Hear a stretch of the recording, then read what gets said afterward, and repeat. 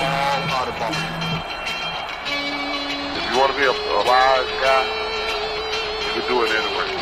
If you want to be a strong man, you can do it anyway. If you want to be an Indian chief, cowboy, you can do it in the ring. You can't do it in the mall. The most electrifying line in sports entertainment today. If you smell what the Rock is cooking, hate me if you can survive if I let you. I'm figuring and thinking that nothing's gonna stop the Macho Man Randy Savage now. I'm the man. I'm the icon. And yes, you can't bow. I am God. The number one show on the net that leads to the best in your head like Goldberg Net.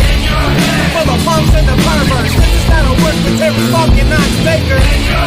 Check Inchman and Barbie, they got the cheap heat, so sit back and have a seat. They got questions from the fans, then you head to the band from Australia to Japan. Take down the road, get back to Mexico, up to Mississippi. I have crossed the great exceeded. We are bigger, we are faster, and we are all night long. All you idiots, punks, perverts, and fools, be sure and tune in and listen to this show.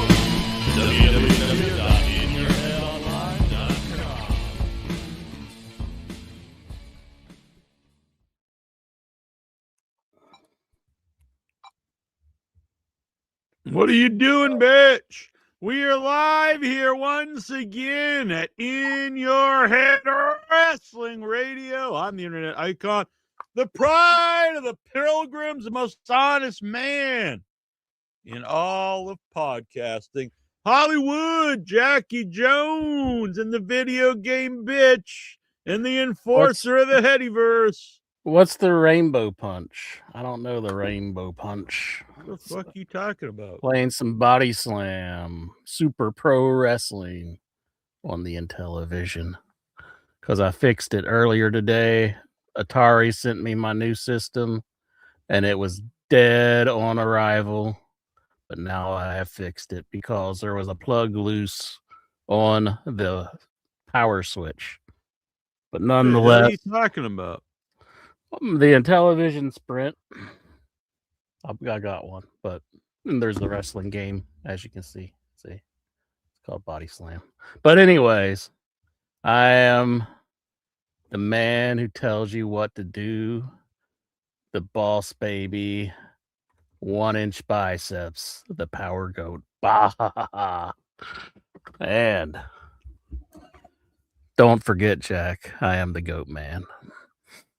And all that stuff. I've kind of forgot my whole intro. Damn, but- you haven't been on in what, 7 or 8 weeks? Yeah. What's a rainbow punch? There's a rainbow punch. I think it's for Pride Month. I don't know. It's like I got Gorgeous Gordon here, and I've got body slam, headbutt, a rope sling. This is a move, a rope sling. And then there's rainbow punch, suplex, flip kick, spin heave, back breaker, flying sit drop. I can tell you're enjoying this. Mega leap. Right. What do you think I should pick? I do the rainbow punch. The rainbow punch. Let's see where to go. Oh, there's the iron claw. Does this have is this like monochrome graphics, or does it have CGA? It's kind of hard. No, it's the real deal. What is it on, like a 5-inch screen? Yeah. Where'd the rainbow punch, man? There's like a million moves on this game. There it goes. How old is this game? Is it from like the 50s or something? Like probably early 80s, maybe. I never heard of it. I've never played it. Is it the first ever wrestling game? I don't know if it would be the first. It would be probably one of them. If it's from the Maybe. early 80s, I would think so. Yeah, like a television was like 79, 80. I had a television. No, I ColecoVision. Never had a television. Here we go. Now we're wrestling. Do you have a ColecoVision? Yeah. But this is brand new. This is like, I thought you said it's from the 1980s. like originally, but they've redone the game. Well, they got new games. You know you can buy new games. Oh, looky there. Wow. I mean, none of us can even see the graphics or anything. Mm-hmm. It's like a tiny little dot to us. It's like, for one thing, half your 5-inch screen's hidden behind your name, and it's like so far away. All it looks like is a big white dot, like a big white square. Yeah. We'll pick up the screen and put it into your screen, then we could see it. I can't do all that. It's hooked up. Stop being a bitch. We'll move your camera up into the screen. I'll just turn it off. Well, if you're gonna play it, we got to be able to see it. You can't just have it like I was just trying to talk. 40 feet away. I was trying to explain. If Stuttering John was watching now, Incher, yeah, he would have a big problem with you, because he says that to be a professional broadcaster, you have to look at the camera, and you're talking like this with your head the other direction. What the hell would Stuttering John think? Do you think I care what Stuttering John thinks? I thought you were a big Howard Stern mark. Yeah, but he left Howard Stern, so that's not good. I don't talk that fuck anymore. You're the number one John, Incher. No, you're just saying that. As soon as he comes, he's like, "Hey, Jones, here's a." I bet here's you'd a have link. I honestly think You'd you'd be have an all over easier it. shot of getting back on Stuttering John's show than me. Well, what'd you do to him? I'm blocked. I'm blocked. Yeah. Nothing. Like you agree with them, but you have to agree completely in every way possible.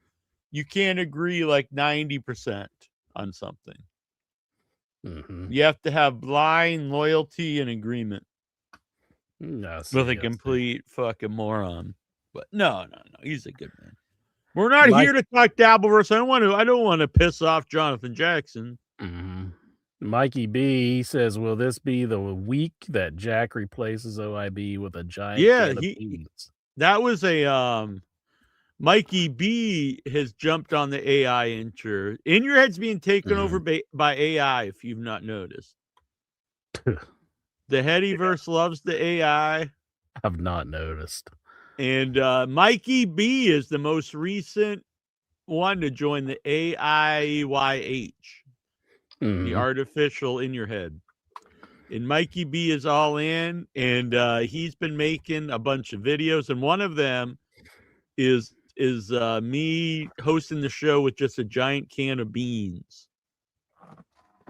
What kind of prompt did he use to make this video? Like,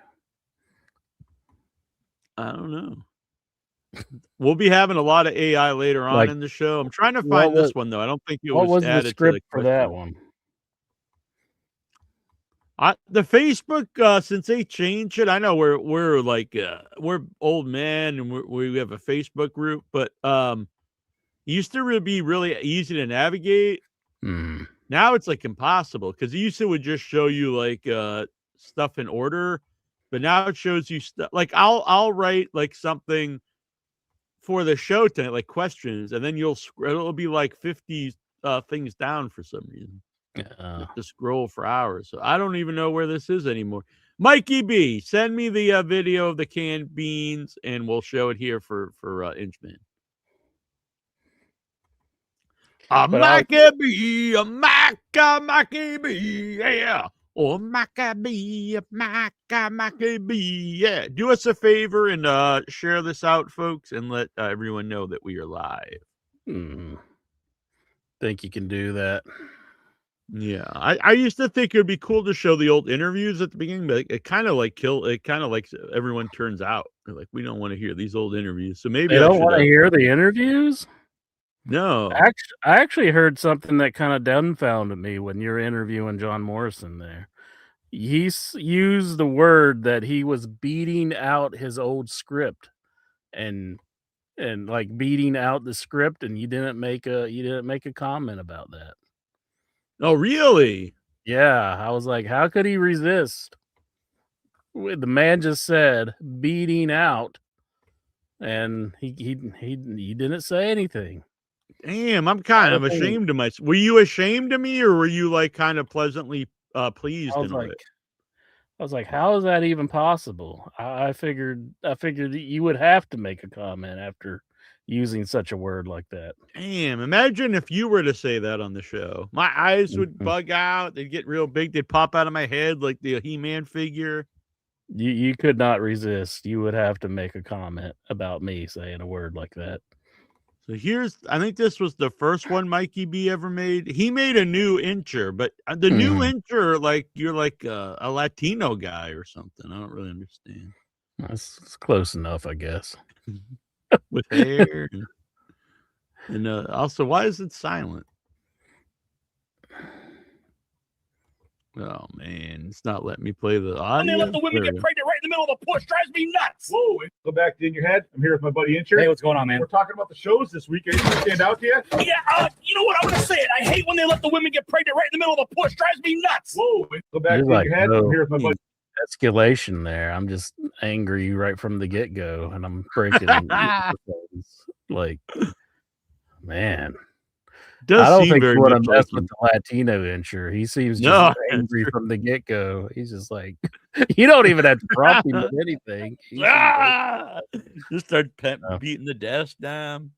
You also have hair there and a little bit of a beard. I don't know. But. Man, you just use the word beating. Why are you so horny here? You're just all about that's the wrong word. It was banging out the script. Oh, bang. Yeah.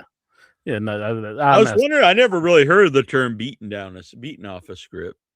Yeah, well, I'm sure they use that in another industry. More than likely, Oh, that's again an industry that's very similar to the movie industry, but they just make a different type of movies. Not necessarily who would you want to see incher, but what male wrestler do you think would make a great adult film star? What? Why are you talking about those kind of movies? Why do I don't even understand the question. So what like wrestler do you think, you know what, dude? I think you'd have a big career if you moved on and became an adult film star. Probably Tyler Breeze. Tyler Rex? Tyler Breeze. What's his name? Tyler Breeze. Yeah. He's kind of a pretty boy. He'd probably be. Yeah, I think he would make a good porn star. Gay for pay? Maybe, yeah. He would probably do well in the industry. Like, yes. You always yell at me. You're like, if I was a booker and I'd be like, I think you should just start setting up the ring or something. You would take the guys in and just like, you know what? I know you want to be a wrestler, but I think you should just go become a twink. Well, you're the one who posed the question. I just answered it. Well, now you're getting into semantics. I'm not the one who even came up with the question. I mean, you really have to think about this. Yeah, it's true. I was thinking I see we're reviewing World's End, and I haven't even seen World's End. What? I know that MJF won. I know that, but I was just that kind of took all the wind out of my sails on seeing that show. Like, because it was spoiled for you. Yeah, I was just like, that sucks. So I don't know what really happened on World's End, but you not do the show with the no Earl Skakel no showed me big time. He no showed. It was his idea. Oh man. Huh. All right, here we go. Well, I got nothing. There we go. Oh, we ain't got no audio. I can't hear what the Join me for whole beans ride is tonight. saying. Let's open the phone lines. Caller, you're on the air. I'm calling from jail. Oh, man, that's a first. Hey, folks, we're in the IYH studio, and I want you to meet my brand new co-host, this giant can of beans right here. That's right. It's joining me for the whole ride tonight. Let's open the phone lines. Caller, you're on the air. I'm calling from jail. Oh, man, that's a first. Hey, folks, we're in the IYH studio, and I want you to meet my brand new co-host, this giant can of beans right here. That's right. It's joining me for the whole ride tonight. Let's open the phone lines. Caller, you're on the air. I'm calling from jail. Damn. I think if I made that AI, I would probably just not tell nobody about it, to be honest with you. Damn, you're shitting all over Mikey B.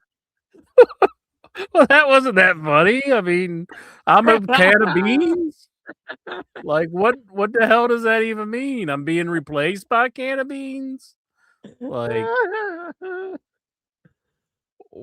what? I think maybe because I used to call you sometimes the canned peas of podcasting. Oh, Maybe Mikey B thought I called you the canned beans, but it's the canned peas of podcasting. maybe. I think I know where this stems from. When I met Mikey B in person, I kind of vetoed going to GD Ritzy's. I think he's trying to get back at me because it closed down after that. What the hell is that? It's like, is that some kind of strip club that you saw Tyler Breeze at? No, it's a restaurant, a fast food restaurant. It kind of like has like a 1950s kind of vibe to it or something. Oh, that sounds cool. But sounds right up your I alley. vetoed You're very it. much a man from the 50s. I vetoed it because I didn't want to have to wait until they opened because I got to work on the weekend. You wanted to be like Ken Patera and throw a boulder through the window? No. Oh. But yeah, it's kind of how some of the employees treated the owner of the establishment. I think he got bludgeoned a little bit. So, but that was not any. I didn't have anything to do with that. It's not really dark. Yeah, some of his employees, I think they beat him up or something. I don't know, but they beat him. Oh, beat him up. You're jumping the gun on that one. I don't think we'd be reading about that unless like somebody walked in on that situation. But so, here's like the whole library of Mikey B AI. We got this sound. Was the next one he did. Neil Jones.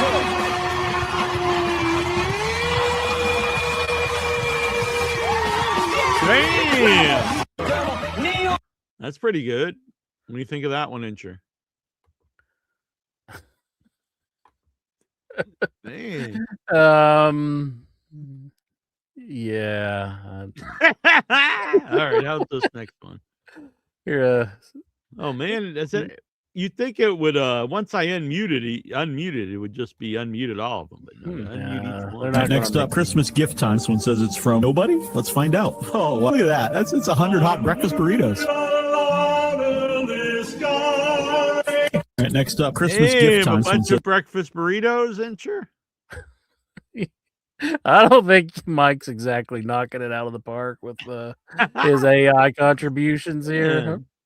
They've been nice to you though. You're not like they have been. I was replaced by a can of beans. I mean, oh yeah, that's not exactly saying anything. Yeah, but you weren't like pooping your pants or something. Yeah, but the first one I was like Hispanic and I was breaking up the desk for no reason whatsoever. Why is the racist? I get angry. I don't mind being Hispanic. I mind like that I'm so angry. I think that's driving the stereotype. He's saying of Latinos. I think that's what Mike B was doing with that. Oh, yes. All right. How about this one? I've got a puppet. I like puppets. All right, let's more silence here.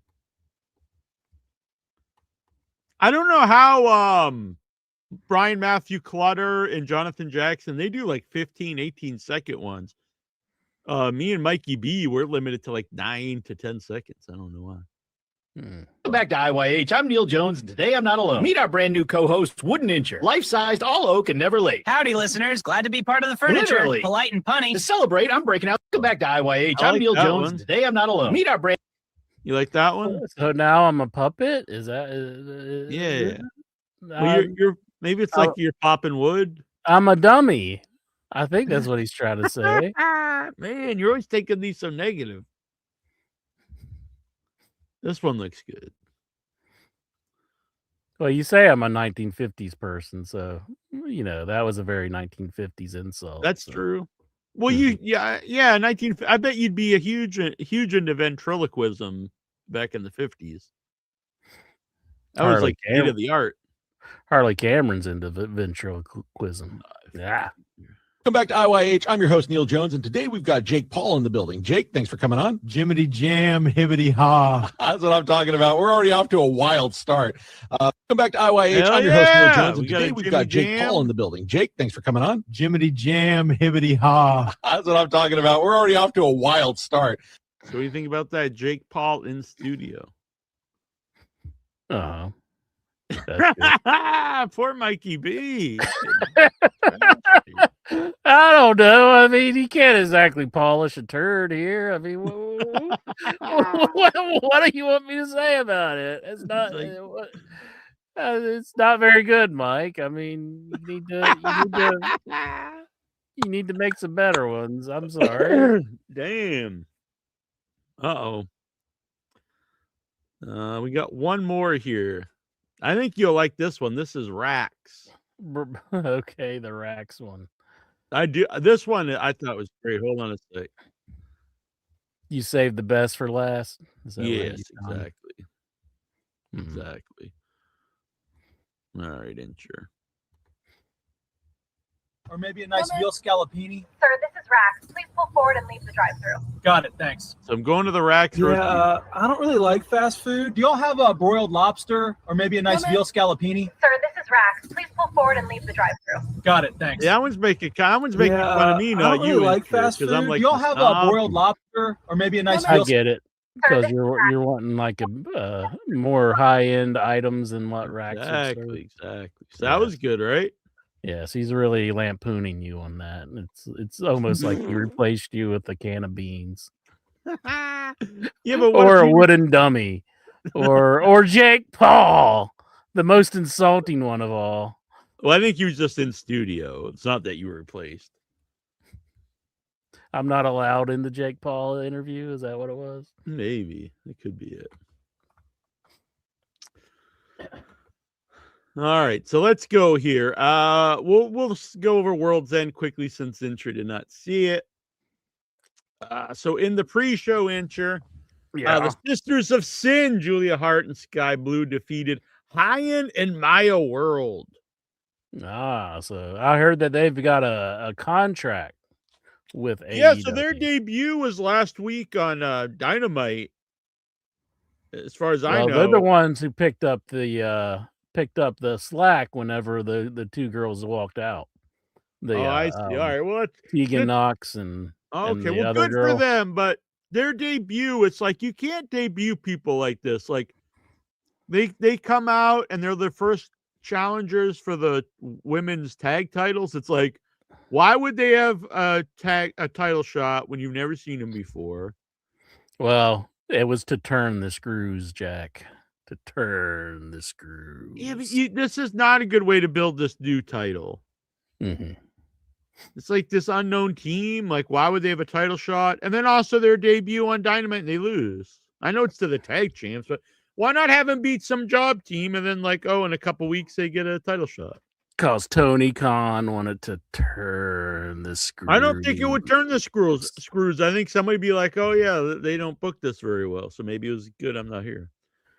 Turn the screws, Jack. So and then they lost again.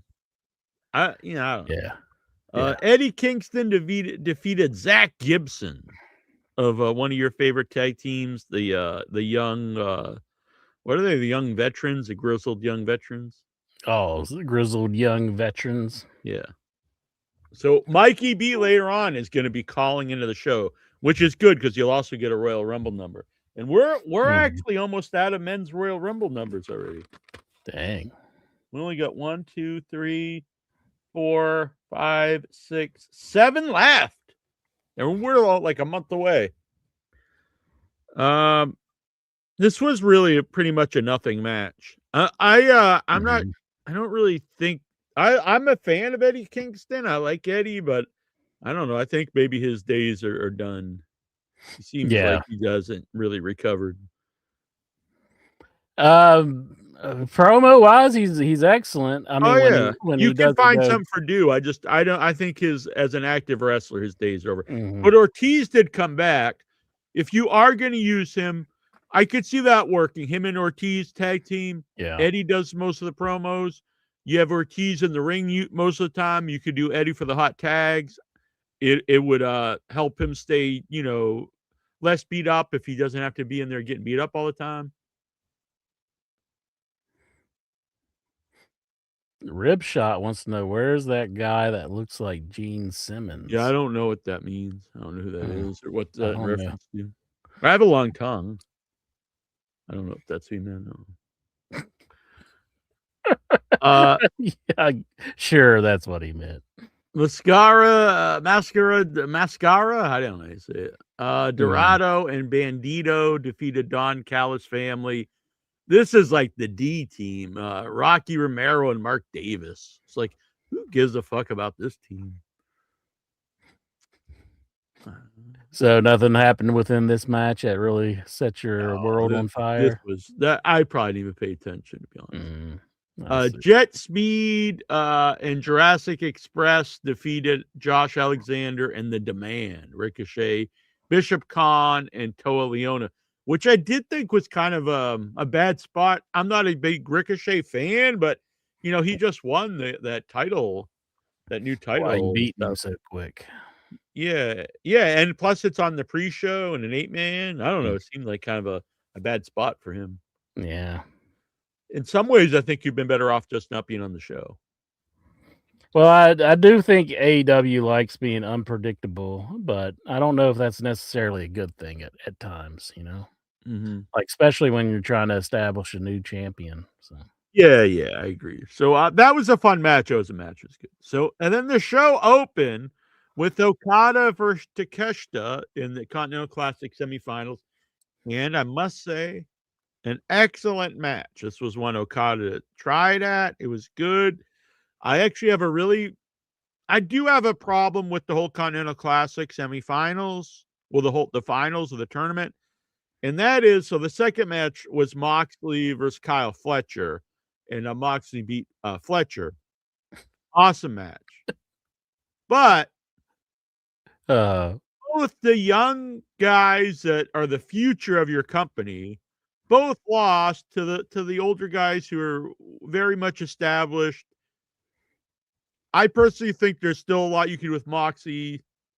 I'm not gonna go as hard as I do on Okada, but in my honest opinion, there's really nothing else you're gonna get out of Okada. I just think there's a ceiling on the guy. I just don't think you're gonna get anything out of him. So I don't know why you would have your two guys that are clearly like the future of your whole program, Takeshita and Kyle Fletcher.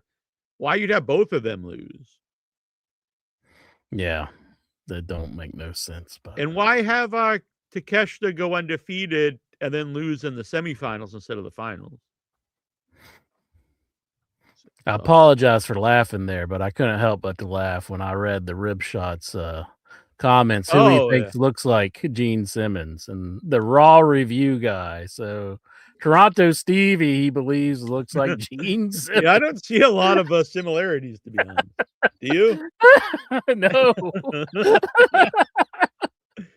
But it did put a smile on my face. If you have time out there, Steve, and you have the makeup, do some makeup. Yeah, before you come on some Kiss makeup. Yeah. But Moxie, Kyle Fletcher, awesome. Just freaking great. This also, I have to say, So you're giving a Kyle Fletcher match a thumbs up? I love Kyle Fletcher. Oh, wait a minute. I'm thinking Kyle O'Reilly. My bad. Yeah, that's another thing that's very strange. They for months they built up Kyle O'Reilly better than I ever imagined. And actually made him seem important with all those wins over Moxley. And then he's just off TV for the last 2 months. Yeah. That's just bad. I love AEW. That's bad, but that's bad booking. Why do you had momentum behind a guy that I didn't think was possible, and then you just squandered it. Why wasn't he in the tournament? What he was used in, he gives a pep talk last week to his partner who had no shot of winning the tournament. Roderick Strong had no wins. And then Kyle O'Reilly, who you spent months in pushing and building up, his big thing is to come back and give the biggest loser in the tournament, a guy who has no shot of winning, a pep talk. Why? Just so he has points, but he has literally no shot. Now, if you would have given that pep talk 2 weeks ago, where if you won every match, there was a shot anyway, okay. But a pep talk just so you look, we know you're going to lose, but like go out the biggest loser, but at least you have a win. Like who gives a fuck at that point? And also, why is Kyle O'Reilly, after all that push, the guy like the kind of the second banana to the loser? Like it's not great stuff. FTR, but those two matches were great, honestly. It kind of hurt the show, in my opinion, overall, though, because you had some really good stuff at the beginning. And even though this show technically wasn't as long as some of the AEW pay-per-views, it actually felt longer to me. Even though it was like straight a little under 4 hours. But because some of the stuff later on was kind of a drag, I thought. FTR versus the Bang Bang Gang in a Chicago street fight. This was one of the more ho-hum FTR matches. It wasn't bad. There's nothing bad about it, but it wasn't that riveting. And I don't think FTR being in a street fight really plays to their strength is a big part of it. And the Bang Bang Gang, it's kind of a makeshift team. You know, it's one of the Guns and Juice Robinson. Rock hard. Juice. And I like both guys, but like they're not really an established team, you know, to go for the titles. Yeah, I am glad that Juice is getting the more I know he cleaned up, and you would think that would look better, but I don't think it did. It made him look like just a nobody, I think. Oh no, not John Brown. He Damn. says, I'm in the hospital. You can't keep me away from IYH. Damn. Deep. Oh man. I hope there wasn't a snag in the leg healing. It's possible. Get well soon, John We Brown. also know Stevens was going into the hospital. He needs some kind of surgery last week, so maybe he's not here tonight. Hope he's all right. Seemed like it was something pretty drastic going on. Maybe he's going to have like facial reconstruction, so he looks more like Gene Simmons. Yeah, or maybe that's true. Maybe he's going to get his tongue. Can you get your tongue elongated? I don't know. I don't think so. Remember, there used to be, well, you probably wouldn't know, but back in the 70s, there used to be a rumor that Gene Simmons had like a cow tongue, like surgically. Yeah, I've heard that before. I've heard that one. My oldest brother used to tell us that, but yeah. Rib shot. I never said Gene Simmons looks like Toronto Stevie. I said Toronto Stevie looks like Gene Simmons. Boom. Hit the like button. Subscribe. Become a member for $3. It helps support the channel. And if you super chat or Venmo tonight, you will get a Royal Rumble number, and you can Venmo at Pettyverse. We're also now on Super Tip, but I do not have it up yet. But we are on the Super Tip system. Intro. Super Tip, right? Which is like a super chat, but it incorporates AI voices. So thanks to a Patrick Melton out there. Let's see. The Babes of Wrath. I cannot fucking stand. I think that's the most cringe act in all of wrestling. Harley Cameron and Willow Nightingale. Yeah. I mean, come on, Intru. When they're out there going, Babes, and they're chanting Babes of Wrath, don't you just like, what am I watching? I don't get embarrassed easily, but I get embarrassed watching them. It's a little embarrassing. I think if somebody caught me watching one of their promos. It might be like, and they're going into the Babes of Wrath thing, but it's probably not as bad as just watching NXT. Well, I don't watch NXT, but from what I watch, I hate. I don't like to say I hate, but I freaking hate this group. I hate everything about them. Like, oh my god, it's so rotten. Last week when they were doing like their Christmas story, I was like, oh, come on, guys. This was out of like the worst NXT stuff. Like back when they were carrying like jugs of milk or whatever the hell they were doing. This is just they're just freaking horrendous. This not John Brown certainly isn't a cheap man because he has tipped $9.99. Joe Brown, yeah, booyah! So he has not only injured, does he have a men's Royal Rumble number? He has number 1. Ooh. And he has given a prize for the men's Royal Rumble. So this year, the winner of the men's Royal Rumble will get an autographed Danhausen micro brawler. Oh my! Signed by Danhausen, not by Jobs.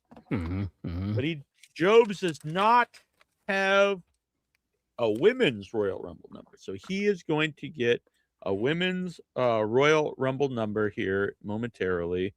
Let me pick one out of the hat here. It's not actually out of the hat. It's out of a Macho Madness bank. Ooh. Ooh, yeah. We'll get the Royal Rumble numbers in here. Ooh, that number out of my head. Oh, yeah. So you got a number. It's unfolding. 26 in the women's Royal Rumble. So Jobs has a much better women's Royal Rumble number than he has a men's. That he does. That he does. Unless, like, Saudi Arabia is like, the women do not need 30 entrants. Just make it 10. That would be amazing. Then we're kind of screwed. Yeah. They cut the women's Royal Rumble. That would be pretty bad. It's a it's not a baby face move. It's fucking terrible move. Maybe baby faces like in 1972 or something, but when's the last time you saw baby faces act like little children like that? I mean, it's freaking horrendous shit. Just absolutely horrendous.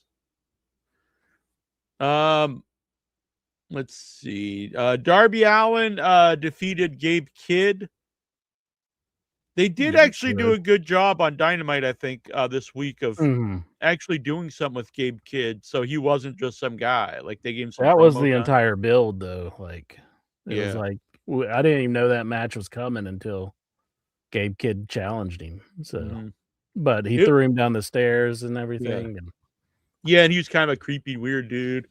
I'm still not like completely sold on, but at least they were doing some stuff with him. And this one's good, but I hate to say it, but it didn't.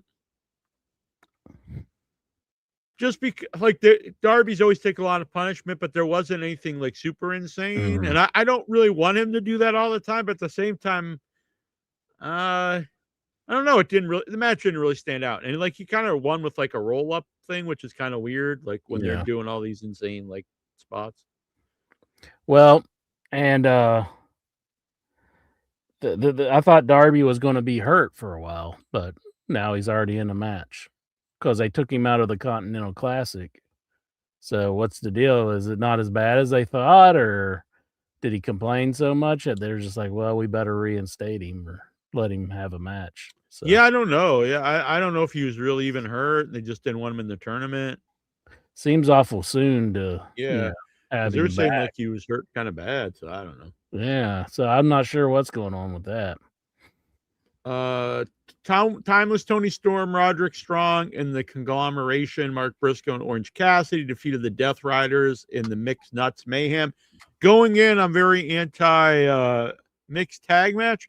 That being said, this match, so fun. This was actually one of the best matches on the show. And part of it was so different. It was very lighthearted, a lot of like comedy stuff in it, but not like a comedy where like it takes you out of it. it was just a very fun wrestling match. And I always like when wrestling has all different styles on the show.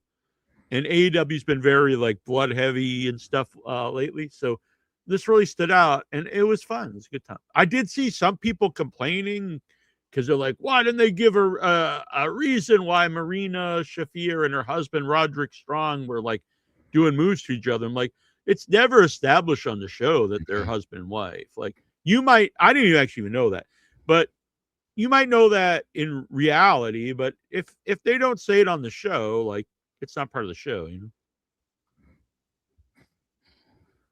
But that was very fun. You've pissed this man off, and he says we're cringe now. So who cares? Fuck him. Go fuck yourself, asshole. That's what I say. Go fuck off, Conager82. You cringe motherfucker. Oh, so you're turning the tables on him and calling him cringe now. Yeah, he's watching. He's like, I love it when the wrestlers on TV act like mentally handicapped children. That makes me feel really cool to watch your show. Fuck them. The Babes of Wrath, they're winning my vote in the headies for most embarrassing of the year. When I watch TV and they come on, I'm like, I hope no one sees me watching this. They're like, what are you doing? It's more cringe watching them than being on video with Stuttering John. So that was cringy times for you? Oh, yeah. I actually had people message me in the movie world who knew Stuttering John. And this is not a bit. It's completely serious. And they told me, Neil, you don't want to be seen with him. It's not good for your image. It's not good for your career to be associated with the guy. Yeah. And this was by an actress who dated Stuttering John when he was on Jay Leno. Mm-hmm. I actually wanted to get her on to talk about it, but she's like, no, I'm not talking about that. But she has nothing good to say. Nothing good to say. No my. This is a guy on his show, Stuttering John. Any woman's on, he's like, I don't even mean like joking around, like hitting on them. Like, he'll get a super chat by a woman and he'll immediately ask, where do you live? You want to go out for lunch? He's like super horny all the time. And so he's been having, anytime a girl's like on video with him, they could be married, whatever. But then he starts talking about that he had genital warts. And he has bloody hemorrhoids and stinky feet. Now, if you were trying to woo a woman, is that the kind of stuff you would tell her? That you bleed out of your asshole for years? He has bloody hemorrhoids for years. Wouldn't that heal up at some point? No, I don't think that's the way to a woman's heart. No. He talks about like having bloody sheets because one person said he like shit the bed. He's like, no, it was blood because he has bloody hemorrhoids. It's like, I don't think that's better. I think maybe it's better just to say, yeah, I got drunk and shit the bed. I don't know. It's kind of a toss like up. A lose situation. Yeah, exactly. I would just say, no, it never happened. Just deny it altogether. Yeah, and his big save is that he's never given a woman genital warts. Like anyone he's had sex with, they never caught his genital warts. I don't think any woman out there, Geraldine, Juju B, our plethora of female listeners, would that impress you if a guy told you that they had genital warts? Did you say Geraldine already? Yeah, but they've never given it to a partner. That's not a very good thing to hang your hat on. No. Chris Statlander versus Jamie Hayter. This was just a real it is fine, but neither of them are particularly over at this point. Yeah, I'm totally out on Jamie Statlander. Yeah, I like Jamie Hayter. Yeah. And she doesn't really have the momentum behind her either. But Statlander's just really flat. they've changed her character so many times. She's kind of in this spot where it's like, wow, why should I care about this person? Yeah, Jamie Flatliner. Mm-hmm. So, and then they put the title on her, and it's just very bleh. Oh, by the way, in the time in that mixed nuts match, she did some stuff with Storm and Orange Cassidy, like dancing together. It was very fun. Mm-hmm. And then they kind of hinted at Orange Cassidy, Tony Storm, and the Asian lady there that they might be like Mina Shirakawa. Yeah, that they might be like a group. They might be a new item, like the three of them together. Mm-hmm. And we also saw the Butler was back. Yeah, he came back on a recent episode, and he was like a surprise. So I'm glad that he's back on the pay-per-view as well. Luther. Gunther. God, I wanted to say Gunther, but it's not Gunther. It's Luther. No, not a threesome. A threesome's like the actual sex act, but not a thruple, but I forget what they call it. Let's see. Stat is such a nothing character. It's like the title is stasis until someone agreed. Yeah, decent can take it. They went from Tony Storm, the most over woman in AEW, maybe the most over woman in wrestling, maybe the most over person, one of the most over people in AEW, not even just women, to just a real. And it's not that Statlander's not good. She's a good wrestler, but she just has no momentum, isn't over. Yeah, it was just the timing was wrong.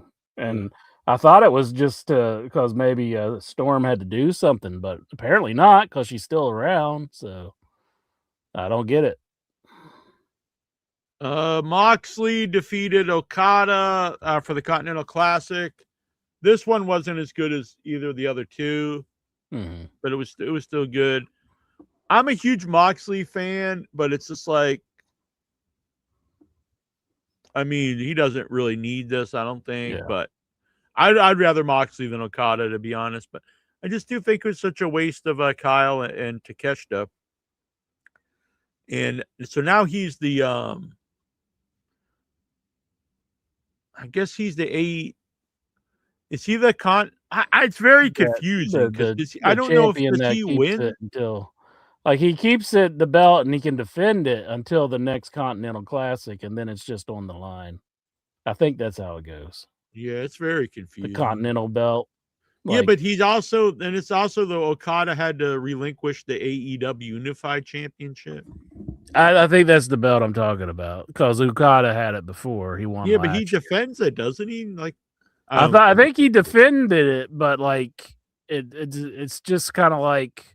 He never lost it. So, like, once the Continental Classic comes around again, he has to just relinquish it unless he wins the tournament. Then he gets it back, or whoever wins the tournament gets it. So, yeah, I don't know.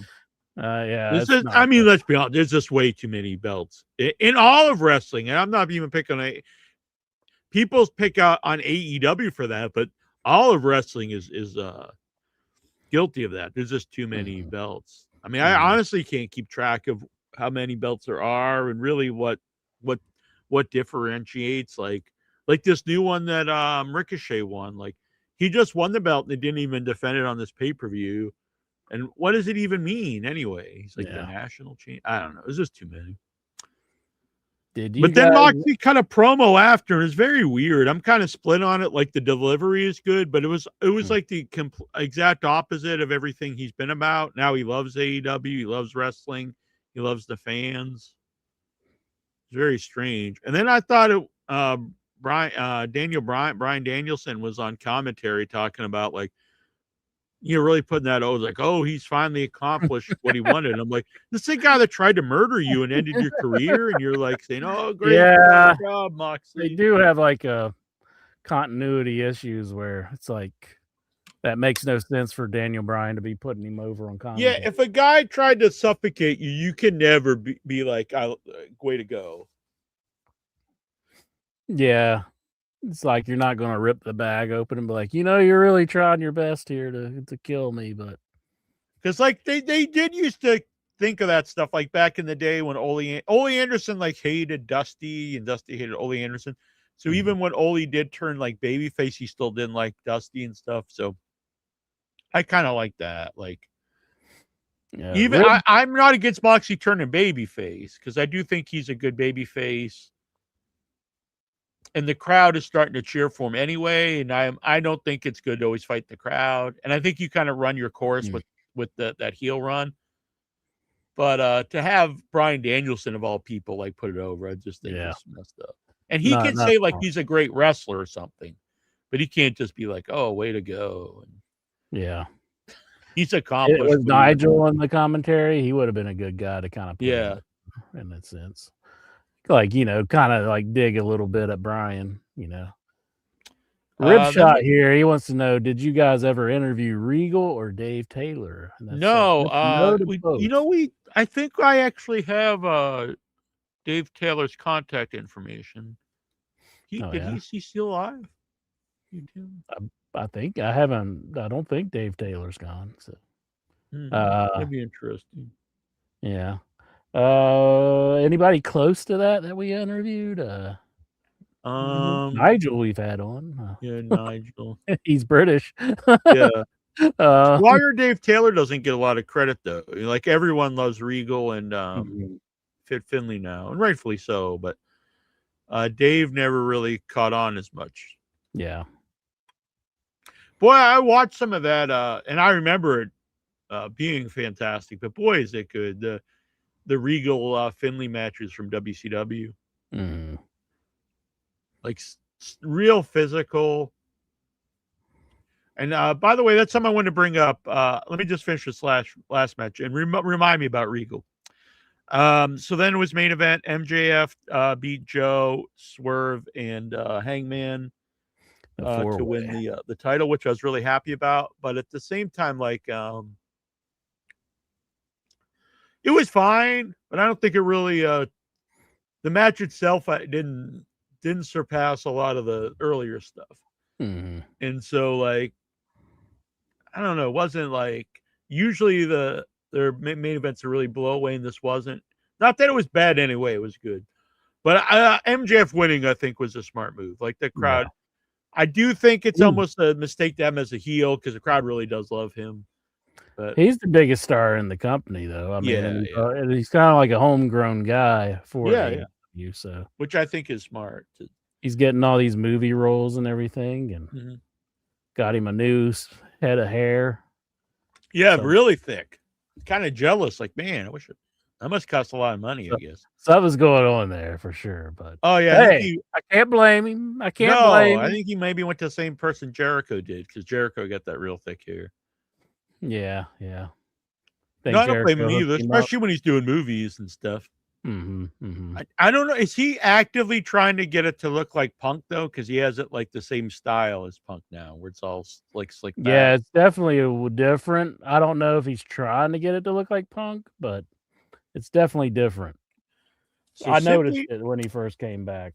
So our boy Simply Ravishing. Wow, I love In Your Head. Happy New Year. You do have a you've got a men's number 2. So you will get a women's number now. Provided that the women's Royal Rumble match goes the full length. Right. Depending on what your number is. He might get one of the numbers that they cut it off at, That's very true. Just depends. You never know with Saudi Arabia. They could just be like, let's call this right now, and just some random woman could win, like the big surprise or something. 18. He's got 18. It's going to be the least sexy women's Rumble ever, though. They're all wearing like dresses and everything. It's like the 1920s or 1820s. Yeah. Or something. I don't know. Is that legal for in Saudi Arabia to have that many women together without like chaperones? That's a good question. You never know. So who's going to the Royal Rumble this year? Who's making that trek to Saudi Arabia to see some Royal Rumble action. You think that's Oh, why boy. Jobs is in the hospital? He's getting all his shots so he can get the side. I'm sure you have to get some It's different shots Jack. when you're going.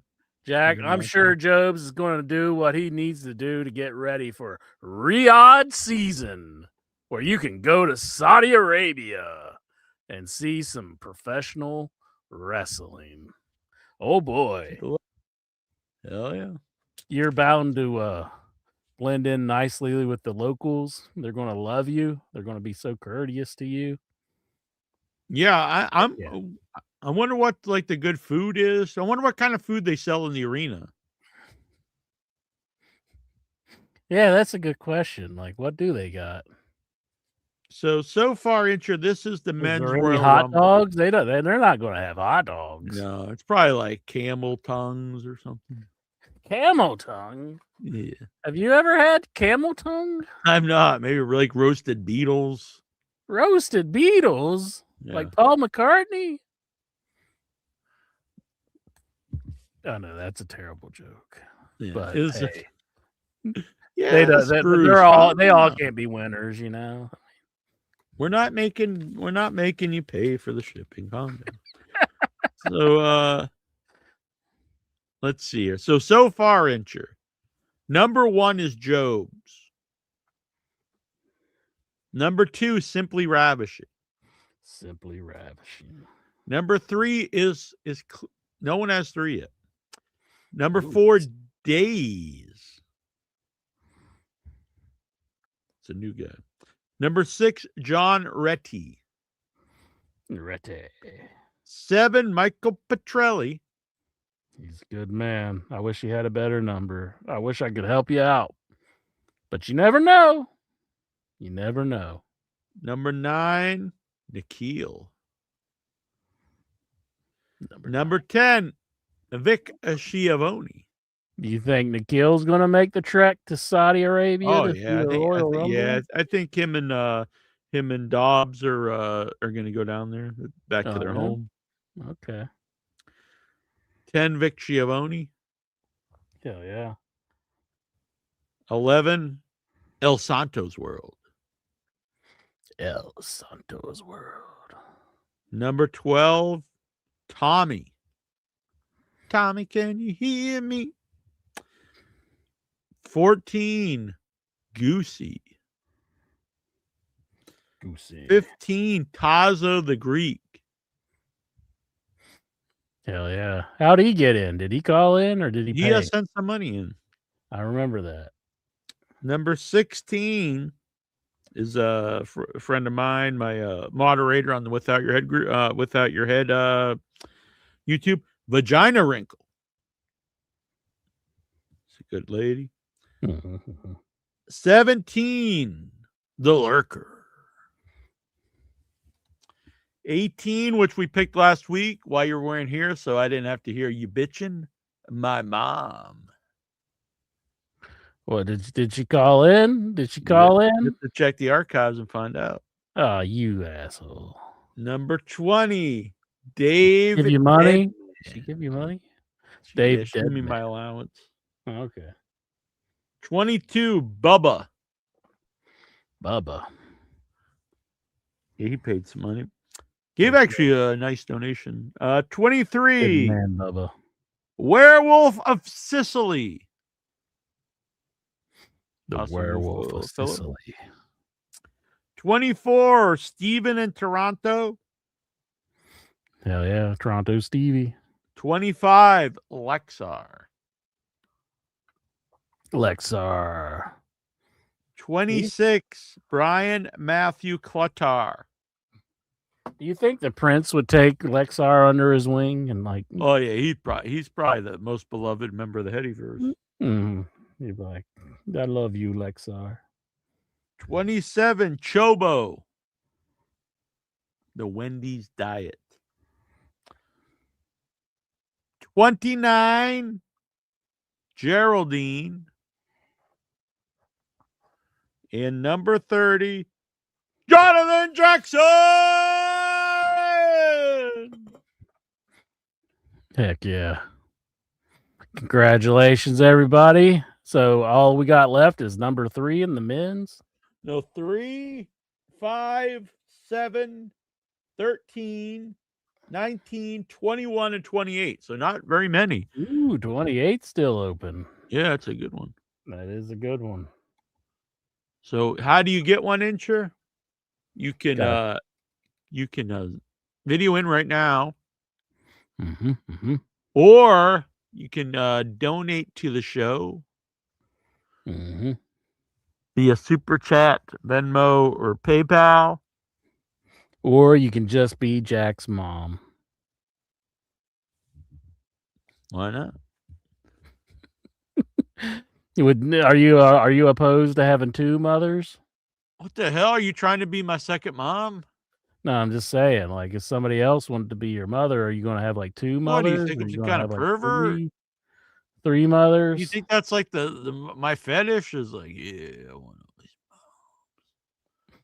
You already know that I'm your daddy, though.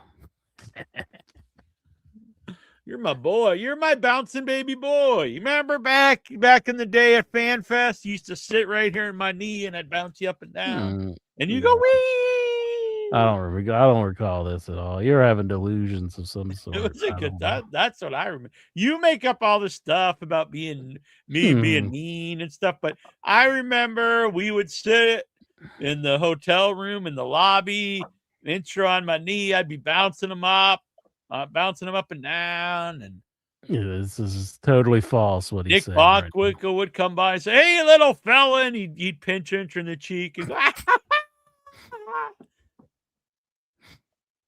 I don't remember that. No, I don't remember that at all. I remember it. Remember. King Kong Bundy came over and he'd give you a pat on the head. I love the King Kong Bundy. That's another guy that I'm like, that was a good interview that we had with him. Yeah, 5 count, King Kong Bundy. Yeah, he didn't do too many interviews. Surprised he didn't do well. He probably was I could see him being a podcast guy now, like, hosting his own podcast. He was a good dude. Yeah. And he told Vince to F off, and that gets a lot of respect from me. Yeah. Did you see that Dave Meltzer had a report about back when everybody was suspecting that Vince McMahon was calling the shots and booking whenever he came back for that period to sell the company? Everybody was like, well, Vince is running it again. That wasn't. Yeah. They're saying that is, in fact, the case. He was making shots in the creative. Yeah. Look at Lexar. What's up? You kind of look like Latino Incher in that video. With hair. Hey, Neil. Yeah, he had hair in the video, actually. Hello, Anthony Chobo! What's up? Chobo! Hell yeah, I just watched NXT, by the way. Hell yeah, Yeah. it's your favorite show. It was good. I like the Joe Henry song. Nice. You Yeah, say his name and he appears. I believe in Joe Henry. Does the one girl, did she ever get her belt back, or does she still not have her belt? The one that lost it and didn't mean to lose it. The one, the AEW girl, what's her name? Blake Monroe. She didn't get back, but she was pissed tonight. Damn, she's gonna beat some ass. I could see her beating Incher's ass. Yeah, I know. But Raw was good. Like Raw that. was good and everything. Raw Raw was enjoyable. I thought that was good. Sweet. Hi. Michael Hey, Petrelli buddy. here. Hi, I Anthony. can't wait for the Royal Rumble. I'm going to go see Anaconda on Tuesday. Oh, I want to see that, actually. I think that looks I fun. saw it. How was That's it? a funny part. Yeah. And Yeah, saw I the liked it better than the Avengers Doomsday original. Door thing, OMG, and I saw the X-Men leak. You saw the what? The X-Men leak? The leak for Avengers. Oh, okay. Yeah. So the Avengers are going to be in the X-Men? X-Men, Avengers, Thunderbolts, Fantastic Four. Oh, wow. Hell yeah. Thinking it all. Yeah, we're gonna get to him in 1 sec after we finish with Chobo. So you had the Wendy's diet. I'm gonna have it this week probably. You know. What you have tonight? I think I saw online. I had hamburgers and French fries, homemade. Nice. Living large. What do you put on your burger? I put on my ketchup. Hell yeah, we got the ketchup. We like that. Intra's not anti-ketchup. I'm very in favor of some ketchup. How was your Christmas, Jack? I had a nice time. It was pretty low-key Christmas. My Christmas was good. My Christmas was awesome. I'm getting ready for New Year's. Chilling, watching the honeymooners. Chilling like a villain. Pow, right in the kisser. Oh, yeah, very cool. All right, we got to get to some of these other people to give them Rumble no problem. numbers. I'll see you on Thursday. So, yeah, we'll see you, Chobo. Have a good time. Happy New Year. All right. Take it easy, so, Chobo. Let's see here. Mikey B. He's got something to say to Incher. So, how do I start this? First of all, you are still my favorite member of the IYH team that I've actually met in person. Fuck, let's get. There you go. There you just go. About to ban him, but he. See, yeah, I pulled it out at the last minute. Good save. You know. By the way, I'm blocked from StreamYard and Center Cross. I just picked out the block, and then he goes on there and he claims that I run away. I don't run away, bitch. You blocked me from StreamYard. It took me a minute to realize that wasn't about me. Wow. No. You're a good man, Mike. Feels.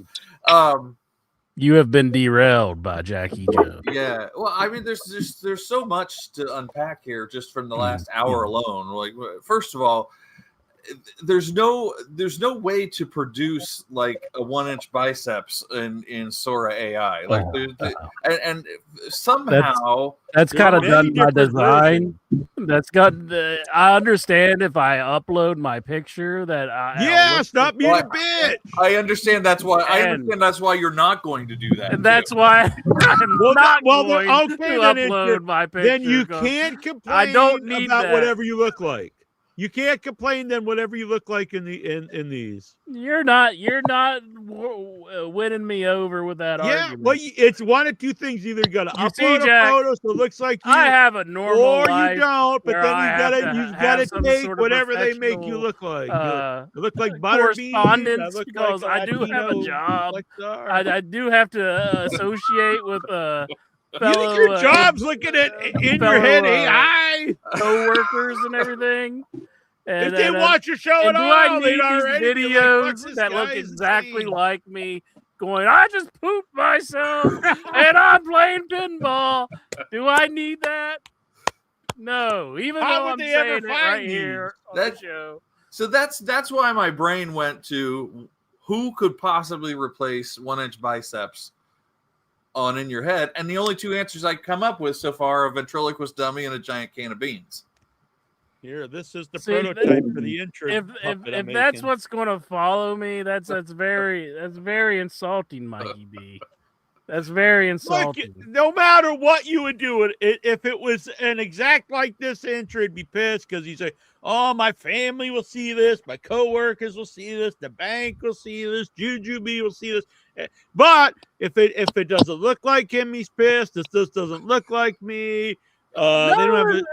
And then if it doesn't represent him, he's like, "I'm pissed because now I'm a can of beans." They were affectionate tributes. No, they were not. To your conspicuous absence. 1,000 pounds in some of my likenesses, and that is not the case. I'm like this huge blubbering blob guy, and everybody's like, "Oh, you wouldn't have that problem."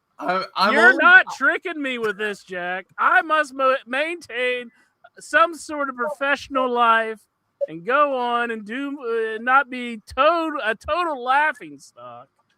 And you're not having it. You don't think anyone else on the? You don't think Brian Matthew Clutter has a job or a family? If this He's is not him, on this it, is the but he first time makes I've even stuff. ever seen him. I didn't realize he looked like that. I thought he looked differently. Are we still on this, or can I introduce a new topic? Keep going. Lex, are you watching TV or something? Yes. Turn it off, you fucking dumbass! You've been on the show for 15 It's the housewife. years. All right, then you're muted. He's got to watch the Housewives like while we're doing our whole thing here. I mean, Bethany's hot though. Bethany Frankel's hot though. We don't need to hear her. I realize there might be a question of liability here, but did I understand correctly? Is it an accurate story that the owner of GD Ritzy's or the former owner of GD Ritzy's was roughed up by former employees? I think that was a story. I think could be what wrong. happened was they saw an AI video of him where he was a can of beans, and they're like, "That's not you," and he wouldn't upload a photo, so they roughed him up a bit. If he would upload a photo, now he's he'd threatening be totally me. He fine. wants photo so hard. He's like, see, but I understand if I would upload a photo, that would be like a way of me saying I consent to my likeness being used in these type of videos. Not happening. Think of that, Itcher. You will be for the rest of not just your life, for all of eternity. You'll be immortalized through the visions of the Headyverse. I mean, what more could you ask for, really? It's gonna happen anyhow. I mean, I don't think I really have a choice in this matter. So I've hinted at this, but I don't think I've made it official. I'm going to start adding these as YouTube shorts on the In Your Head YouTube page.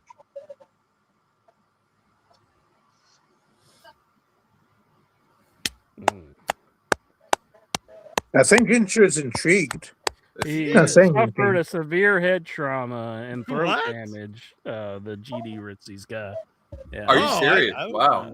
I didn't know what he was talking about now. So I was talking about like Q-Bird or something. Wow. Yeah. That's terrible. That's a terrible postscript to the legacy of GD Ritzy's. Yeah. Well, I hope he gets better. Yeah. But hey, can I have a Royal Rumble number? Yeah, of course. Hey.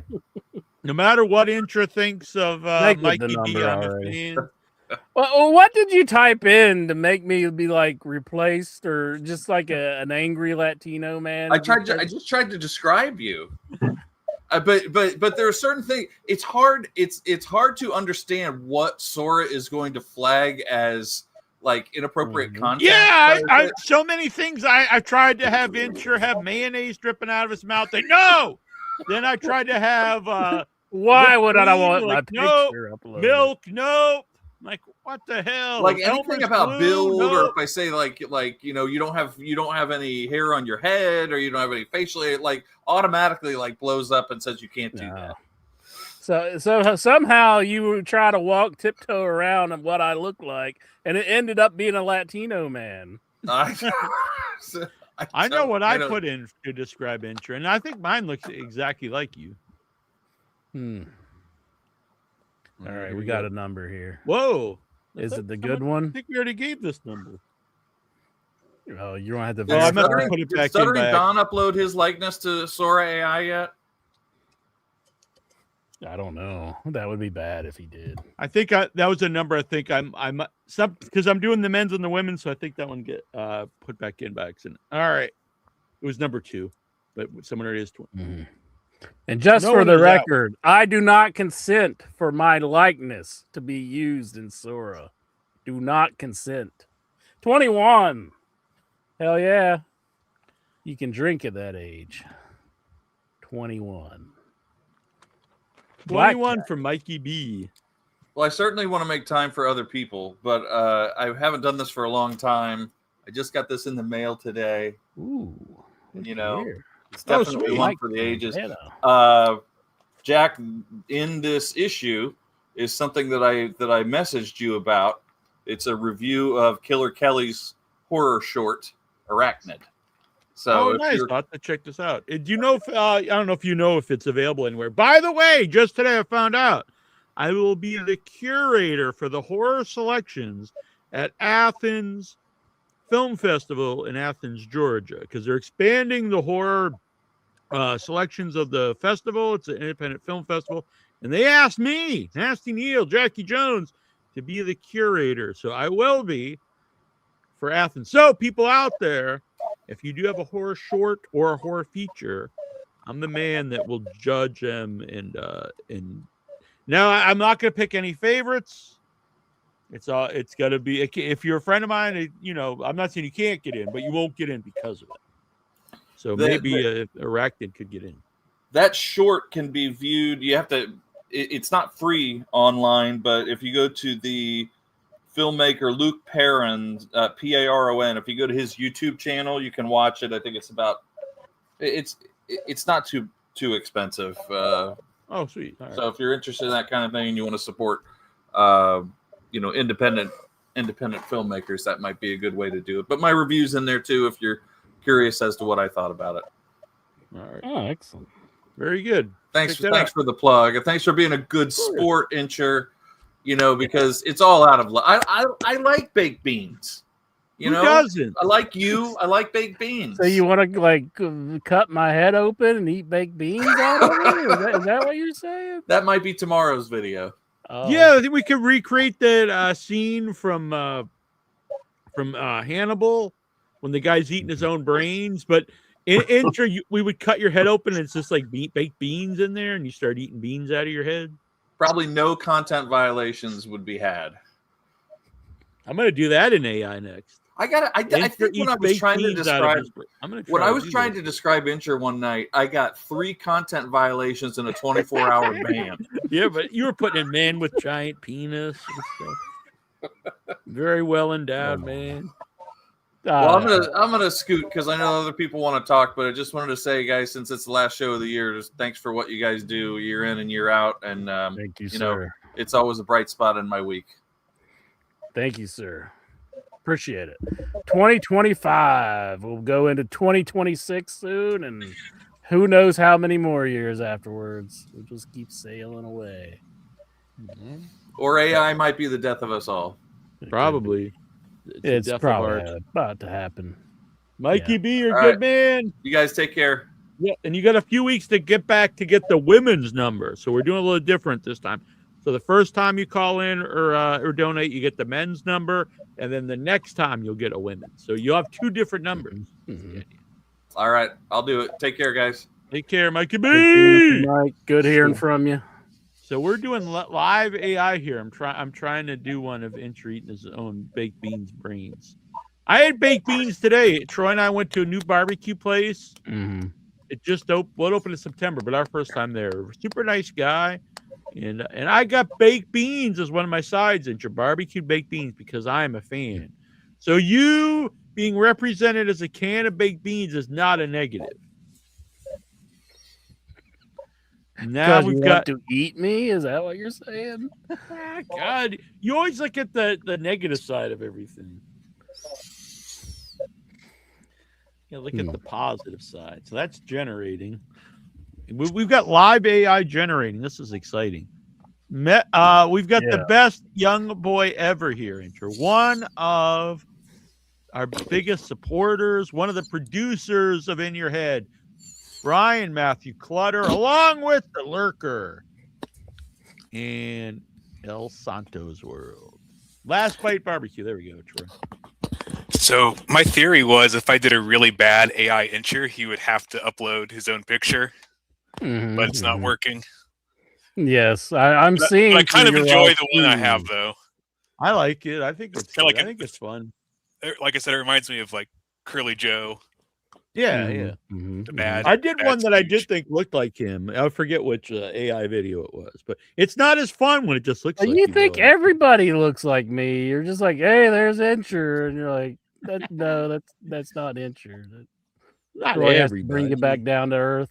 It's like that's not him. I mean, I don't think like John Travolta looks like you. I don't think Michael Petrelli looks like you or Lexar. I do think Lexar kind of no, it really wasn't Lexar. It was who was one of our former callers. I think looks like the Latino like Incher. LTNA fan? No, what was his name? Papacito. Papacito, yeah. I think Papacito looked a lot like Mikey B's version of Incher. Oh. I see it as the multiverse. So there's multi-Inchers out there. It's the Incherverse. The Incherverse. Maybe Butterbean and stuff really is Incher from another universe Incher that's just coming to ours. Maybe that's why there's so many people look just like you.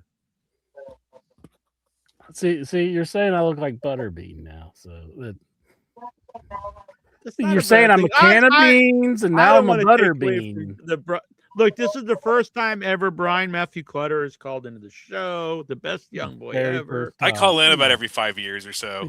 Yeah. He's It's the like my worst. 4th time in 20 years. First video time. The worst young It boy might be. ever. Yeah. But anyway, Worst I think someone has a birthday coming up before the next show. Mm-hmm. Oh, do you want me to play that? If you've got it On it. handy, I've got the link if you don't have it. Yeah, send it to me quick here. This is legit. Brian, look, Brian's gonna win you back over, Incher. I hinted at this the other week. This might be the nicest birthday gift I've ever seen, and this isn't shtick. I think you'll love it. I'm All right? resolving an old feud from your past, Incher. Oh wow. Lexar, turn off your TV, or you're gonna be kicked out of the show. It is off. I'm trying to lower the volume, but that's how low it goes. Well, how is it? It's not off if you don't have the volume off. I mean, how dumb do you think we are? It's off, but the volume's on. Here we go, Incher. Oh my. Hey there, Incher. It's your old pal Bryce Remsburg. I'm an AEW referee, and your pal, the young boy, wanted me to reach out and wish you a very, very happy birthday. Very exciting. I see your birthday's coming up on. Wait a second. Mm-hmm. Your birthday's on now January 4th. That's I don't know how to say this without sounding like a jerk, but it's my birthday. It's a national holiday in most parts, especially Lancaster County, Pennsylvania. It's recognized wide and far as I am a S-tier celebrity, especially regionally. So I am going to have to ask you to go ahead and move your birthday. You can have the 3rd, the 5th. It's your choice. But the 4th is my day. So I will wish you a happy about birthday on January 4th, because your birthday is no longer January 4th, because my birthday is January 4th. And I will be 29 years old again this year. So keep on inching forward, John. We appreciate you. We wish you the best. We just need to ask you to move your birthday. And if not, you're going to be hearing from my legal team. Okay, that's it. Goodbye at the end. That's amazing. That's just not going to happen, because his birthday is not January 4th. It is my birthday. And I took his birthday away years ago. And this is not over, Remsburg. This is not over by a long shot. Now, Incher, if you could use the time machine that you were going to use to stop Lexar from doing the whoopa, whoopa, whoopa, would you go back and either like push him back in for a day, or would you go and pull him out a day early? Good Lord, Jack. How am I going to get into a hospital and do all of that? We have to worry about the ins and outs. I mean, that's the thing you're worried about, not the time machine. You're worried about how do I get in the hospital? And he's not 29. He's I think he's my age, and so it would have been back in the 80s, like the early 80s. Yeah, you could easily get into a hospital then. There weren't laws back then. They didn't have security. The doctor's smoking. And he's just like, let me pull this kid out here. And I'm like, wait a minute, doc. Let me just. I was watching the classic Silent Night, Deadly Night 3 with Bill Moseley. And so Bill Moseley plays Ricky, who's Billy's brother from the first one. And in the second movie, Garbage Day, the famous movie, he gets his head blown off. In the third one, he's still alive, but his brain is like exposed, and he's got like a fish tank on his head. So he's like a brain dead corpse. Well, he's not a corpse. He's a living shell. He's like a vegetable in a hospital, and he's a serial killer. The point is, a drunken Santa Claus just walks in to his hospital room. There's no security. No one cares. They just let a drunken Santa walk in on a brain dead serial killer. So no one's going to care. This was back in the 80s entry. You'll be able to walk right in, shove a baby Remsburg right back up, hold him up there for an extra day.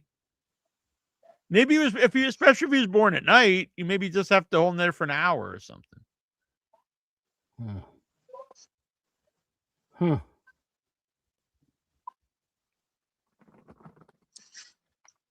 See what I'm saying? Now, Brian Matthew Clutter, I'm assuming you purchased this off of Cameo. How much? For some friends. How much does a Bryce Remsburg charge for a Cameo? Wow, you're trying to find out how much he spent on your birthday gift? That's very rude. It was like $400, I think. $400? There's no way. There's No, I no think it was way. like $16. The man just spent $400 on your birthday. What if he gave you a cameo like Ric Flair? Ric did? Flair. He's like, oh, it's your something birthday. He doesn't even say the name. He just looks down at his phone and he's talking to someone off camera. The Remsburg's here. I think I'm gonna puke. All right, so I'm not moving my birthday. That's all there is to it. Now, wasn't that a very thoughtful, nice gift though? It was. In all seriousness, thank you, Brian Matthew Clutter. That You're was welcome. very nice. But I'm not moving my birthday. This is the women's. Your women's number is 17, Brian Matthew Clutter. All right. Oh, that looked like a box. Well, that's because it's the women's. Hey yo. 17. Congratulations, Brian Matthew Clutter. Thank you. Just caught something in the basement here. What is Hey! What is that, a chipmunk? No, it's a gerbil. My daughter just threw it at me. Oh, okay, cool. She's a big fan. She watches every show. Good. I think it's a family show. Yeah, that's why I have the headphones on. Get all the kids together. Yeah, gather around. I'm gonna have her show it in school, I think. Could you let the gerbil bite your nose like Ernest, like the turtle does Ernest, and then just like and then run around the room? Yes. Could you do that for us? Yes, it's a simple answer. I could, but you know when Mr. Turtle bites Ernest's nose and then he's running around? Hello. Oh my God. I'm trying not to watch this. Oh my God, I'm so excited. He's got his AI ready. He's all I do. How do I just I gotta post it. Hold on. Oh my gosh. This I'm trying not to listen. I want it to be a big surprise. Where is it? Did it? What the hell? I just saw it here. Now it's gone. There we go. I don't want to hear it. I'm just gonna. I need the link. Oh my God, I'm so excited. All right. So we're gonna post this in the group and then we'll share it to the world, Incher. Oh my Share God. it to the world. I'm trying not to look. I want to see it. I want to hear it for the first time. You're setting this AI free so everybody can enjoy it. Hopefully, it lives up to my expectations. So I was like, sometimes I go to share stuff and I share it in the wrong group. So I share like a wrestling thing in the horror movie group or vice versa, and then I gotta go delete it. I'm like, whoops. Here we go. Did that even work? I don't think that even worked. Talk amongst yourself while I set this up. Mm-hmm. Can I go and buy a Bryce Remsburg a cameo and make him renounce his own birthday? Could I do that? I think it's worth a try. Yeah.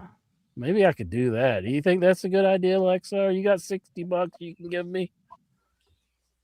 I'm spending it tomorrow at the strip club. Ah, come on! Front me $60.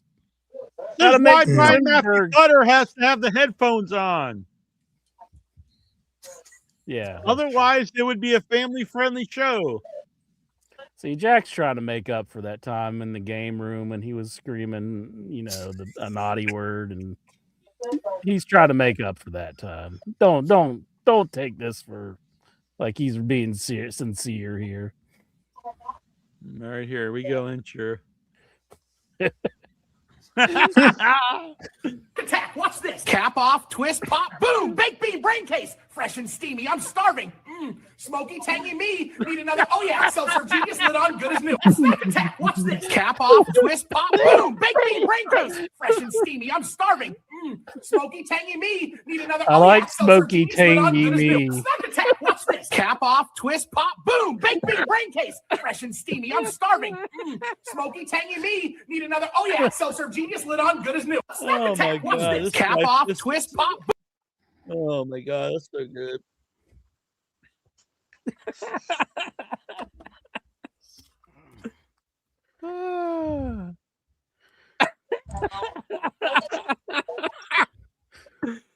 It's not working.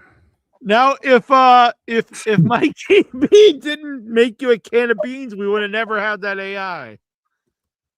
So if you have to look at it that way, I think now you have to change your view and thank Mikey B. Terrible Troy, he says, holy sheep shit. Oh God, that was good. Nasty New World Order! Nasty Nation represent 8G in the house, aka the Goldberg of the Dabbleverse. Neil shows up, jackhammer, and leaves. There you go. Boom. Gonna spear Stuttering John. Well, he won't give you genital warts. So. It's true. We got dueling John Reddy's backstage. Bam. Oh. Hey. Are you ready? Hi. Ready. Hi. What's up, boy? Not much. You owe my ugly face to a lady named Nicole. What was that? You owe my ugly face to a lady named Nicole. All right. Well, Nicole, thank you. She helped me get the camera going. Ah, thank you, Nicole. You're a fine lady for giving us the gift of John Reddy tonight. Get some John Reddy. I know you want to return this, but no return. I hope Stevie's okay. Last week he was talking about like he had to go get like some tests and stuff. Well, there was the week before. It looked like he was in pain for a little bit, and Yeah, I just assumed that was because he was talking to us. It show's not that. Hope he's okay. Yeah, we hope he's all right. That's like beyond cringe when you're like, this is wrenching me from myself. Yeah, and Job's is in the hospital. He's just too much in your head. Oh, Brian, I'm sorry. We're gonna. Brian, you're a good man. He did the Irish goodbye.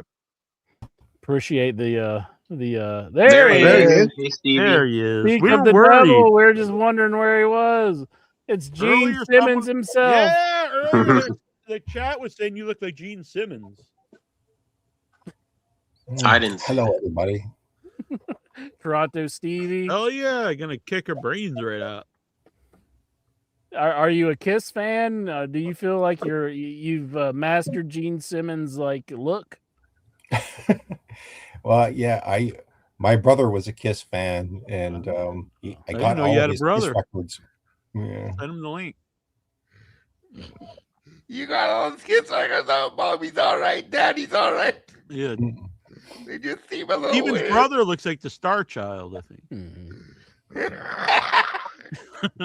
Well, actually, yeah, he got rid of all these Kiss records and all of these records at the time, and he was back into punk music. So. Oh yeah, that's good. That's better, I think. Thank you, I'm not a Brian Kiss Matthew fan, Clutter. honestly. You're a good man. One Halloween, he did. One But the Halloween, worst he young did, boy ever. he did adopt a Sid Vicious look. Really? Yes. Oh yeah. Cool. I'm a Sex Pistols fan. Punk and metal should fight. And I so actually they did see unite. Kiss in concert too. Did they sing "Lick It Up"? That's the only. Yeah, Kiss it was song I during like. the during that album where they took the makeup off. You know, through the Revenge. jokes here on the show, it's like I used to think "Lick It Up" was a horrible song, but now I think I've come around to Vince Russo's line of thinking. And I'm like, yeah, He's seen the light. Wait, fuck Vince Russo. I'm the one who's the big "Lick It Up" advocate. Why are you giving Vince Russo credit? Because you brought it up years ago that Vince Russo was saying that was his favorite Kiss song. Lick it up. Lick it up, bro. Lick it up. Can you make me like eating the beans out of my head and then singing "Lick It Up"? No, you probably Get up, can't, bro. Come on, bro. I probably can't because that might be copyright. Then Who was that asshole that tried to steal your birthday? that was Bryce Remsburg, an AEW referee, and I talked to Bryce Remsburg way back in the day when he was in Chikara. And I told him, this guy's got to reply to me. He's just a Chikara referee. And I'm like, hey, it's my birthday too. Silence. Nothing. You think Nothing from the Bryce Remsburg. Just have silence. I won you over on AI now with the baked beans head? No, never. What? That's freaking amazing. Never. Micah Petrelli loved it. So Arnold Schwarzenegger's gonna take over the world because you like baked beans head. Exactly. Essentially. Exactly. No, that's a dark Small fate. steps, dude. Michael Petrelli, what's on your mind Yes. besides Incher's I baked just wanted to beans? point out that I was right, that I predicted MJF would win the world title and that he would pin Samoa Joe. So I was happy to see that. I was into it too. We got to give him his kudos. Let's get the big cookie for Michael Petrelli because Michael Petrelli. And right. Oh, thank you. I did notice also that Nigel McGuinness did mention that Roderick Strong and Marina Shafir were husband and wife. Oh, but I don't did think he was supposed to say that. Yeah, probably because he was quiet right after. They're probably yelling at him afterwards. I did like the clip where Marina spit on Roddy, and like it was just like, man, that's so wrong. She's spitting on her husband. Yeah. Yeah. I'm sure they've swapped spit and other bottles But I have before. Whoa, what? I'll be at the next AEW pay-per-view in person. I'm looking forward to it. Sweet. That sounds like Yeah, I was on last year. You could see me during the MJF Hangman Page match, but I'm not sure what else because I've never looked back and watched it since I was there. You got to bring an in your head sign or an in your head shirt or get an carve it into your forehead like the Manson family. Would you be an advocate of that, Incher, if like some of our fans just carved IYH right into their forehead? No, don't do that. Yeah, I'm into it. Just make a hat where you can eat beans out of it. That would be a perfect. Now, come on, you don't mind if I put that as a YouTube short, do you? And you're eating beans out of your head? No, that's fine. That's fine. You're going to do it either way. So. Post away, Jackie. Yeah, but it's not. It's better. I don't know if it's better. I guess it's better if I have. see, the real Jackie Jones kicked in. He's like, I don't know if it's better. Well, you have fun at the show, Michael. Oh, thank you. Yeah, it would be a good time to go see a pay-per-view live. I've never seen a pay-per-view, so really, I've seen a pay-per-view. There'll be my third AEW pay-per-view. I've seen pay-per-views, but I've never been to one live. Oh, I see. Oh, yeah. Lexar, turn off your TV. Last one. My first one was Unforgiven 2002, Brock Lesnar versus Undertaker. That was a good one. Mm-hmm. Yeah. Lexar. Something very funny was the Dudley Boys were at a red light after when I was leaving, and a car was honking at them from behind, and Chris Jericho gets out and says, "Hey, Bubba Ray, move your fat ass out of the road." And everyone started laughing. Nice. He deserves it. Yeah. That is pretty awesome. They're saying it's pretty much a foregone conclusion that he'll be back in WWE. Yeah, it does. Yeah. It seems like, they're saying like he could show up to Raw next week and it'll be fine. So yeah. What There's I no contract. what I did want to mention about Regal earlier was Regal. A few people have Lance Storm, Regal, Arn Anderson, because Kyle Fletcher took like this really crazy bump on the top of his head, and like it wasn't an accident, like it was designed that way. And all those guys were saying like, wrestling's like tough enough as it is, and you're all gonna. If you have long careers, you're all going to be hurt. But, there's no reason then to do stuff where you're doing more damage, especially to your neck. Yeah. Because it's gonna shorten your career, and it's also gonna hurt your quality of life after wrestling.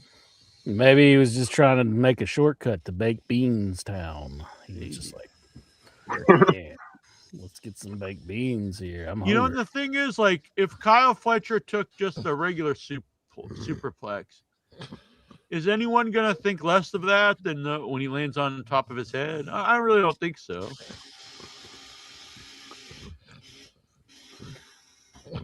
He's just like, fuck you, Jack. Oh, that isn't even him. He's on mute. My bad. I thought I heard static from the TV there for a second. Yeah, he's still looking he's still watching TV though. Mine's on. Probably was me. Yeah. Oh, okay. Hey, dumbass, Lexar, what's on your mind? That's not a very nice way to greet our longtime listener. Hey, rude boy. What's on your mind? Rude Boy is actually a wrestler in the Indies. Yeah, I know. Yeah. The backyard interviewed him. What's up, Lexar? We love you, Lexar.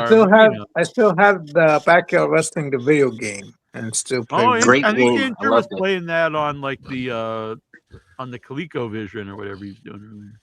On the Xbox, I used to play Backyard Wrestling 2. I never actually played that one, but I think it came out when I was after I stopped playing video games. I used to play as New Jack. They had New Jack and Sandman in there. I used to put Natural Born Killers in there, so it would play when I was playing as New Jack for the whole match. Melisha out there sent me for Christmas. She sent me a just like handheld video games. You got 200 video games on it. Uh-huh.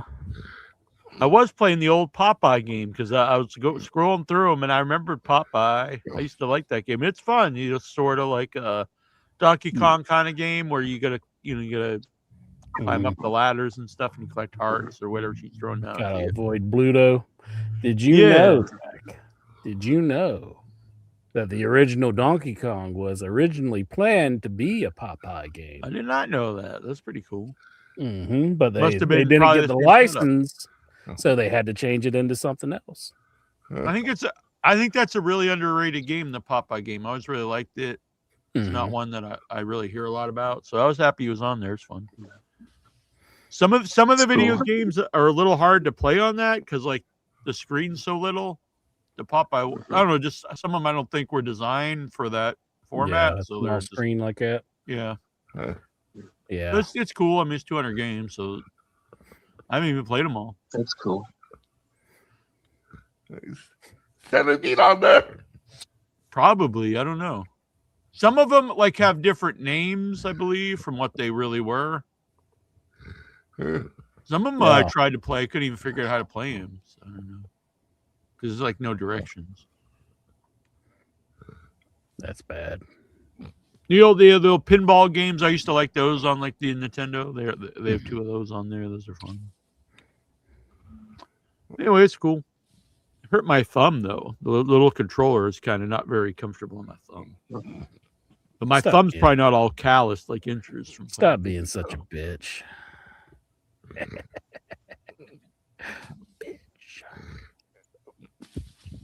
Fuck you up. Fuck you up, bitch. Come on. Bring it on, boy. Come on. Jeez, Big Bad Bob, he pulled out the leather strap. He's like, hell yeah. Hell yeah. What was the strap match that Hogan was doing versus Flair? The Yapapi or something like that.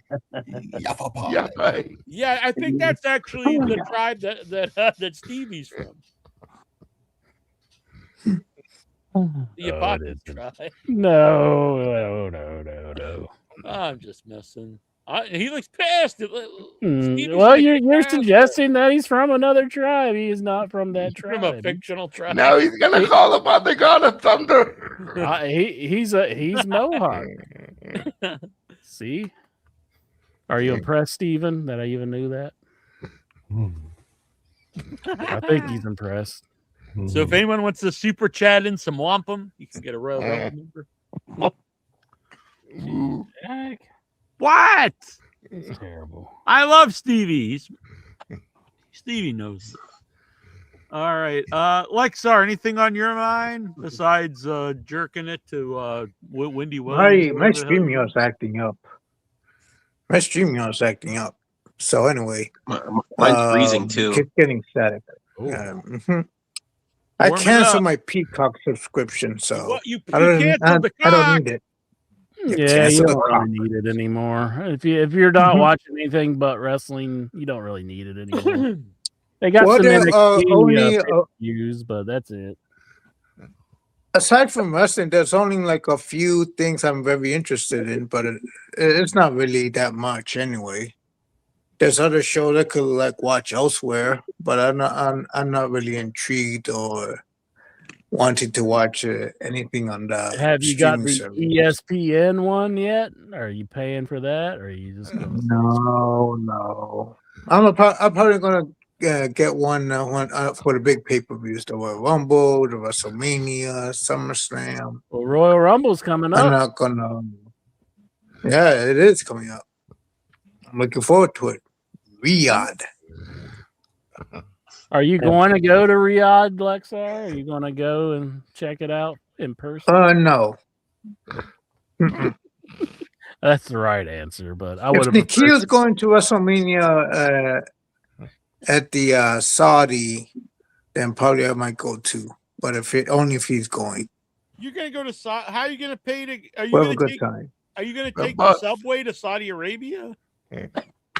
Underneath the ocean? Maybe he's going to mail himself, like get it in a box and He's like. gonna mail himself to Nikhil, and Nikhil will take him. Well, they met in the bathroom that one time. So what? Don't you remember? We didn't mean a bathroom. We That's met how at Nikhil was WrestleMania Access.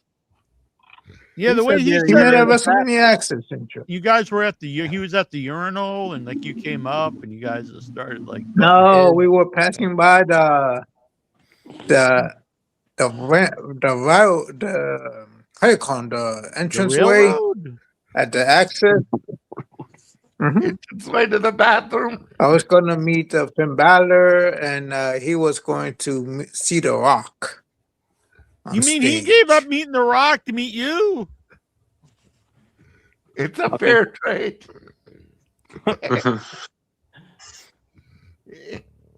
That's you know what? I applaud that. In your head takes precedence over The Rock, and especially Finn fucking Balor. If you can smell what Lexar Mom is cooking. Exactly. Probably wasn't even the demon.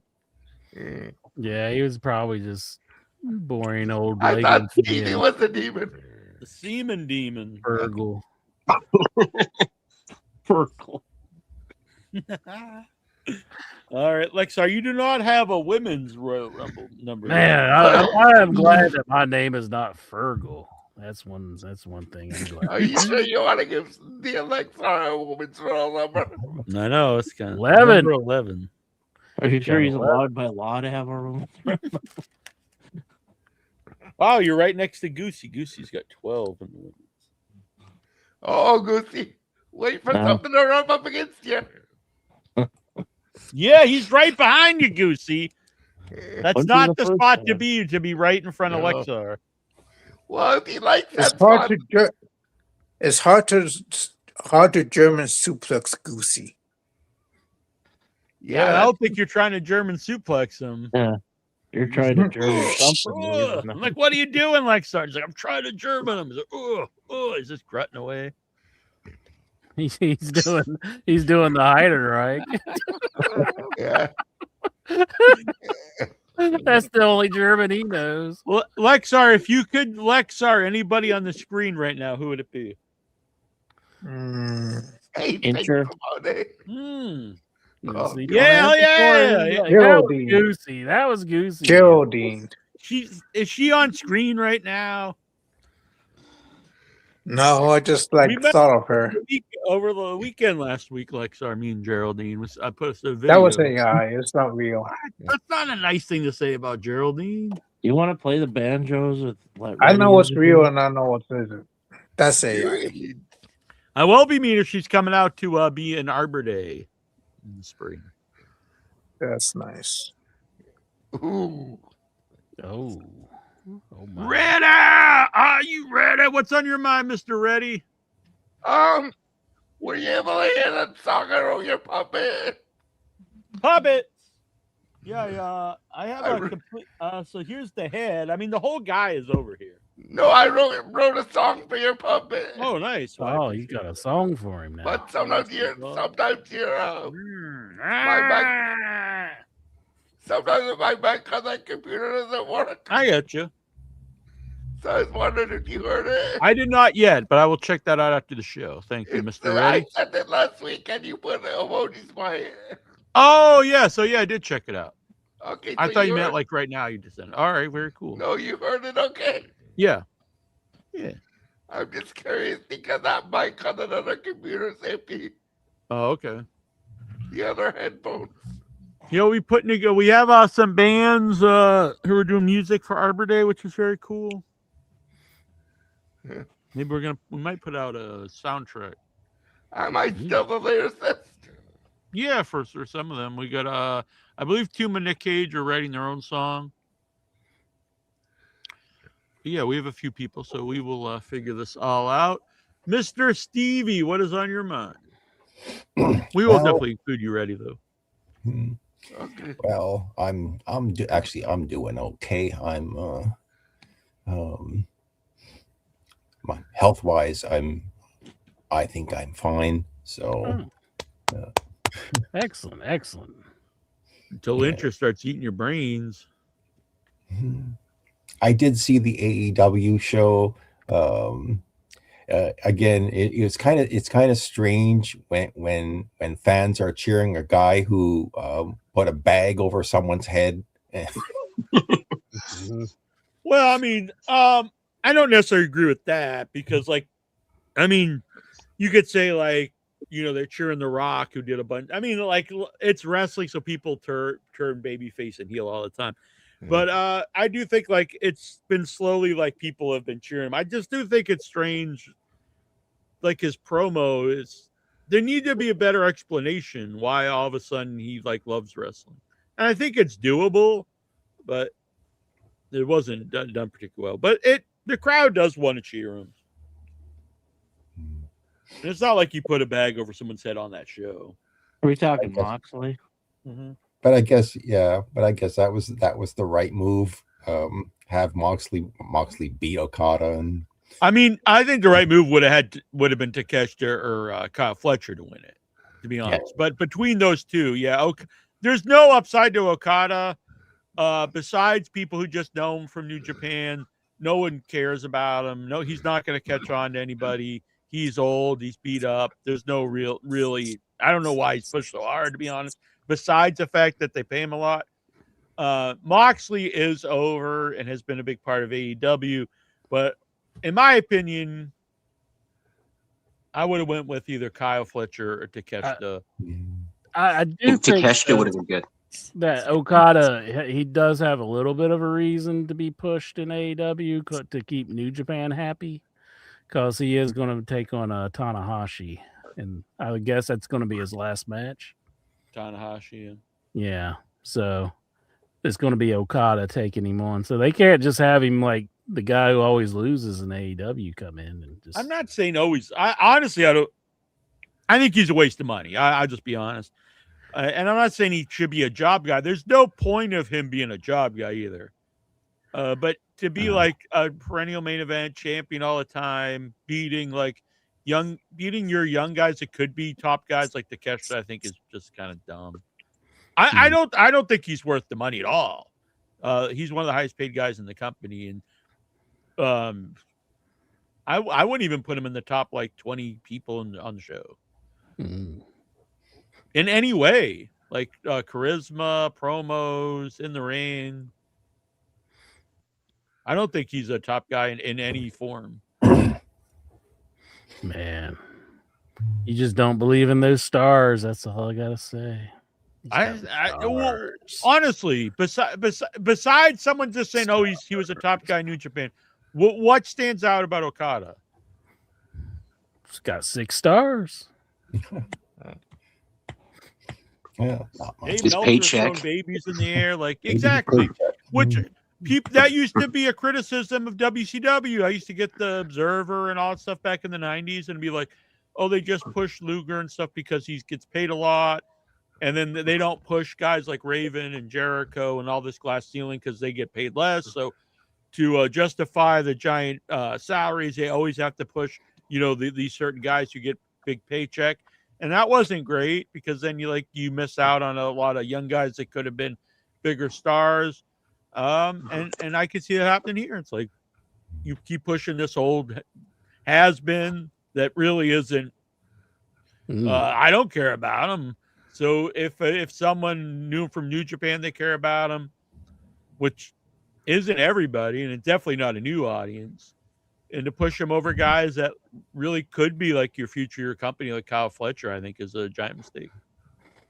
Yes, and your brother has blown the roof off of my argument here. He says, but Takeshita is the New Japan champion. Boom! Baked bean for brains over here. I figured Terrible Troy wouldn't call me out on that whenever you're so negative on one of his favorites, Okada.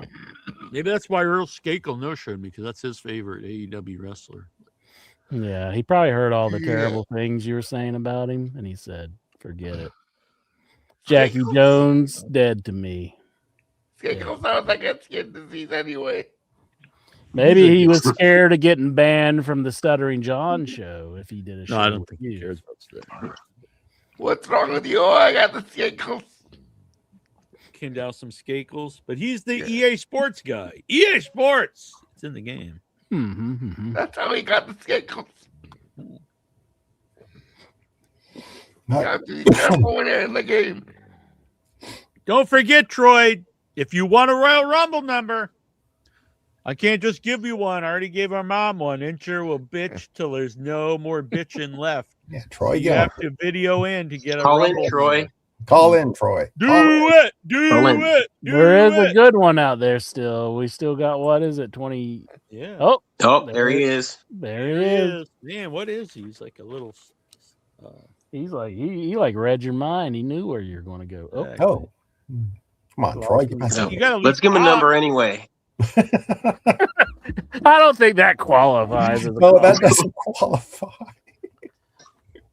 Oh, he just came in. All right, he gave us New Japan notes here. So does that justify a number to you guys? It's up to you. Yeah. New Japan notes. No, get on the air, Troy. God damn it.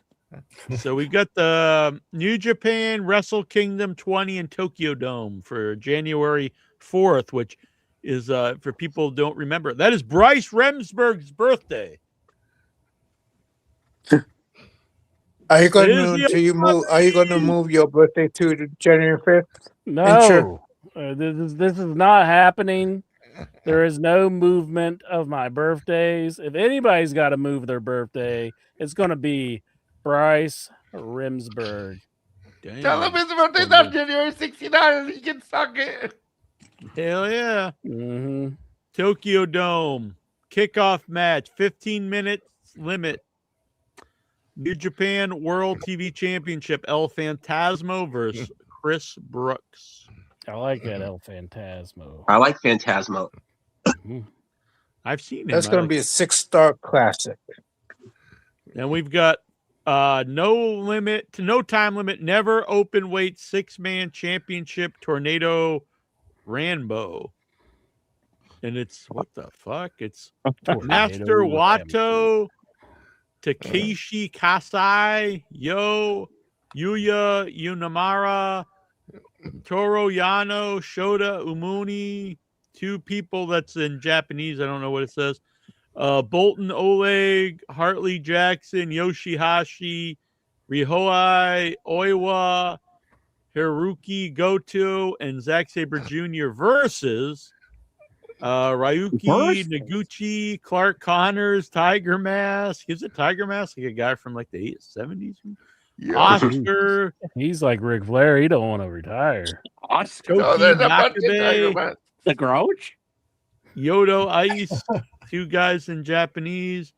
Satoshi Kojima, Yoshiuba Kanamura, Taichi Sanada, Tomohiro Ishii, and Red Narita. I don't understand this match. It's like, what, 12? 20 on 20 tag? It's what? It's literally 12 on 12. Are they having this match out in like a fucking field? Is there enough people to even be on like the ring apron? I mean, like, there's enough space. Is it a reverse battle royal where they says fight it's to get in the ring? It says it's a tornado, so they just must all be in the ring. What the Oh, hell? that's a money idea, bro. The casual fans will love it, bro. I have to watch. don't I'm understand. actually intrigued. I need to watch this. Yeah, I don't know what that is. Then we got a 60-minute IWGP Women's Strong Women's Double Championship match. Boy, all wrestling is the same. I thought you were going to say a 60 on 60 tag. Siru Versailles Kamatani. Then we actually have a 30-minute special 10-man tag match. And it is Hiromu Takahashi, Drilla Maloney, Gabe Kidd, Dave Finlay, and Shingo Takagi versus X, a guy in Japanese, Hanari, Caleb Newman, and the Great Okan. A 5-man, 10-person tag match. Yes. Then we have Are they just pulling people out of the crowd to wrestle? yeah, there's like 80 people on the show. IWGP Junior Heavyweight Championship #1 contenders 4-way match. El Desperado versus Taiji Ishimori versus Kosei Fujita versus Sho. I'm going with Sho. All right. I'm going with Taiji Ishimori. Then we've got the Never Openweight Championship Aaron Wolf debut match, which is Aaron Wolf versus the King of Darkness, Evil. IWGP World Heavyweight and the Global Heavyweight Double Championship match. Terrible. They've got so many belts that they have multiple matches for 2 belts. So is every promotion? And you like complain this about now? AEW having too much I'm saying championships. all of them do. The WWE, NXT, AEW, they all have like 800 belts. No, you know you have too many belts when you have multiple matches for multiple championships. I didn't want to tell you guys, but I won a belt last week. Hell yeah! Oh wow! What belt do you got? The International Junior Heavyweight Contender. Whoa, Jonathan Jackson! Yo! He's about to eat his brains. Yeah. Takeshita versus Yoda Tsuji for those belts. That'll be good. And then the big retirement match. Hiroshi Tanahashi versus Okada. This show like 9 hours long? Probably. I want Tanahashi to beat that old fuck Okada. Where the hell is Dick to go? Intro, you ever He's order not the making Dick a to show go? on this match. You ever call up the local? You should do that, Intro, Yeah. on the show live. Call up a local Chinese place and tell them you want the Dick to go, and we'll all giggle. And then I can never go back to that place again because they may actually give me the dick to go. Next time I'm in Chinatown, I'm going to do that. I'm going to video myself just walking around asking all the places for, you got any dick to go? The scary thing we need is they said we got you, and then they said somebody. I think Intro used to look for the dick to go on Craigslist. Whoa. What? No, he looked for the dick to stay. Yeah, I'm not looking for a meaningless relationship here, Jack. All right. Fair enough. So what do you think? Does Troy deserve a number? I say yeah. Yeah. All right. Hell yeah. Let's give him a Enter. number. But did Jonathan Jackson, does he have a number? I believe so. I'm gonna need Jump that is a- women's number. So this Need one's that terrible women's. Troy's. Boom! 19. 19. That's a pretty good number. I Pretty think good so. number.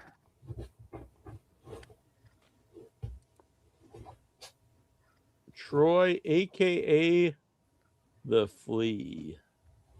So we only got 1, 2, 3, 4 numbers left in the men's rumble.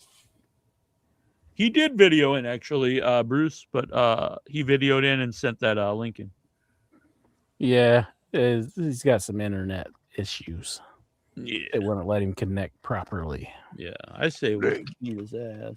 Because I heard he ordered the dick to go and he was waiting. Exactly. He's like, it's leaving. I gotta catch up. Here he is now. He's saying he's here to justify him getting the number.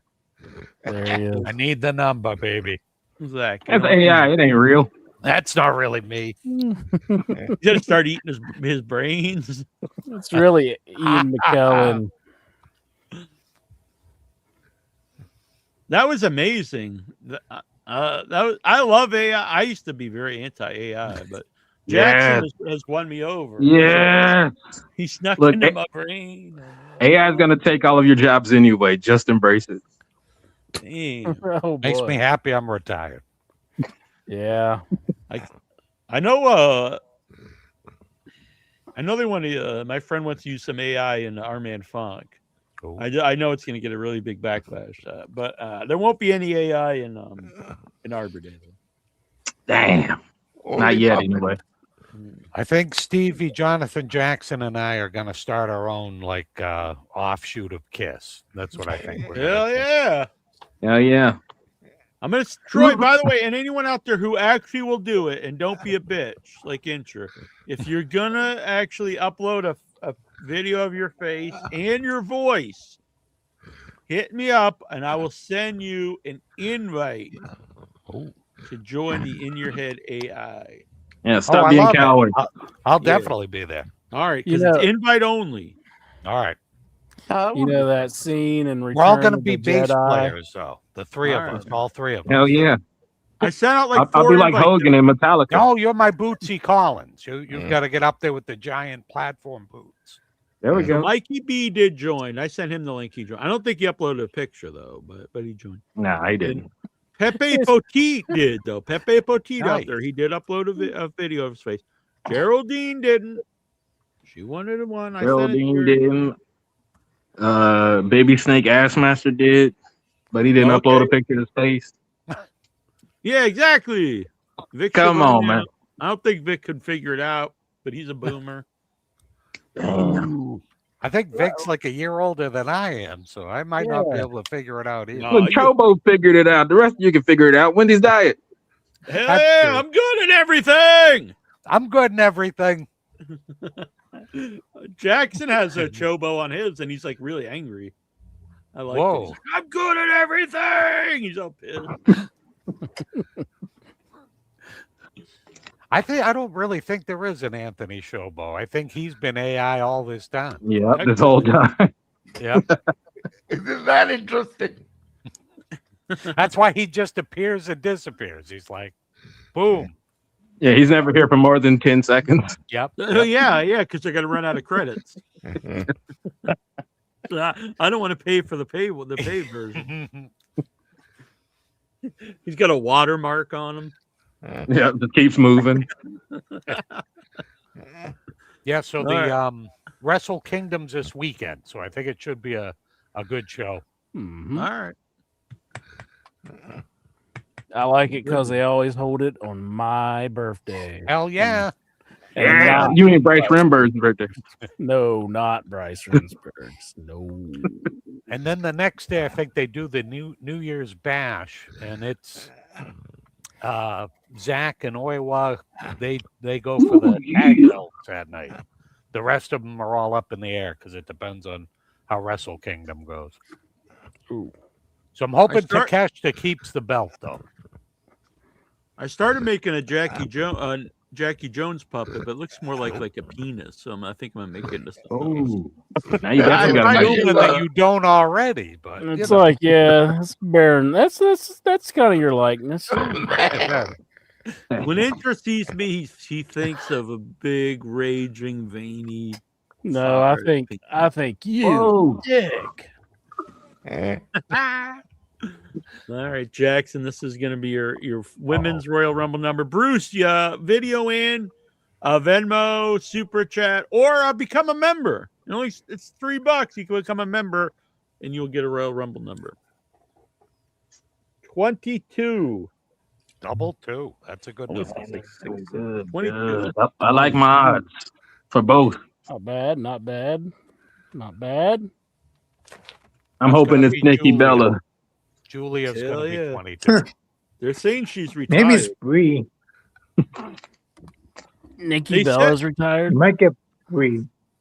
I saw that, but one of your favorite women wrestlers, she said that she's ready for a comeback for one last run. Hell yeah. Mrs. Undertaker. Oh, she's gonna come back. Oh shit. Yeah, she might win it. The return you never wanted. The return everyone's been dying for. Probably the greatest woman Hall of Famer there ever was. Oh yeah. Do people still go in love with me? Yeah. Then they wouldn't What a let her great time. partner in the Hall of Fame. Oh, They wouldn't Layla. put them both in. Yeah. Layla. Like, no, only Michelle McCool goes in. That's pretty Because rough. Layla's not married to the Undertaker. Now, I saw Like, recently. you could pull a string there. I mean, Brother Love has said, and you can always take it. He's always an honest guy. He said, even if Triple H wasn't married to Stephanie, he'd still be where he is today. He'd be, running the show. Yep. Can you say Terrorizing. yeah, exactly. Can you say the same about Michelle McCool? If she wasn't married to Undertaker, she'd still be a Hall of Famer. They'll be bringing her back. I mean, eventually, I guess. I mean, Kelly, she's a Hall of Famer, right? Yeah, I guess it's because they. The thing is, so look, all you women from that era, you got to think like, oh, I'm glad I was around when there was like 3 or 4 women, and you they got to all be like, sucked, yeah, you got to be like, get me in the Hall of Fame now, because in the future, now there's like dozens of women. They're all way better than them. Let's be honest. Besides like a handful of the women back in the past. So, in the future, they're going to have a bunch of people they could pick from to be in the Hall of Fame. You ask Asuka and Charlotte Flair and all these people. So, you people out there that are, that fucking suck, but you happen to be one of the 8 women that existed at the time in wrestling, not in the world. Get me in the Hall of Fame before my time runs out. hell yeah. In 50 years. Why don't they put midgets in? Where the hell's Lord Littlebrook? I know. Ironically, there's no room. What the hell? Jack, Are there no Lord dwarves Littlebrook in their Hall of Fame? That's crazy. No, really ain't very anti-midget. man, Wow, that is that's pretty rough. that's insane to me. I think, Incher, Mhm. we should induct Dustin into the In Your Head Hall of Fame to show that we are more inclusive than the WWE Hall of Fame. Damn. Let's do it. Let's put him in. But isn't it kind of bad that we're just putting him in just because? What? I mean, I'm putting him in because he's fucking awesome. there we He's been go. around That's forever. That's He's better. been- That's better. Yeah, but he's not married to the Undertaker. Keep that asshole out. You don't portray that way to the Undertaker. Nobody has a tattoo of Dustin on their neck. Yeah. Yeah, I'm gonna get. I want it to pose a question to the panel though. Would you marry the Undertaker if it would get you into the WWE Hall of No. Hell yeah. Hell yeah. He's gonna be digging In a heartbeat. holes and taking souls. Oh, yeah, be digging my hole. Yeah. Whoa. I mean, he's like, look, so you used to watch those things. He'd have to train for a whole year to be able to wrestle the next year. So no offense or anything. He probably can't get it. He probably can't get it up or nothing. So he probably wouldn't have to, be putting out. Man, that's a strong accusation there, Jack. Damn. Isn't he sponsored by Bluetooth, his podcast? Does he just lay back and just rise like he used to do? Like, he's like No. like the Undertaker. He plays the gong. It's like boom. There you go. He should come out with his own brand of That Does gets all the Undertaker's ladies in the gong mood. get his own gong? You hear that gong, you know. It's about to Should the ride. He does those theatrics like he did at the Royal Rumble '94. Just rise up in the dark. That's what I just said. Does it have a little robe? Yeah, but it's in the too? dark. That's a robe that it has. Yeah, he's it. Oh. Does the American Badass? Oh, that for a time while. he like I'm dressed doing up good as and everything. Batman. Jonathan Jackson in and out. Boom. That time that Taker dressed up as Batman in Madison Square Garden. He did. When did he do that? Oh, that was like an Ozzy Survivor Osbourne Series. You had or something? He's talking about when he had like the wings, like the bat wings. but- Oh, Yeah, I thought you meant man. like he dressed up like Batman, like the superhero. Yeah, exactly. What the hell are you talking about? I He did came like out the the he Batmobile. has the wing Green without Lantern. the mask. I did Oh, like he did that have the Green mask like a Lantern Phantom of the Opera. Oh yeah, I like that. I I thought like that that was a too. good look. Swerve. Yeah, I like that. Incher was a big American Badass guy. So what did you guys think of the pay-per-view? Because I loved it. I liked loved it. it, I too. didn't think it was one of the better AEW ones, so to be honest. I Oh, liked really? Because I really enjoyed It it. was still good. It was still it. Oh good. no, I liked it. I liked it. Yeah. Oh, it's kind of goofy looking. I don't remember that. Get that off the screen, Lexa. Well, I thought Max winning the title was the right move because he's like, of course, he's sort of like an island. Like everybody will want to get him.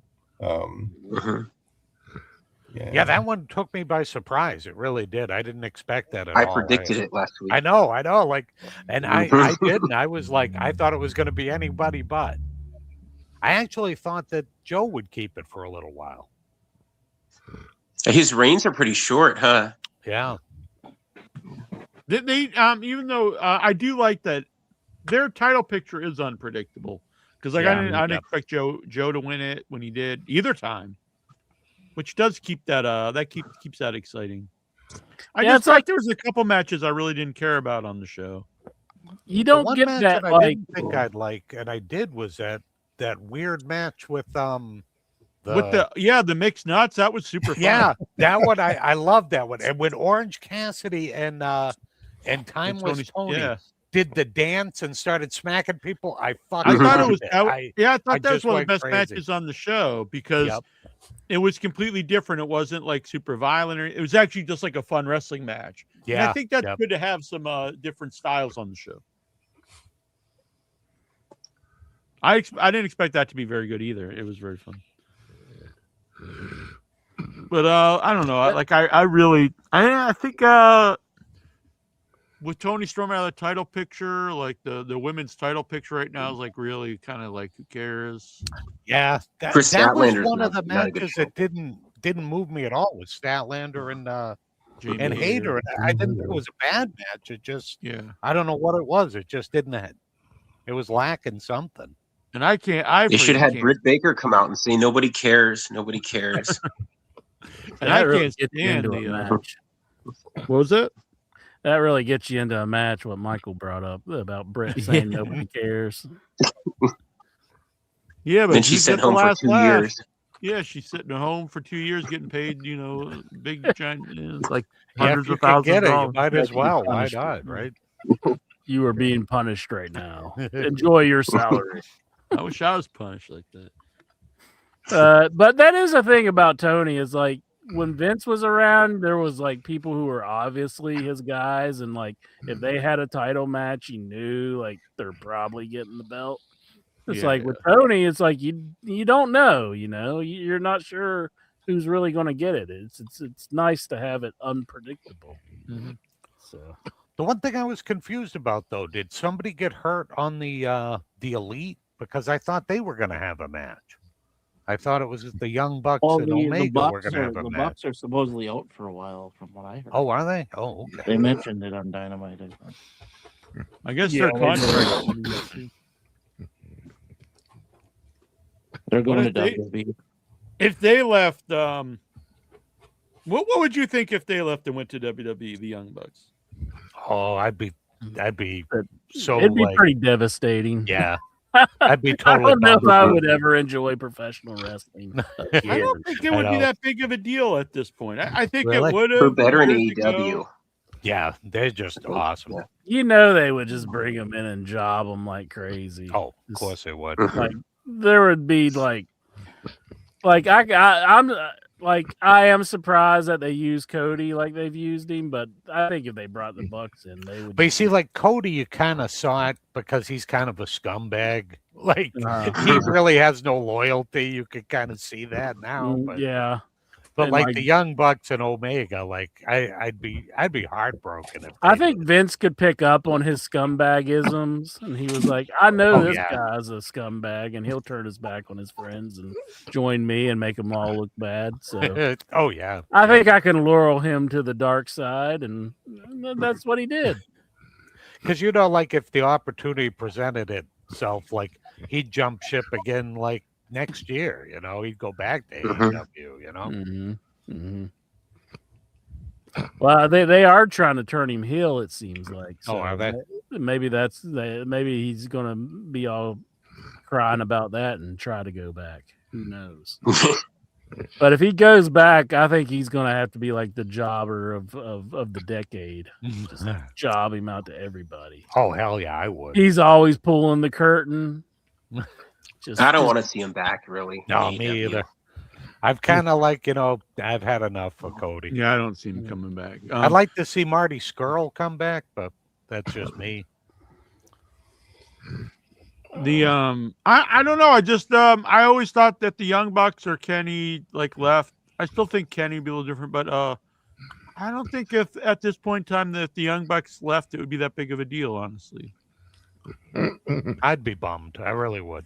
I think it would hurt AEW. Yeah, I don't think it would. I mean, I don't know. They just seem. I don't know if I don't think there's anything left for them that you can do with them that's interesting.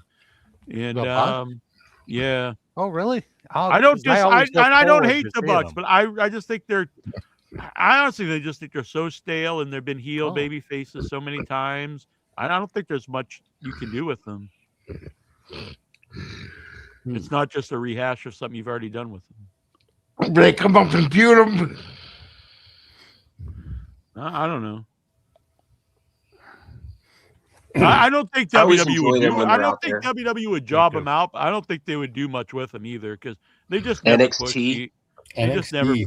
I know. I think they would put them in the main because if you would bring the Young Bucks and put them on NXT, no one from AEW would ever jump ship again and be like, exactly. Yeah. Oh, they would put them on NXT. Though. I don't think so. I think they would do the Cody treatment as far as put him on the main show. But I don't think. The thing is, they don't really push tag teams, so I don't think there's a lot they would do there. They'd probably They'd be losing to your boy is Bouncy. They'd have the Bouncy boy come out and beat him. Who the hell's the Bouncy boy? It's like, the Javon Evans. He's like, your boy is Bouncy. This is the new thing that's hip with the kids is being bouncy. That's like what the kids like. It's What like his bouncy are boy, you like the checking out, number one. Kids at the bouncy house or what? He's bouncy. Is bouncy boy like the number one superhero now? Like what the fuck you talking about? Bouncing boy or bouncing man or whatever from DC. What? You don't I don't know that Bouncing one. Man? You got us all confused. I don't know. He's like the number one superhero now because that's why WWE's capitalizing on bouncing. You drink boy. speed before you join the podcast? I'm gonna tell the strippers that you make me bouncy. Oh, nice. Oh, I remember Speedball. He was an old Marvel He's guy speedy. like Steve Ditko. Mike They thought he Beasley? was going to be the next Spider-Man, and nobody gave a shit about him. There's bouncy boy. Oh, Is that you and AI? oh, he's a DC guy. Okay, He is a DC guy.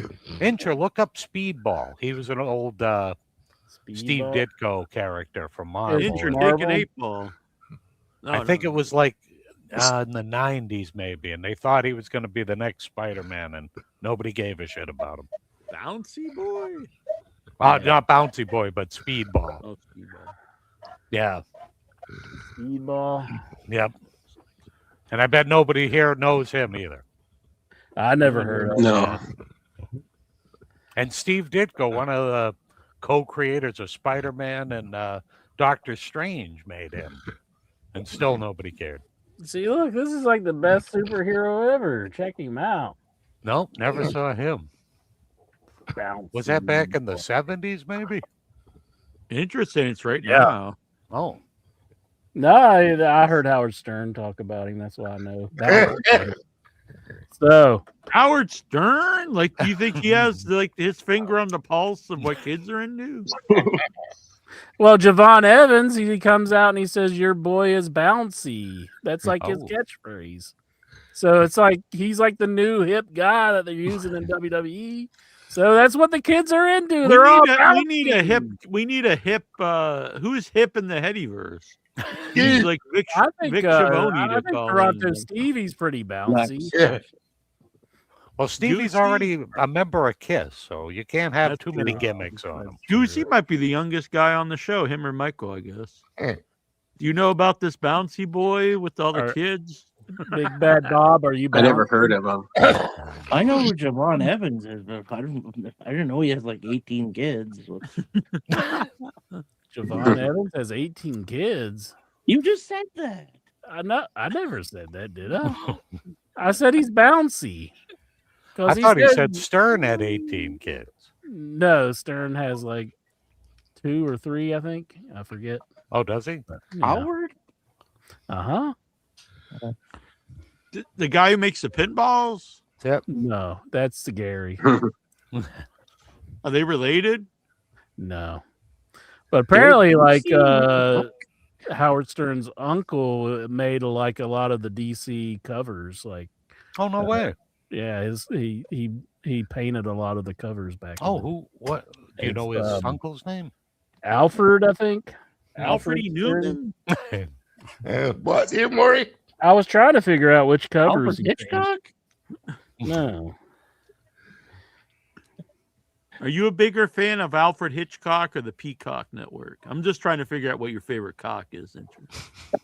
I like the Alfred Hitchcock Presents. Yeah, hell Do yeah. you like the Big Black? Yeah.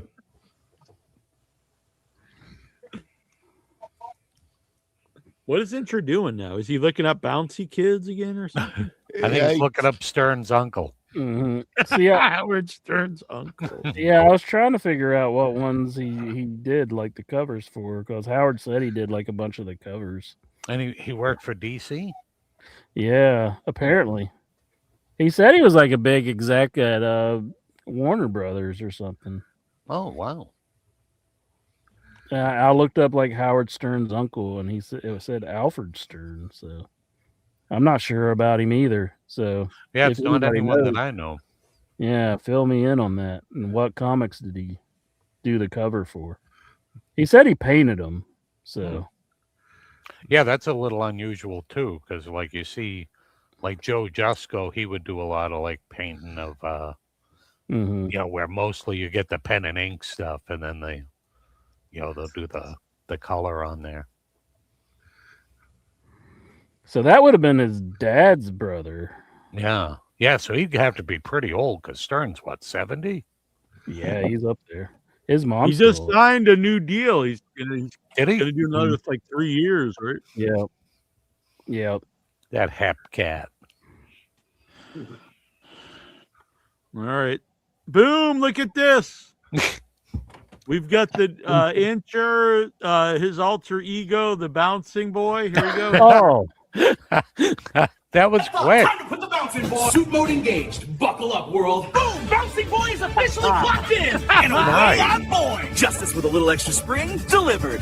That thought. Time to put the bouncing ball. Suit mode engaged. See though, this is copyright though. Bouncing Boy is a DC character. Justice with a little extra spring delivered. That thought. Time to put the bouncing ball. Suit mode engaged. Do you have hair there, or is that the Bouncing boy is beans leaking out of your head? And away I'm going. Look at Justice the with a little beginning extra here. spring delivered. Look, the beans are leaking out of your head. Oh.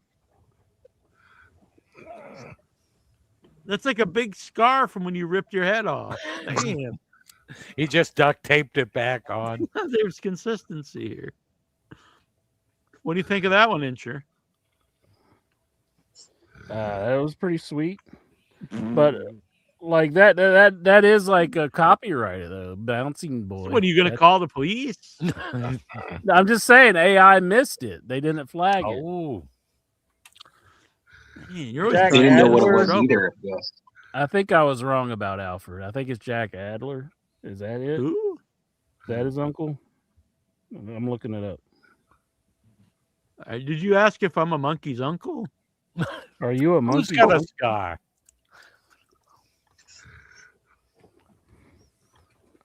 So we do have we got a couple of new AIs in here already. Wow, people are getting quick with these.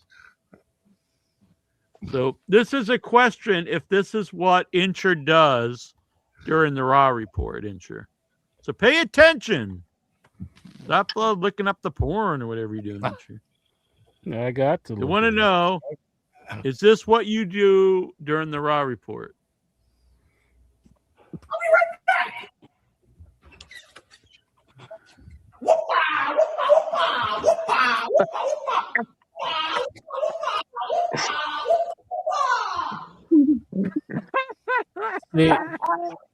See, now you got this look on your face like you're stunned, but it really should be more of a look of you knew this would happen.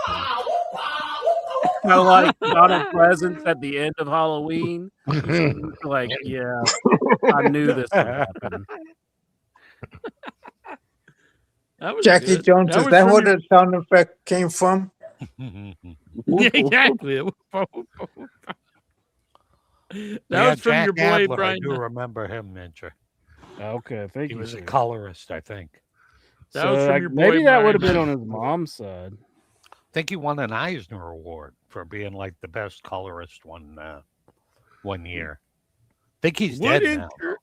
Would Incher use his time machine Oh, it to was see his Trish cousin. Stratus My inducted into the Hall of Fame? Who am I inducting here? This is would you use your the time machine to see Trish Stratus inducted into the Hall of Fame? Oh yeah. Standing here tonight is the honor of my life. Thank you for letting me be part of this incredible family. And I have some even bigger news. I don't want to hear about her, baby. I'm out. Standing here tonight is the honor of my life. Thank you for letting me be part of this incredible I'm family. And glad I that have I'm- some even bigger news. I don't want to hear about her, baby. I'm glad that I'm angry in the hallway where nobody's like even around. I'm That's just cool. yelling. I like that. I'm still yelling. It's his cousin though, Troy. My bad. Oh, okay. Cousin. But he's dead though, right? Because I think he died. If not, Incher, go kill.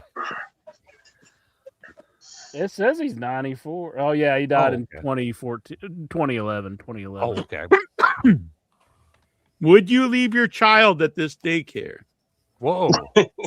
No, I see the title. That's a big negative.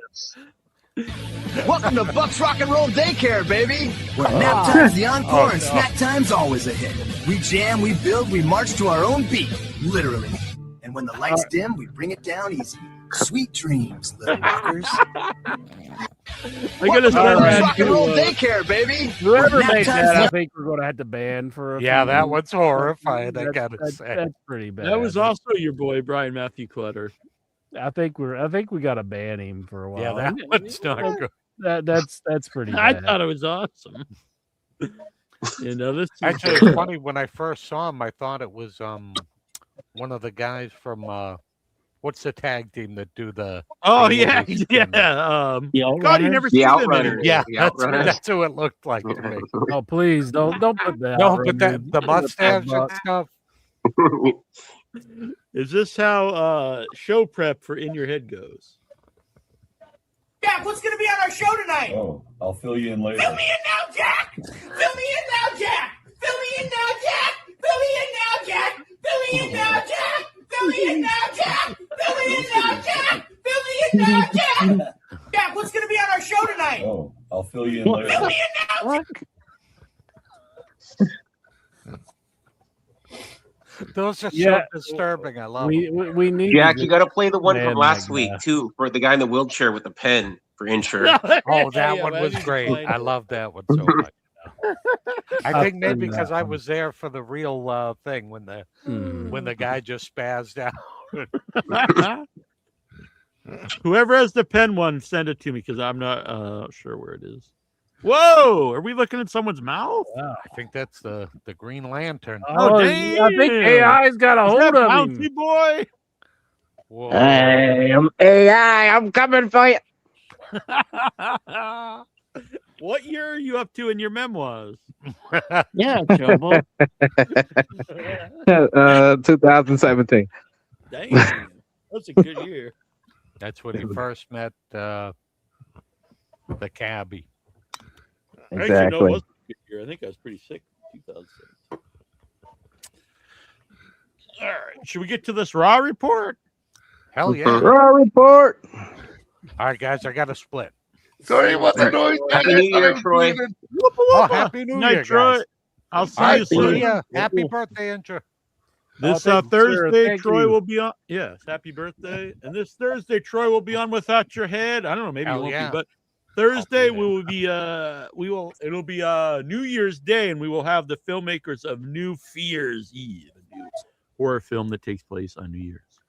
Oh my God, Jonathan Jackson, he's Scary. tongue exercises. Whoa! Does that It's get like you excited, Gene Incher? Simmons' tongue that was replaced by a cow. Look at it. Oh my Exactly. I had that cow tongue transplant. At HeadyCon, we're gonna have a battle of tongues. Who do you think would have the biggest tongue in the Headyverse, Incher? Steven, I was yeah, just imagining the battle of the tongue. damn. Don't you have a long tongue, Jackie Jones?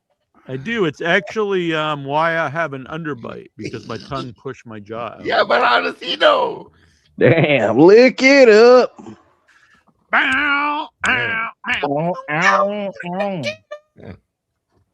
All right, Incher. Enough of this foolishness. Let's get to the heart of the matter.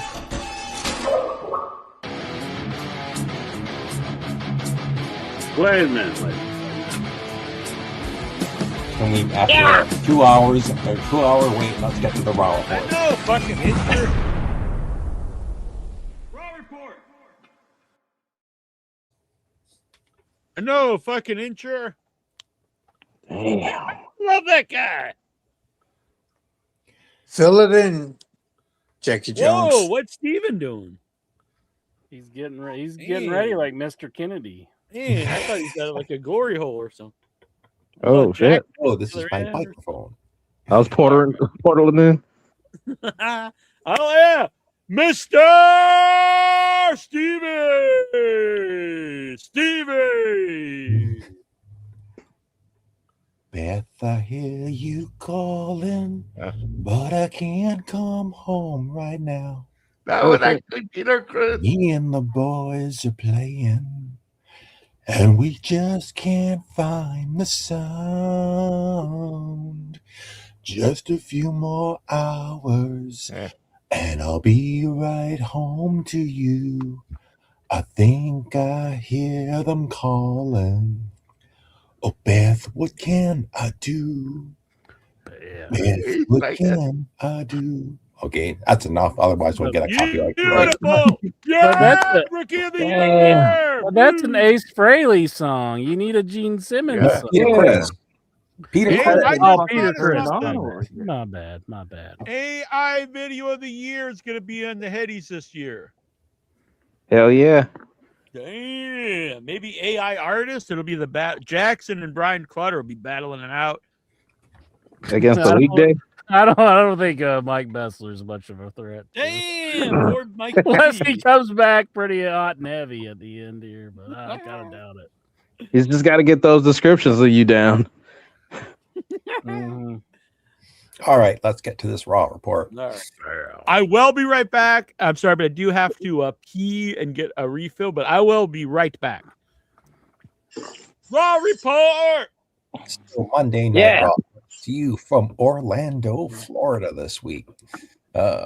We get last week on Raw. Once again, the most useless push in WWE, Austin Theory, in the tag team match against CM Punk, Mysterio. We get the pre-show arrivals like Rey Mysterio and the Usos, and it's announced that they'll take on AJ Styles and Dragon Lee for the tag team titles. We get so the show starts with the Vision. They're backstage, and the camera follows them through the backstage area to the gorilla position, and then out onto the stage. They come down to the ring, and they get in the ring. Paul Heyman starts to do his introduction of ladies and gentlemen, but the crowd's booing, and they're doing a CM Punk chant. And so Paul stops for a second, and he basically says, we're going to have to start this all over again. And he does his introduction, and then he says, he talks about this is the last Raw of 2025, and that 5 years from now, when you look back on this, you're going to see a whole ring of future WrestleMania main eventers. Well, I don't know about that, considering you got Austin Theory in there. Bronson Reed, a future WrestleMania main eventer. Logan Paul, maybe, but definitely not Austin Theory. So another a Roman Reigns OTC chance breaks out. And then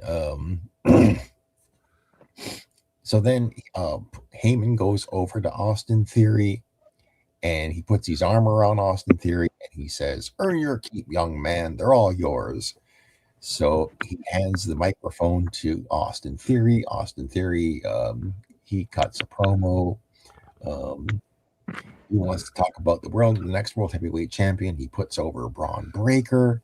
But then the crowd responds with a CM Punk chant. And before Austin Theory can get another sentence out, CM Punk's music hits cult of personality, and Punk comes down. He comes down to the ring, and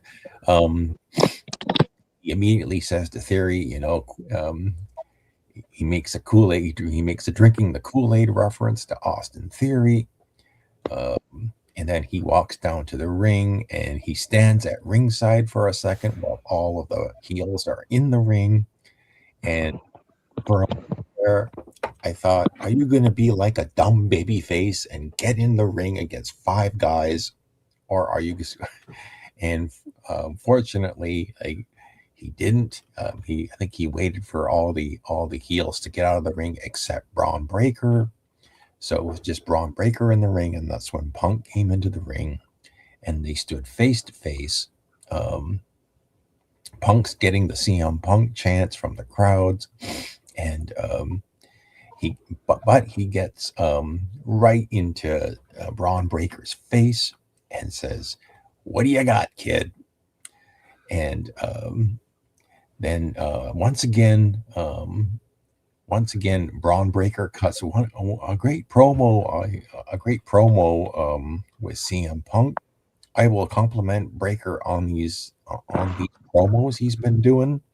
They've sort of been a lot of passion behind them when he talks about his family. But Punk, they promote the January 5th match. And Braun Breaker says, "Yeah, what are you going to do? What are you willing to do for this championship?" Braun Breaker says he's willing to die for this championship. He knows Punk will too, but Braun Breaker says to CM Punk, "I'm gonna put you in the ground, beat you, and become the next world heavyweight champion." The CM Punk comes back. I know what you're thinking, kid. You're more ready than anything. But there's this one problem. I'm not ready. And then he grabs his belt and he says, "I'm not ready to give this up," referring to the world heavyweight title. And so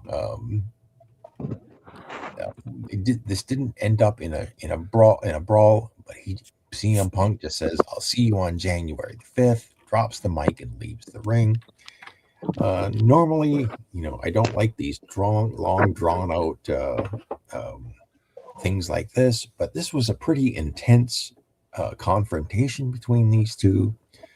And like I said, if they do pull the trigger on Braun Breaker on January the 5th and actually put the world title on him, I mean, I like jizz on his camera. What's that? Did Lexar jizz on his camera? Damn. It's a screen protector. Oh. Go on, Steve. Yeah, you need to clean that thing.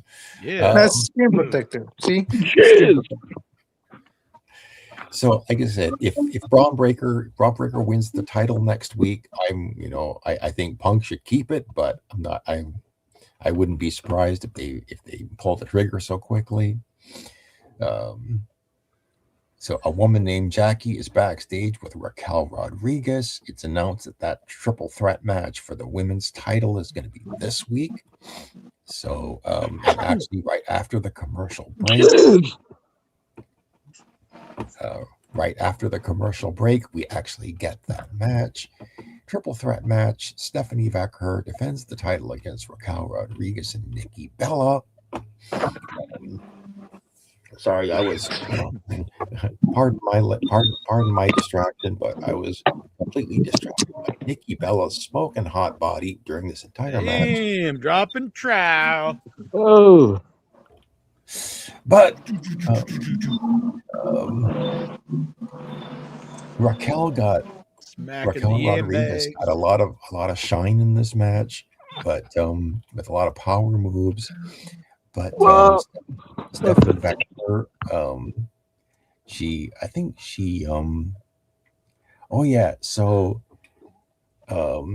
Raquel was beating up these two women, and she hit the Tejana bomb on Nikki Bella, and it certainly looked like she was going to win the belt. But Stephanie Vaquer did a smart thing. She threw Raquel out of the ring, and then with Nikki Bella down, she pinned her and retained the title. Coming back, so a woman named Jackie is she finds Gunther, and as he starts to talk, he's confronted by Around the Truth Killings, and I guess this there's going to be a match between these two later on in the show. We get the Kabuki Warriors coming to the ring, and then they're in the ring, and I guess both of these people speak perfect English, because Asuka and Kairi Sane then cut this promo. Although I wish they would just speak regular English, because they continue to talk like English is a second language, and they but both of them can speak perfect English, and they should cut a promo where they just drop all of this stupid, struggling with the English language, and just be regular heels and talk regular English. Anyway, they're interrupted by Rhea Ripley and Io Sky. This is a confrontation. They come down to the ring, and this time there's no mist. Nobody gets misted, and actually Asuka and Kairi Sane bail as Rhea Ripley and Io Sky take the ring. We get a backstage segment of CM Punk and Rey Mysterio. Then after this, then we get the ring general Gunther taking on R-Truth. And Truth basically gets his butt kicked in this match. There's no tribute to John Cena moves or anything. It's just Gunther manhandling R-Truth, and I think eventually he puts him to sleep, and Truth has no choice but to tap out. Did he have a smile on his face? There was no smile on Truth's face, unfortunately. Yeah. There's the backstage in the locker room, or the Usos are warming up for their tag team title match. And then somewhere else in the building, the tag team champions are warming up. And I'm going to warm up inch, baby. Javon Evans, they come across Javon Evans and Adam Pearce and Los Americanos. And then in the Vision's locker room, Austin Theory is with Logan Paul. So I guess Logan Paul's going to accompany Austin Theory to the ring. So coming back from the commercial break, Rey Mysterio versus Austin Theory with Logan Paul at ringside. Now, so this is Rey, the other guy, Austin Theory's first singles match as a member of the Vision. Doesn't go very well. Rey Mysterio holds his own against Austin Theory, and the match actually ends on a disqualification when Logan Paul interferes in the match right in front of the referee, and the referee just disqualifies Austin Theory. Booyaka! This is going downhill very quickly. The Austin Theory push. And I really didn't care all that much for this match. I really don't care all that much for Austin Theory, but they double team Rey Mysterio. Austin Theory, boy, Jim Cornette, who hates everybody, he throws babies in there. He acts like this is like Luthez or something. He honestly thinks he's like the greatest guy that's alive today. He calls him his boy, and I'm like, Austin Theory? You think everyone completely sucks, but you think Austin Theory's like the modern day Luthez and Steve Austin and Ric Flair combined? Like, what the hell?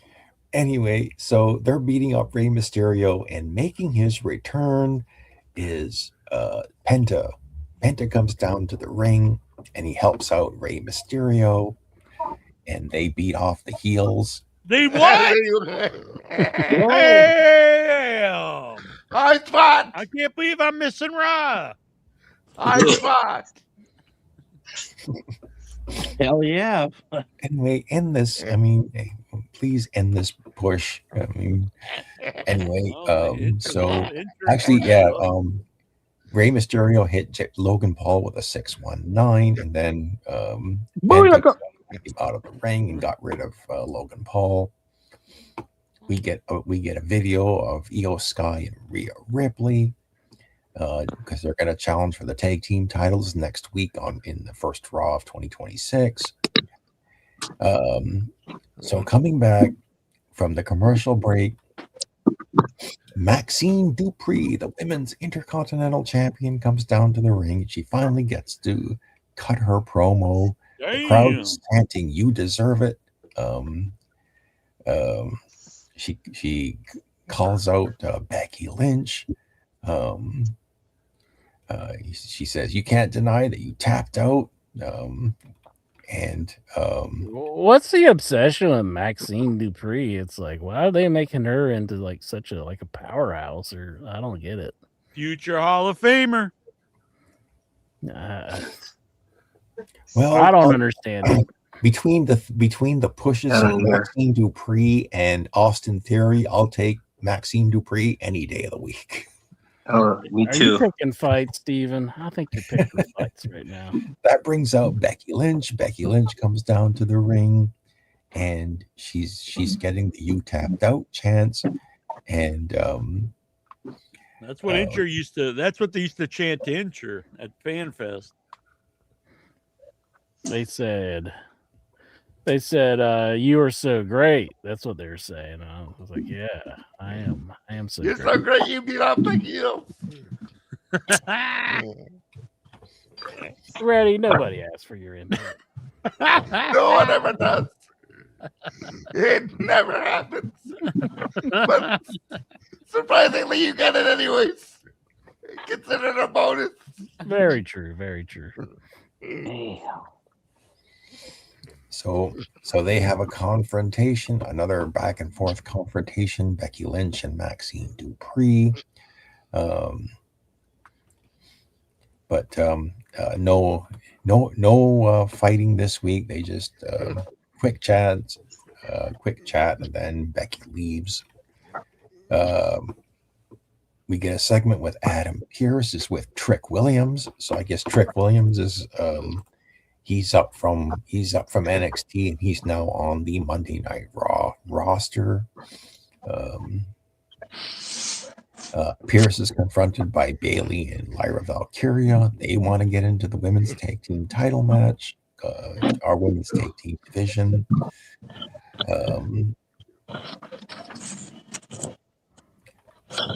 So it looks like they're trying again for 2026. Joe Tessitore announces that the Monday Night Raw commentary team will consist of Michael Cole and Corey Graves. So I guess the Joe Tessitore Wade Barrett combination is going to be no more for 2026. Well, they're on SmackDown. They're going to SmackDown. They've always been on SmackDown, haven't they? Well, it's been Cole and Graves lately because Tessitore does college football on the weekend. I see. Please don't bring back Pat McAfee. Yes, please. I know Andrew loves him. My brother loves him. It's not me. Brother's all gay for McAfee. Yeah. So they announced three title matches on the first Raw of 2026. The Kabuki Warriors versus Rhea Ripley and Io Sky, Maxine Dupree versus Becky Lynch, and CM Punk versus Braun Breaker. The Usos take their time coming down to the ring, and after the commercial break, then we have the tag team champions Dragon Lee and AJ Styles make their way to the ring. The introductions are there, and then we actually have the match. And one thing that the announcers did point out, and I did notice this too, was there was a couple of points in this match where I think it was particularly Jey Uso who was doing some blatant heel moves, cheating behind the referee's back. Eagles? Oh. Heel moves. Heel. Yeah. And basically attacking the baby faces behind the referee's back. And this was pointed out by, I think it was like Wade Barrett was pointing this out. And I thought, that would be an interesting move if you turn the Usos heel. But they continued. It was basically a babyface versus babyface match mostly. Dragon Lee and AJ Styles tried to do that same move again, where you throw one of your opponents over the top rope. Dragon Lee jumps on them, and the guy bounces off into AJ Styles for the Styles Clash, but the other Uso broke it up. Real quick, breaking news here. Breaking news. Only take 10 seconds. I won't send my face for AI, Jack. I have a family unlike you assholes. Okay. Wow. All right. I won't send my face for AI, Jack. I have a family unlike you assholes. Damn. It kind of looks like King Kong Bundy. I was just gonna say it. I just made that was a new one I made of you, Incher. I did that just for you. I tried to make one that looked more like you. Ooh. Does that you got it? That one looked a little better, don't you think? No. God, you can never please Incher. Sounded like you too. All right, go on, Stevie. Back to the match. But AJ did get in a Pele kick. He did get in a Styles Clash, but didn't get the pinfall. The Usos tried to do the Uso splash on AJ, but AJ kicked out. Eventually, Jimmy and Jay did hit the 1D on I think it was Dragon Lee, and pinned him, and they won the tag team titles and celebrated in the ring with the crowd was really into this. Everybody was really celebrating the new tag team champions. So winners of the match and new world tag team champions, Jimmy and Jey Uso, for the 9th time. This is the 9th time they've won the tag team. Damn. It could be the feud Usos and the Young Bucks. I will say this week's episode of Monday Night Raw was certainly better than last week's. Maybe not. So I will give it a thumbs up. A very limp thumb. A very limp thumbs up. Yes. Mm-hmm. What are you insinuating, Incher? He didn't like it like a whole lot. He liked it a little bit. But it was better than last week. I'll tell you that much. Mm-hmm. Are you looking forward to SmackDown going to 3 hours this week? Smack that ass on the smack. 3 hours SmackDown. I'll be smacking ass at the strip club tomorrow. Oh God. That's the second strip club mention from Lexar. I hope they enjoy it. You know they won't. Oh, and speaking of asses, Maxine Dupree got married this week, apparently. Damn! Congratulations. Congrats to that ass, the Max ass. Booyah! So, Incher, thank you for the Raw report. Thank you, Steven. Good man. Thank you, Steven. So, Incher, this was shown last week. We want to know which one is more accurate to what happened. This one? Here you go, brother. Oh, you just drilled me. I was reading the map and boom. Sir, it's just a pen. I didn't want it. I'll take it back. No harm, all right? Oh, my. Convention's wild, man. So you get that one. And this one. If I remember correctly, this one, the voice is more accurate.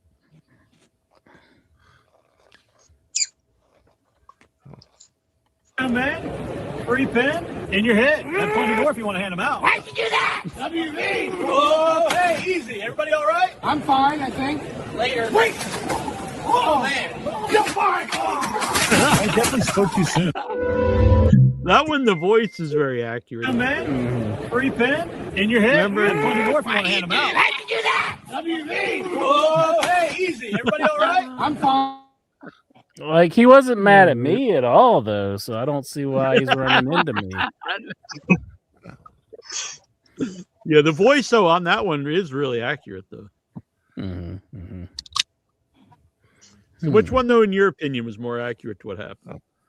I guess number 2, but I don't understand why he's running into me.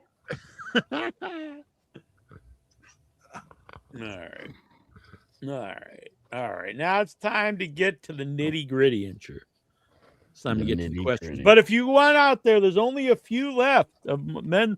So if you want a chance to win the Danhausen autograph figure, there's 1, 2, 3, 4 numbers left. So you can video in, send a super chat, or become a member, and you can get yourself one of those remaining 4 numbers.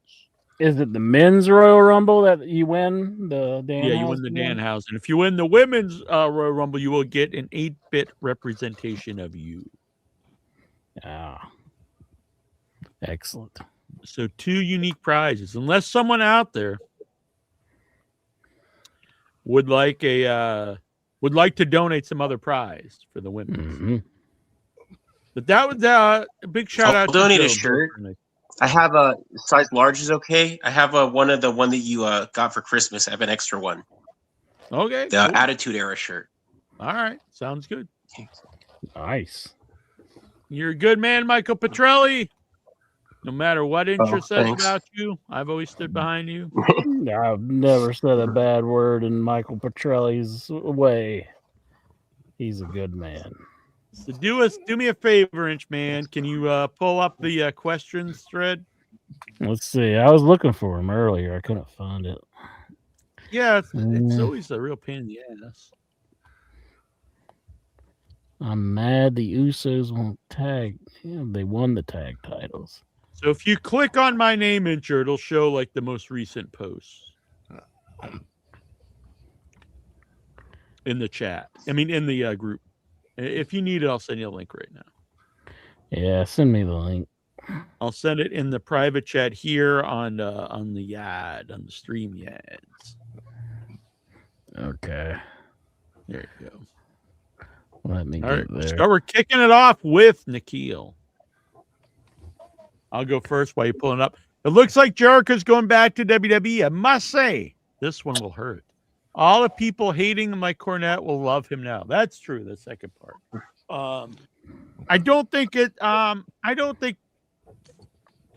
know we could debate on the Young Bucks and Kenny Omega, but Jericho was in WWE before and the main guy in WWE.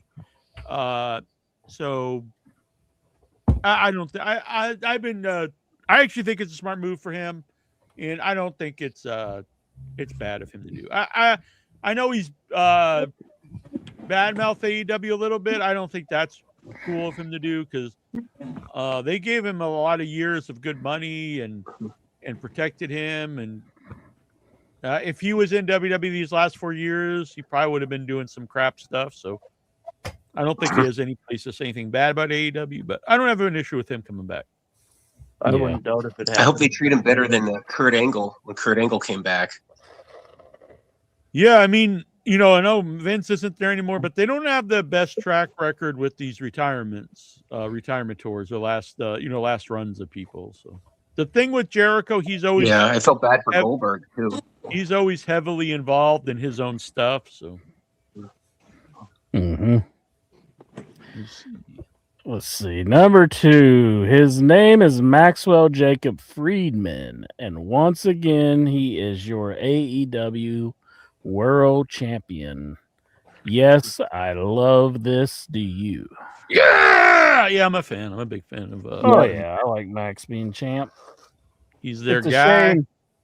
It's a shame Joe didn't get a longer run, but I like Max being the champion. Some must die so others can live. Mm-hmm. Not that they killed Joe, but Troy wants to know, is La Hydra in the Ladies Rumble? I don't know who that is. I don't either. AJ Styles was asked to sign I saw a clip of this. There was a fan out in the crowd that asked Styles to sign the AEW championship, and instead sent a message to the Young Bucks. Nick, Matt, I love you. Ain't signing this though. Thoughts? I actually thought it was pretty funny. Yeah. Even the security guard. He didn't just even ignore the him. security guard says like, Yeah. no, that's not happening. That was pretty funny. Big booty. He brought a WWE belt. He would have signed it. Yeah, probably. The reprogram. Darby Allin signed a WWE belt. Yeah, I don't have it. I thought it was funny. He wasn't like a dick about it. But I don't think Tony Khan would have punished him for signing a belt from the other company. But the other way around, they probably would punish. That's a good point. Yeah. Let's see. The booking of AEW, Guerrera de Titan. How do you say it? Titus. Titus, I guess. Titus was handled by Jeremy Borash and The Undertaker. They worked with Conan and Dorian Roldan, and went through them to make sure the idea worked based on AAA's history and Mexican pro wrestling culture. Thoughts? Well, I think that's good, but I don't really think. I don't know why they have Undertaker really handling AAA at all. Like, I don't know. Like, would he have any understanding of like? They could have Michelle McCool too. The history literally. It seems like just the opposite of what you want. And it's not that I don't think he Jeremy Borash too. Or anything. Yeah, at least I mean, I don't know. It's a weird group of people. 1 year ago today, the final ever episode of AEW Rampage aired. Wow, that was a year ago already. John Moxley canonically killed the Friday show inside Hammerstein Ballroom. Favorite memories of Rampage? Honestly, the big CM Punk promo when he came back. Oh yeah, that was one of the best moments in wrestling in the last decade. Agreed. Yeah, when he came back. I see they brought back. You couldn't even hear the music. The crowd was so loud. Yeah, it was a great moment. I see they brought back AEW Dark a couple weeks ago. Oh, really? Awesome. Yeah. It was just a bunch of nobodies. Gotta have the AEW. You know, honestly, though, it's probably good in some ways. But the problem is whenever I saw Dark, like when it was taped, the matches would literally be a minute. Like they would come out, they have intros, and they would do the finish, and that would be it. But if you actually had matches, it is good for some of the younger guys, or not even just younger guys, but guys who don't have a lot of in-ring experience, where they could have matches in front of the crowd where it's not televised. So in theory, it's not a bad idea, but you have to have matches that would help people improve. Let's see. British actor Stephen Graham has reportedly been offered the role of younger Neil McCauley, previously portrayed by Robert De Niro in Michael Mann's Heat 2. Thoughts? I'm not Heat sure 2 who Electric that is. Boogaloo. I don't know Stephen Graham. Yeah, I don't either. But man, he feels all about this new Heat. So yeah, I'm into it. Heat 2 Heater. He is all about it. Heat 2 Hotter.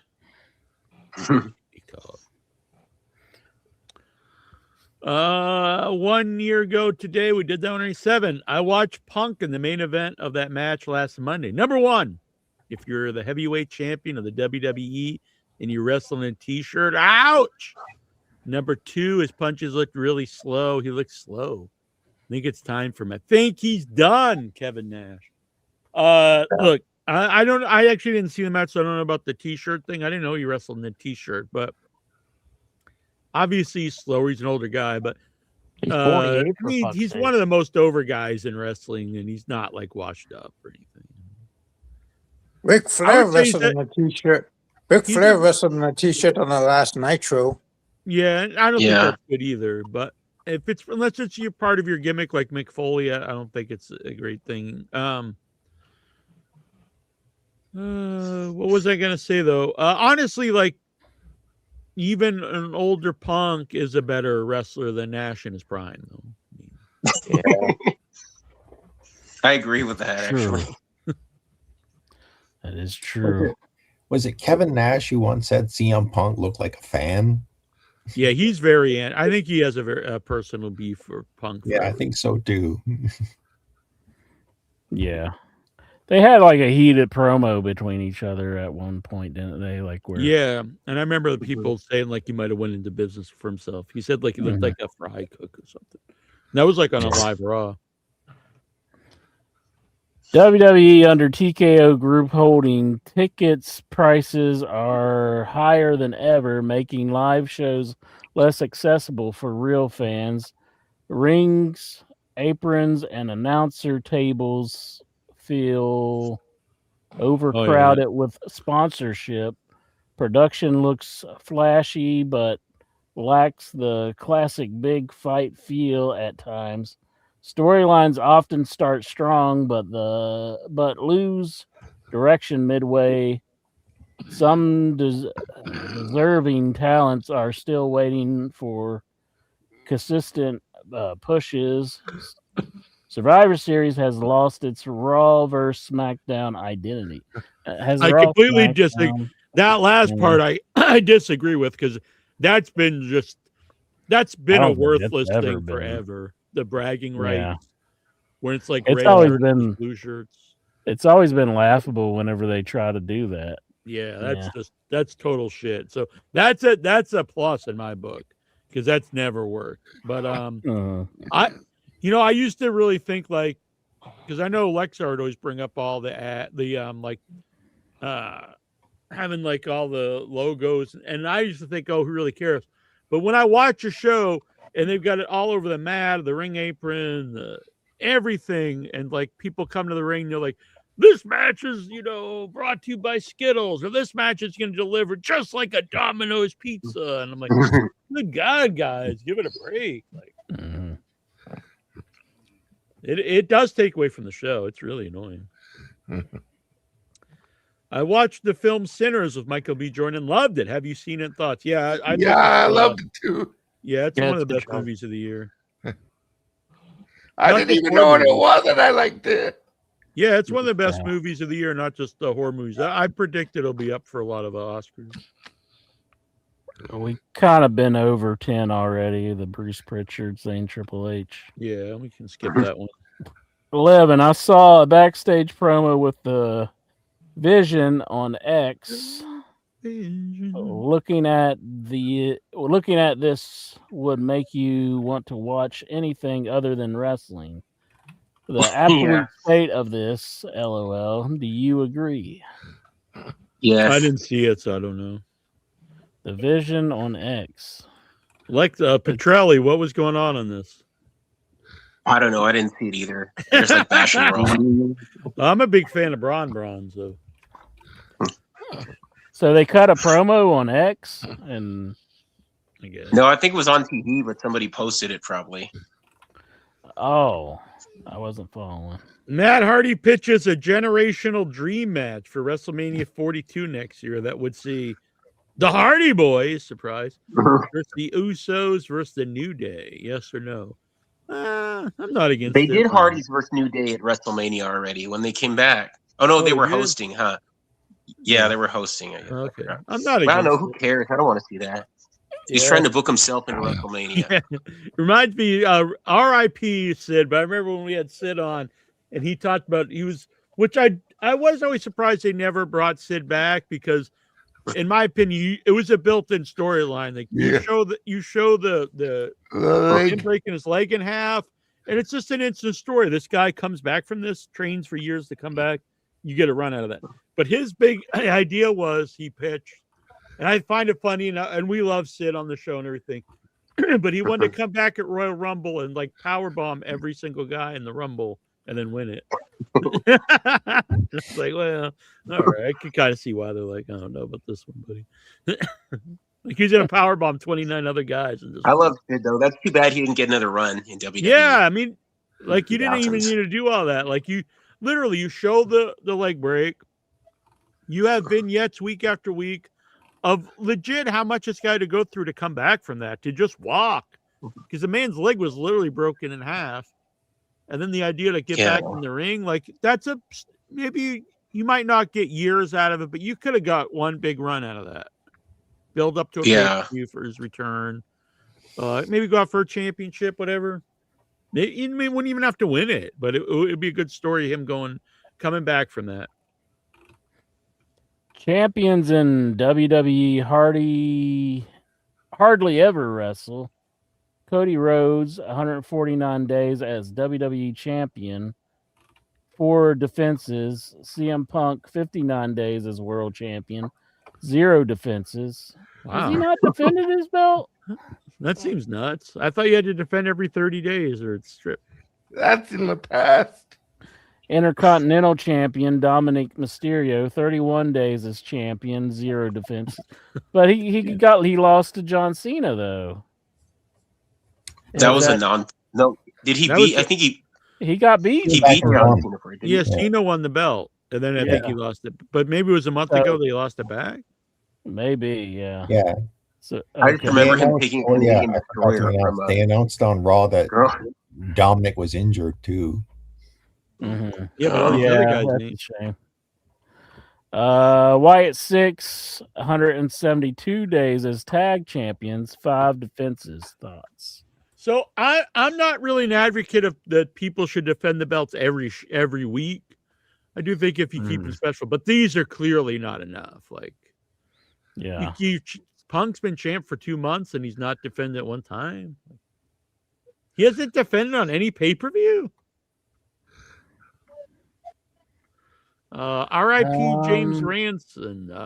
I know him from The Wire and It Chapter 2. Yeah, it's a really sad story. He took his own life, so terrible story there. Catch Me If You Can was released 23 years ago this week, an A-list acting collaboration between Tom Hanks and Leonardo DiCaprio, and among Steven Spielberg's most acclaimed films this century. Are you a fan? I am. You know what? I am too.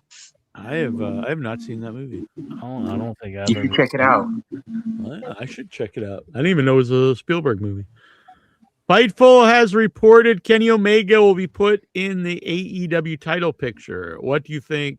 Yeah, I think 100%. I think they've kind of wasted his comeback. I think it should have been huge. People really want him to come back and not really done anything of importance since he came back. I mean, you have limited time on this guy. Use him while you can.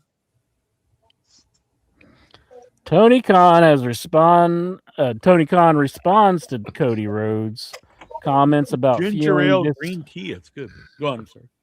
Comments about feeling disrespected in AEW. To his credit, I bet he does hundreds of interviews a year. I'm not sure I agree with that, but I also give him the benefit of the doubt. I've heard him say a lot of positive things too. For somebody that doesn't work here and that's involved in a competitive promotion, he's usually pretty gracious with the things that he says. I've seen him since he's been gone, and it's always been very positive and good. I have only good things to say about him and his contributions here. Thoughts? Fuck Cody Rhodes. He thinks he's royalty, Cody. I think Tony Khan is just putting a good face forward for. Yeah, he's been a good dude. The Wolf of Wall Street was released 12 years ago this week, based on the true story of stockbroker Jordan Belfort, and among the most popular films of the Martin Scorsese Leonardo DiCaprio collaboration. The making of story will have you asking, one of my favorite films ever. Did you like it? Yeah, it's a great movie. Scorsese's my favorite director of all time. Yep. You know, that one I watched a lot later because it didn't look like something I'd be interested in. I actually watched it not that long ago, a few years ago, for the first time. And a Wall Street movie, that's kind of a hard sell, but then when you watch it, it is pretty good. It is pretty awesome. But there's another Rob Reiner. He was in that. Yeah. No disrespect intended to Theory, but I really feel like that spot in the Vision would have been perfect for Ricky Saints. That's what I said. But I guess he's only 35 years old, needs a few more years of seasoning in the developmental system. Thoughts? Burn. They waste all these guys that their money years. They're like, you got to go learn how to wrestle, even though you've been wrestling for like 20 years and been on TV for the last 7 years. You've been on pay-per-views. You've been in the ring with Sting and CM Punk. You got to relearn how to wrestle. We did have an instance where Blake Monroe, she didn't know to kick out of a spot. So it's like, I guess she does kind of have to learn how to wrestle. Yeah, but more. Blake Monroe hasn't been all. How long has she been wrestling? 5 months?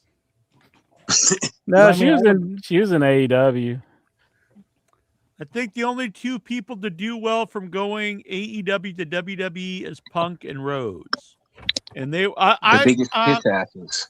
Yeah, I do think Rhodes is. So Punk was already a top guy everywhere he's always been.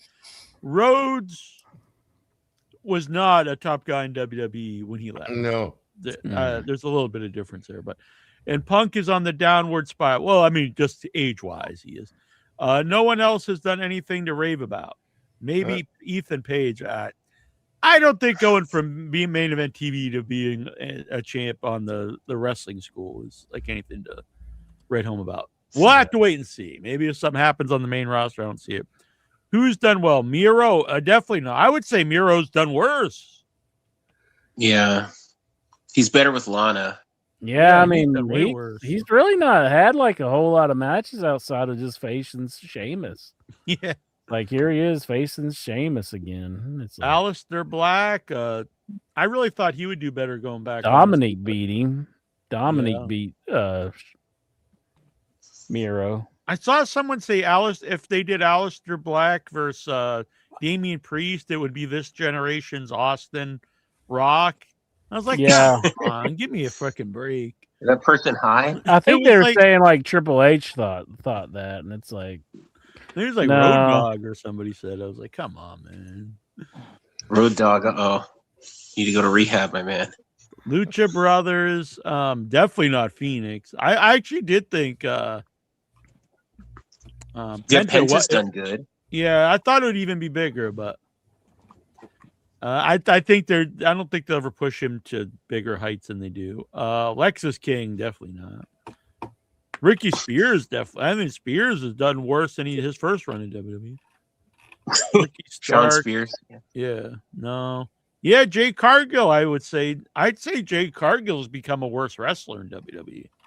I think she stinks. I actually was a fan of hers in AEW. I thought WWE would be a better fit for her, honestly, but it's not. It was supposed to be that they made her better. Like, yeah, they're supposed to make her a better wrestler, but they haven't. Let's see. Happy New Year's. What's your plans for the first time in 6 years I'm not going out? I'm just probably going to stick around the house, but I will be off for New Year's. So New Year's Eve. I got to work New Year's Day, the evening time, but it's all over with by then. So. Me and Lex, I'm going to Flex out of the strip club. Oh, yeah. Mm-hmm. I'm going to post Incher's Christmas shopping and see if Facebook deletes it. It's me, OIB, and I did the WB. It's me, OIB, and I did the WB. It's me, OIB, and I did the WB. It's me, OIB, and I did the WB. Yikes, dude. OIB, and I did the WB. Oh, that one's super cute. I love it. It's me, OIB, and I did the WB. It's me, OIB, and I did the WB. I'm so sorry, Incher. Oh, that one is cute. I like that one. Are you offended, Incher? See, this is why I do not consent for my likeness to be used in AI. I'm so sorry. That was cute. You hopping around. That was cute. Terrible. Michael Petrelli, what did you think? No comment. If you like Tony Khan, and say no comment. It's all. It's gonna be like Carrie at the prom. What's the most times you've had to go poop in one day? Twice. Oh, there's been times when I've had like. So it doesn't count. Like if you got the stomach flu, does that count? Because then you hardly leave the bathroom. When Yeah, sitting on the throne, just a constant. Yeah. A light shot, bro. That's my next AI. Spraying milk, yeah. If you could, pretty you're awful. the next one, Incher. Oh, what's the most times you've had to go poop? Oh, I done did that one. Stephen Butler. If you could make one New Year's resolution for Tony Khan and AEW, what would it be? I would say Be a better booker. Tony Khan needs to start making stars more so than he needs stars for AEW. There are stars there, but I would say be more consistent Yeah. on pushing them. Yeah, Don't put the belt on Chris Statlander. More stars and more storytelling, like more solid storylines. Yeah, less titles.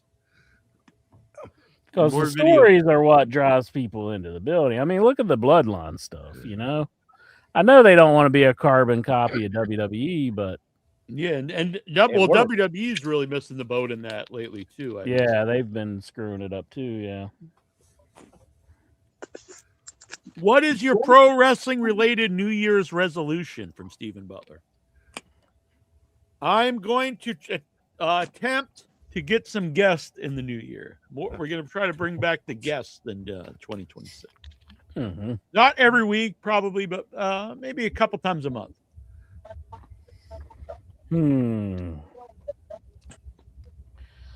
I think that I'm going to attempt to try to watch the new TNA show that's on AMC. AMC. All right. I'm going to try to add that to the schedule of wrestling viewing. All right. Yeah, and you told me off air you were going to try to really embrace the in your head AI in the new year. That has nothing to do with wrestling. I didn't even say in that. your head related. You're putting thoughts out there that is just totally false. Just like your little AI videos, totally false. There's never been any point who's I'm AI? running around the mall going, I just WV. I didn't make that. That was your boy Brian Matthew Clutter. Who makes the most accurate inter AI? Do you think? Honestly, if Jason Minton did that to you, would you even have him in the status of young boy? Oh, I'd beat him, but yeah. I'm surprised he hasn't jumped on the AI. Imagine the stuff he'd make. See, I mean, I just let him get away with murder, don't I? I mean, you're saying you would beat your young boy. Yeah, I mean, I beat him before. Mm-hmm. Sometimes you gotta, tough love. Keep him in line. Let's see here. AJ Styles is retiring in 2026. Would you like to see him have one final match on a TNA pay-per-view? And so, against who? I'm saying Dixie Carter shortchanged him, so F TNA. Yeah, I don't want to see him back in TNA, really. I want to see him back in TNA, and he wrestles Kurt Kazarian.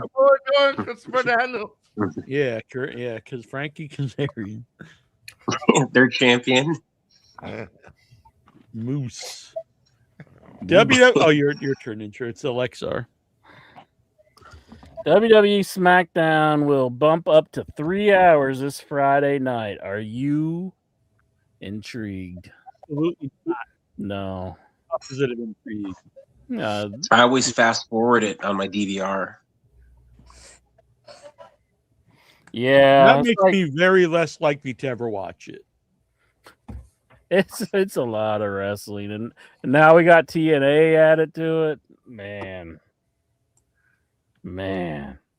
The USA Network wants Joe Henry to be part of the SmackDown brand when he debuts for the main roster. Are you intrigued? Yeah, I mean, that is a guy they should have got behind him like 2 years ago. So I like this song that he had about the Miz last week on Friday Night SmackDown. That was pretty funny. Got the love for Joe Henry. Yeah. But yeah, they have kind of like waited too long to get this guy, WWE will not clear Jerry the King Lawler to wrestle his last match. Thoughts? I mean, of course not. He had a heart attack on Raw in the ring. Yeah. 1 minute death match with Moxley. Hell yeah. Or Nick Gage. I saw Nick Gage get out of rehab, and he looked amazing. So good for him. Alberto Del Rio has confirmed that he is in contact to return to WWE and AAA. Are you intrigued? No. Yeah. No. Not at all. I've not been a fan of his probably forever. And even outside of the allegations. Like, I used to think he was just so boring. The only time I liked him was when he was with Ricardo. I thought you would say he can. I thought his favorite thing was dating Paige. No, I mean, I'm not into this guy being like a terrible person to people. WWE Hall of Famer Rob Van Dam and Katie Forbes welcome baby twins into the world. Are you happy? Wasn't he like 6? Yeah, congratulations. I like RVD. Yeah, congratulations. Jeez, Jack. Congrats. You're age shaming him. Yeah, I'm just saying he's gonna be like 80 when they're like going to college and stuff. Yeah, He's like he's 55. Right. He's like, so I'm 55. It'll be good. Yeah, it's cool, cool, bro. It's cool, bro. He's probably gonna have to start wrestling again though to to pay for those. Lexar Enzo says that being released from the WWE is like when Moses left Egypt. Hell yeah, fucking Enzo! I have always thought that Enzo is the modern day Moses. Can be in the desert for 40 years. Yes, exactly. And he parted the seas. And I thought Enzo was the Mahatma Gandhi of wrestling. hey, I'm a big fan of I'm a big Moses Mark and a big Enzo fan. Who would win in a shoot fight, Moses or Enzo? I think they're just. I think shaking Moses, hands. he has God on his side, right? They won't sell You anything. saying, They're you just saying shake God hands. like hates Enzo? Yeah, lightning's gonna strike him down. Damn. The talking bush would interfere. Who played Moses? Was it Charlton Heston? Yeah. They used to make really good biblical movies, honestly, like Ten Commandments. Yeah, in the 60s and the 50s, Yeah. 40s, 70s too. I saw the edited version for TV, so it was like the 8 Commandments. There goes Reddy blaspheming on the show again. He's blaspheming. Just can't believe this. Bryan Danielson has been named 2025's Announcer of the Year. Thoughts? That's like totally undeserved. Who gave him this Agreed, moniker? 100%, yeah. I mean, I realize he's just starting out, and I don't want to rag on him too much, but he's definitely not 2025's Announcer of the Year. I'd give that to Nigel, honestly. Yeah, I would think of at least like 10 people I'd put above him. Wade Barrett. I don't think we'll he's way hear better. JR again on commentary since he's in a wheelchair. Poor Yeah, JR. that's really sad. Hell, and I'm just going to lighten up on the guy. I would even give it to Corey Graves over. Oh yeah, I would too. Corey Graves. Bryan Danielson. I'd give it to Tony Schiavone before Bryan Danielson. I would. I love Schiavone. He's good. I'm glad he's there. I would have liked it if during the Moxley match that Danielson just turned heel on Moxley and just started burying him. Yeah, he can't That just would be be like, good. oh, He can't be like supporting the dude. Like, Yeah, try to murder him. He put a bag over his head. He has 2 young kids too. Danielson should have just been Even if he didn't go heel, like there's ways to like he's still a baby. There's a way to like even if you're a heel or you're a baby face to still like if you have a personal vendetta versus one guy, you don't take their side. And he's a veteran and like a scholar of wrestling. You should know that. So fuck that. No, he does not deserve that. He does not deserve those accolades. The final time you'll get to watch any WWE, WCW, ECW, Mid-Atlantic, and any other wrestling video library will be tomorrow before it's gone from Peacock. I mean, you can watch it other places. Are you sad? I mean, I hate to say this, but I maybe never watched any of that on the Peacock. I remember when I think that sucks. When I first got Not the available. WWE Network, I thought it was cool, but I quickly learned like I don't need to rewatch his stuff. I saw it. Yeah. I like watching old stuff. I wish the ECW stuff had the music. It's kind of worthless without the I music. agree. It's just not the same. What's your New Year's plans? I'm gonna get all bouncy. Hell Your yeah! boy's gonna be bouncy. I'm gonna spend the day just making nonstop intro AI. Wow, intro's like getting all excited over there. What's happening? You just knocked my system off. Oh. What? Anyone else here have any New Year's plans? Yeah. No, not really. You, Joel. All right, maybe I'll go live for you guys. Right. What's the best New Year's party you've ever been to? Hell yeah! I went to a it wasn't the best because I really didn't have a great time, but I went to a what was it called? There's some like club in Boston. On New I can't. Year's. And that was the night that this guy bought me a drink. This very, very handsome Latino man. And then he's like, hey, your call. And I was like, what? He's like, you want to go back to my place and fuck? I was like, whoa! No. I'm with her. You sure that wasn't? It was, honestly, I felt pretty good about myself. This guy could do a lot better. He was a pretty handsome man. Maybe he's just jonesing for the Jackie Jones. Yeah, go find this guy. Who was that blunt about it? Like, It was Ricardo. Come back. Name to was my place? Ricardo. I have pictures of me. I don't have any pictures of Ricardo, but I have pictures of me somewhere from the event. I was really heavy at the time. I haven't really had any real happening New Year's Eve parties or anything that I've ever been to. I mean, some that my uncle held, and it was just pretty much just family sitting around eating milk and cookies, drinking milk and eating cookies. So that's about it. Nothing too crazy on my part. Let's see. Have you ever spent New Year's at home watching festivities on TV? That's kind of how I spend every New Year's. Yeah. Yep. Yeah. Same. Yeah, they don't really throw a big thing like they do around you, Lexar, where you go out to Times Square and all that. Do you do that, Lexar? See, I had a gold jacket, gold sequin jacket, and a red fedora. Yeah, I'm talking to Lexar.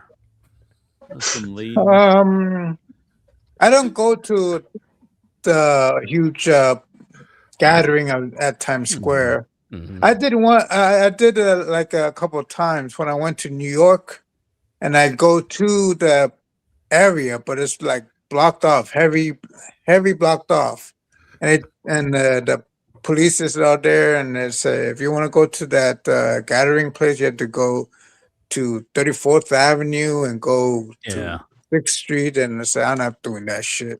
So You're just going like to the strip club instead, right? Exactly. Yeah, I figured. TT the Bear was the place. I might do something different this year. I'm planning to go to a Philadelphia strip club, and because they're gonna do a $10,000 balloon drop, they put money inside balloons, and so there's several balloons, and they're gonna release them, drop them from the ceiling, and a whole bunch of people are just gonna pop the balloons and get the money inside. Troy's making Wagyu prime rib and Hasselbeck potatoes. Dang. Save me some more. Ha! Have you ever been hung? What the fuck? Oh, hung over. Yeah. Well, one but not the other. I used to drink a lot, but I've never had a hangover. Never was hungover. Because he's superhuman. I wasn't, bitch. People superhuman, Jack. I never had a hangover. Not affect him. Never affects him. He's I like the never had a only hangover. person in the entire world that alcohol does not affect him. If you stay hydrated, you won't get a hangover. So if you drink a lot, especially electrolytes. So if you drink, for people out there who want to drink a lot, and also follow it up with a lot of Gatorade, you will not have a hangover. The hangover is actually because you get dehydrated. No, man. Oh, he's right. Shut up, Reddy. Especially when you're agreeing with him. I can't help science. Exactly. Let's see. What one were we on? Oh, I'm sorry. What's up? It was be about being hungover. Yeah, we done did that one, right? Yes, that's the next one. Yeah, I don't drink, so I don't get hungover. But it's just not affected by alcohol. I do not. If I do not consume alcohol, I'm not going to be affected by it. You're affected. There you go, Troy. If you stay drunk, you don't have to get drunk. Bam, exactly. Yeah. I don't get drunk. I stay drunk. Yeah. That should have been Mojo Rawley's gimmick. Maybe he'd still be there. Yeah. Like Edmund used to say, I used to do drugs. I do them now, but I used to do. I used to do. When Spice Cider we made, they're making Spice Cider Old Fashions made with Bob Dylan's whiskey. I used to like Old Fashions. You know what? I used to drink Old Fashions before Troy did. And he used to make fun of me because I drank them because I was a big fan of the show Mad Men. And then I believe it was honestly because of Mad Men that Old Fashions really came back into fashion. They were new fashion. Exactly. Well, I'll ask the next one. If you could replace the ball to drop with something else, would it be? The other ball. These balls, bitch. Boom. Enter if you could drop anyone's balls, who would it be? Probably like a dead Vince McMahon. Damn. I mean, why do you want to see dead Vince's balls for? Not Vince's balls, but just The ball drops and his body falls out. So like Vince, instead of ball drops, like Vince drops, like, and he's just like, angry. That'd be pretty sweet. Damn. I probably shouldn't say that. You like lynching Vince McMahon? Fuck you. I really don't like That's the way I Vince saw McMahon. Lynch. The blade drops and cuts his head off. That's a nice thought. Like for the a holidays. guillotine that cuts his head off. Yeah, the at guillotine. midnight. Yeah. He'd be like whenever he tore both his quads getting in the ring and he was just sitting there all angry. He'd be like, ah, ah. Do you think his head would be sticking through it? He'd just be going, Do you think Vince has ever seen a moment of in your head? Like, do you think anyone's ever showed him anything? No. I doubt it. No. He doesn't care. I bet he Vince I was doesn't going to even- say earlier about the rock and roll Bug Zoomhoff. If Vince knew his dark secret, you think he would have made him the WWF champion? Maybe not, but he would have brought him in, I bet. He would have made him like a producer or something. Wow. Oh, Zoomhoff did some jobber matches in the WWF. Yeah, and you know what? And that was after I didn't even know this till recently, but he was arrested in the 80s and went to prison for underage sex. And then that's why he dropped the light heavyweight AEWA title because he was going to prison for that. And then as soon as he came out 2 years later, they put it back on him. Wow. That's like, I'm surprised they just rather let it go. I'm taking this back to prison. No one gave a shit, I guess. I didn't know people just knew about it anyway. Well, all the stars had left, so Vern didn't have much of a roster. So. Yeah, but freaking Box Zumoff, you could just grab just some bum off the streets and it would have been just as good. Yeah. Have you ever partied from night until the early morning? Yes. Many times. Yeah. Many times. Yes. Yeah. Many times. I don't party. Inter is a big stick in the mud. That is true. I'm very unparty. We tried to get him to party on the party bus, which was a really happening time. Should I have Kentucky than milk? Even in Kentucky, we tried to get him to do stuff. He's like, I'm doing that. You know what, though? Intra did actually go to when we were in Kentucky, he did go to what's it called? The Rocky Horror Picture Show. I was surprised he did it. So kudos to Insure. Yep. I did Lots get of it. people I've trying to never get seen into this that. stuff in Kentucky. Really, it is fun to go see with a bunch of people. The Shadow Cast. Okay, cool.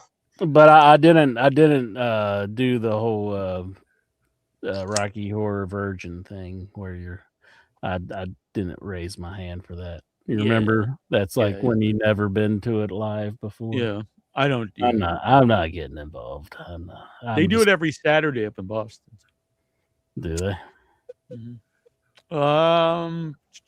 What does your city do for New Year's? Fireworks. Yeah, I guess we do fireworks too. I don't know. I don't think there's much of a celebration. People are lighting off fireworks on Christmas this year. I didn't know anyone ever did that in my town.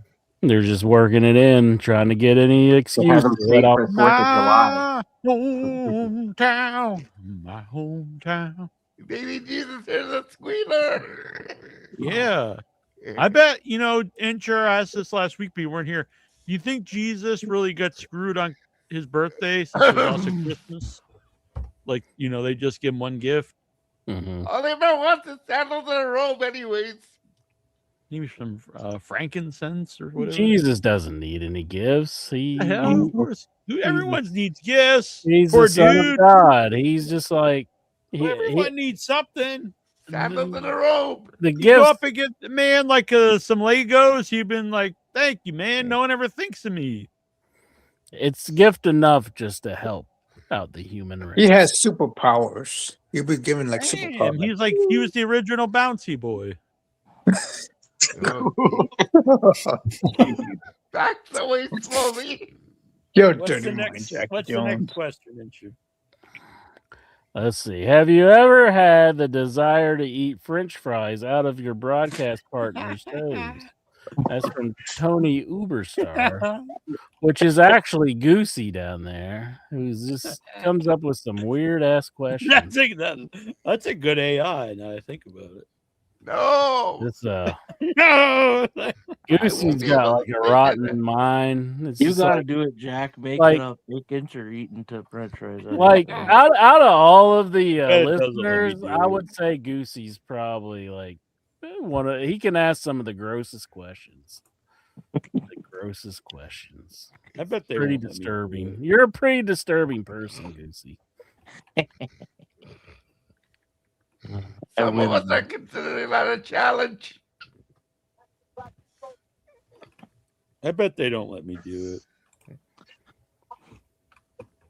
I bet they'll You say, have like zero restraint, do you? There's like no like stopping you at it. You're never like you have that voice in the back of your head, like, yeah, maybe I shouldn't do that. It's just The like, voice "Full says go speed for ahead, it." I'm doing it. I'm making the AI right now. no, I'm really no, I knew that's what would happen. Content violation. I knew that's Damn. what would happen. Thank you. Here's some these here are all ones that I've not, these are things I've made but I've not posted anywhere. These are all part of my drafts. Look at that one. That one's me. Very realistic. That one looks exactly like you there, like that.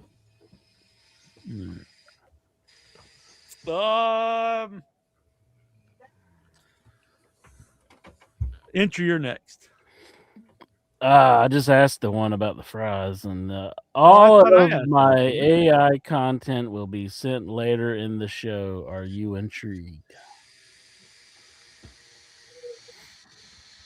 I don't know if we do have a new one. Jackson, we got Jackson videos coming up here.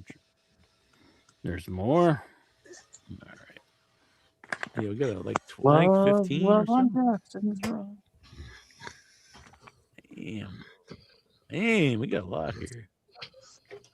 All right, give me 1 second. All right, Intro, you getting ready? No, I'm ready, buddy. Are you ready? With John ready. This is AI of my new puppet. Hold on. Here we go. Come on in. Stop being a bitch. You know you want to. Just let me have a taste. No, get that thing away from me. Nom nom nom nom nom. Hey, cut it out. Come on, interest. That was cute. That looked like Goosey. Oh, this one looks good already. This That one doesn't looks look good like already. Goosey. Damn, why is it get a freaking mute every time, boy? That's right. Go to sleep for Daddy Jack. It's going to be a loom night, Incher.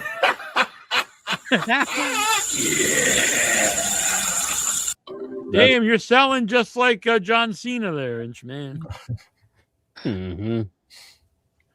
Oh, we did I that guess one. because I'm thinking about the chicken nuggets and not really what's going on in the moment.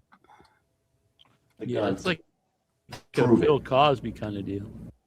I finally hit the gym and stuck to my guns, and now I have the guns to prove it. Damn, look, Incher. I don't give a flying fuck about those muscles. You're still a bitch. Whoa! I finally hit the gym and stuck to my guns, and now I have. Damn, he made me into like an asshole. How dare he? Is that Dave Meltzer? What's that, like 1 out of 435? This one too many, I'll say. All right, Incher. But you look good there, Incher. Mm-hmm. Thank you. Too bad for a Saturday morning. Yeah, steady enough. Whoa, hey. Off the table, boys. These are going to someone who deserves them. Are you serious? Merry thanks. Christmas, kid. And you two, you're on the naughty list. Sure. Too bad for a Saturday morning. Yeah, steady enough. Whoa, hey. Off the table, boys. These are going to someone who deserves them. Are you serious? Merry Christmas, kid. And you two, you're on the naughty list. Sure. Too bad for a... That is what happened, honestly. He just dumped all my shit off the table and gave it away to some. Mm-hmm. Mm-hmm. He'll put a Trump sticker on his car. Good. No, I wouldn't. We're on the same page on that one. Let's see. Here we go. I do not consent. I don't want my likeness on here. Do you hear me, motherfuckers? Huh? Take it down right now. Whoa, chill, man. I do not consent. I don't want my likeness on here. Do you hear me, motherfuckers? Huh? Take it down right now. Hey, whoa, chill, man. I do not consent. I thought we were almost in the same shirt at the Fred first. Is that any? Does that intimidate you at all, or you? Yeah, damn, you're losing your mind there. Mm-hmm. Sometimes it makes Jackson really fat too. I've noticed. I like this new intro though. This intro one looks pretty good. What do you think about the likeness? That's great. I'm tired of being the butt of your stupid AI jokes, Jackson. Now I'm going to make your butt mine. Whoa, hold up. Yeah. Get off. I'm not. Oh, shit. I'm tired of being the butt of your stupid AI jokes, Jackson. Now I'm going to make your butt mine. Really violent. Hey, get off. I'm not. Damn. Looks like you guys are like killing each other. You're gonna be like Killed broken me. neck. I think he killed me in the end. I was just trying to pummel him. Where's Regal to tell you guys not to fall on your heads? Yeah. Neck trauma here. Whoa, I don't know. Is this Heidenreich? Are you Heidenreich and Jackson? Damn. I'm gonna save this one for later, if you know what I mean. Mm-hmm. Hey, what's going on? Goosey, Lexar, Michael Petrelli, and John Reddy are trying to get injured for that stunt he pulled. Wait a minute, we should get that fucker too. Hold on. Get him. Hey, what's going on? Goosey, Lexar, Michael Petrelli, and John Reddy are trying to get injured for that stunt he pulled. Wait a minute, we should get that fucker too. Hold on. Get him. I don't understand. Hey, what's going on? Goosey, Lexar, Michael Petrelli, and John Reddy are trying to get injured for that stunt he pulled. Wait a minute, we should get that fucker too. Hold on. I don't understand what. I don't either, but I like it. I thought something really bad was going on when Jackson was all bent over against the wall. Yeah. I was a little let down. I was getting kind of horned up, but Hey, Incher, it's cool. I think a can of beans represents you perfectly on the show. I don't see the problem. These beans. Hey, Incher, it's cool. I think a can of beans represents you perfectly on the show. I don't see the problem. These beans. I'm kind of a Hey, Incher, complete it's cool. moron. I just stop and sit on him. Like, who is that, anyways? I think it's Mike Bessler. Looks like that's Mike Bessler. All right, I'll have to take up for Mike Bessler on this one. I mean, that doesn't look like Mike Bessler. I think at Goosey's all. right. It does look like Troy. Is it Troy? It does look like him, but I think it's supposed to be Mike Bessler. Oh. Oh man, boy, he did this one quick because I just showed that picture a few minutes ago, didn't I? Mm-hmm. Oh man, get my moves down. I assume this is me, or maybe this is you. I think this is. Oh, it's me because got the beard. It's your call, bro. How about me and you get out of here? Sorry, I'm with someone.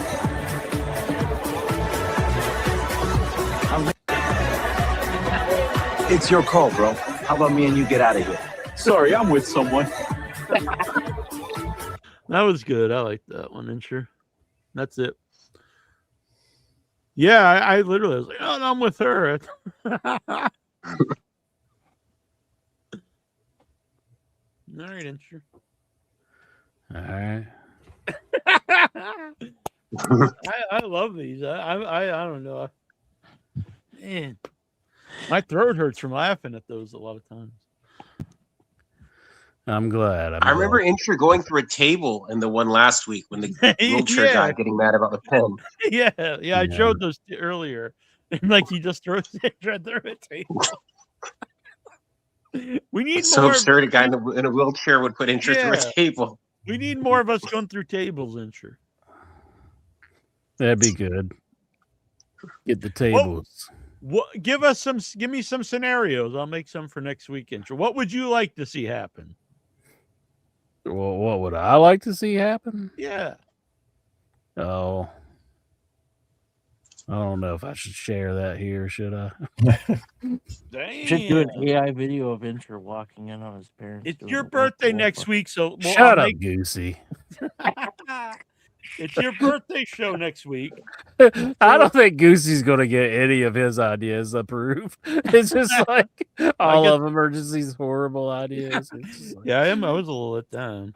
I did find one that will do like hardcore sexual, but it costs like money. I was like, dang, forget that. they found Jack's limit. He's like, pay money. Super chat $20 so Jack can get the hardcore sex. Yeah, and I'll post them on like Rumble or something. I don't know, because it would get kicked off YouTube. I think. Just Incher getting raped by Heidenreich. No, I'll make it Goosey getting raped by Heidenreich. That would be better, wouldn't it? Right, everybody. So it's your birthday in a few days. So give me some scenarios and. That'll be your birthday present for me. I'll make you some AIs. Oh, but I have just an embarrassment of riches already with all of these AIs. I mean, like, how lucky am I?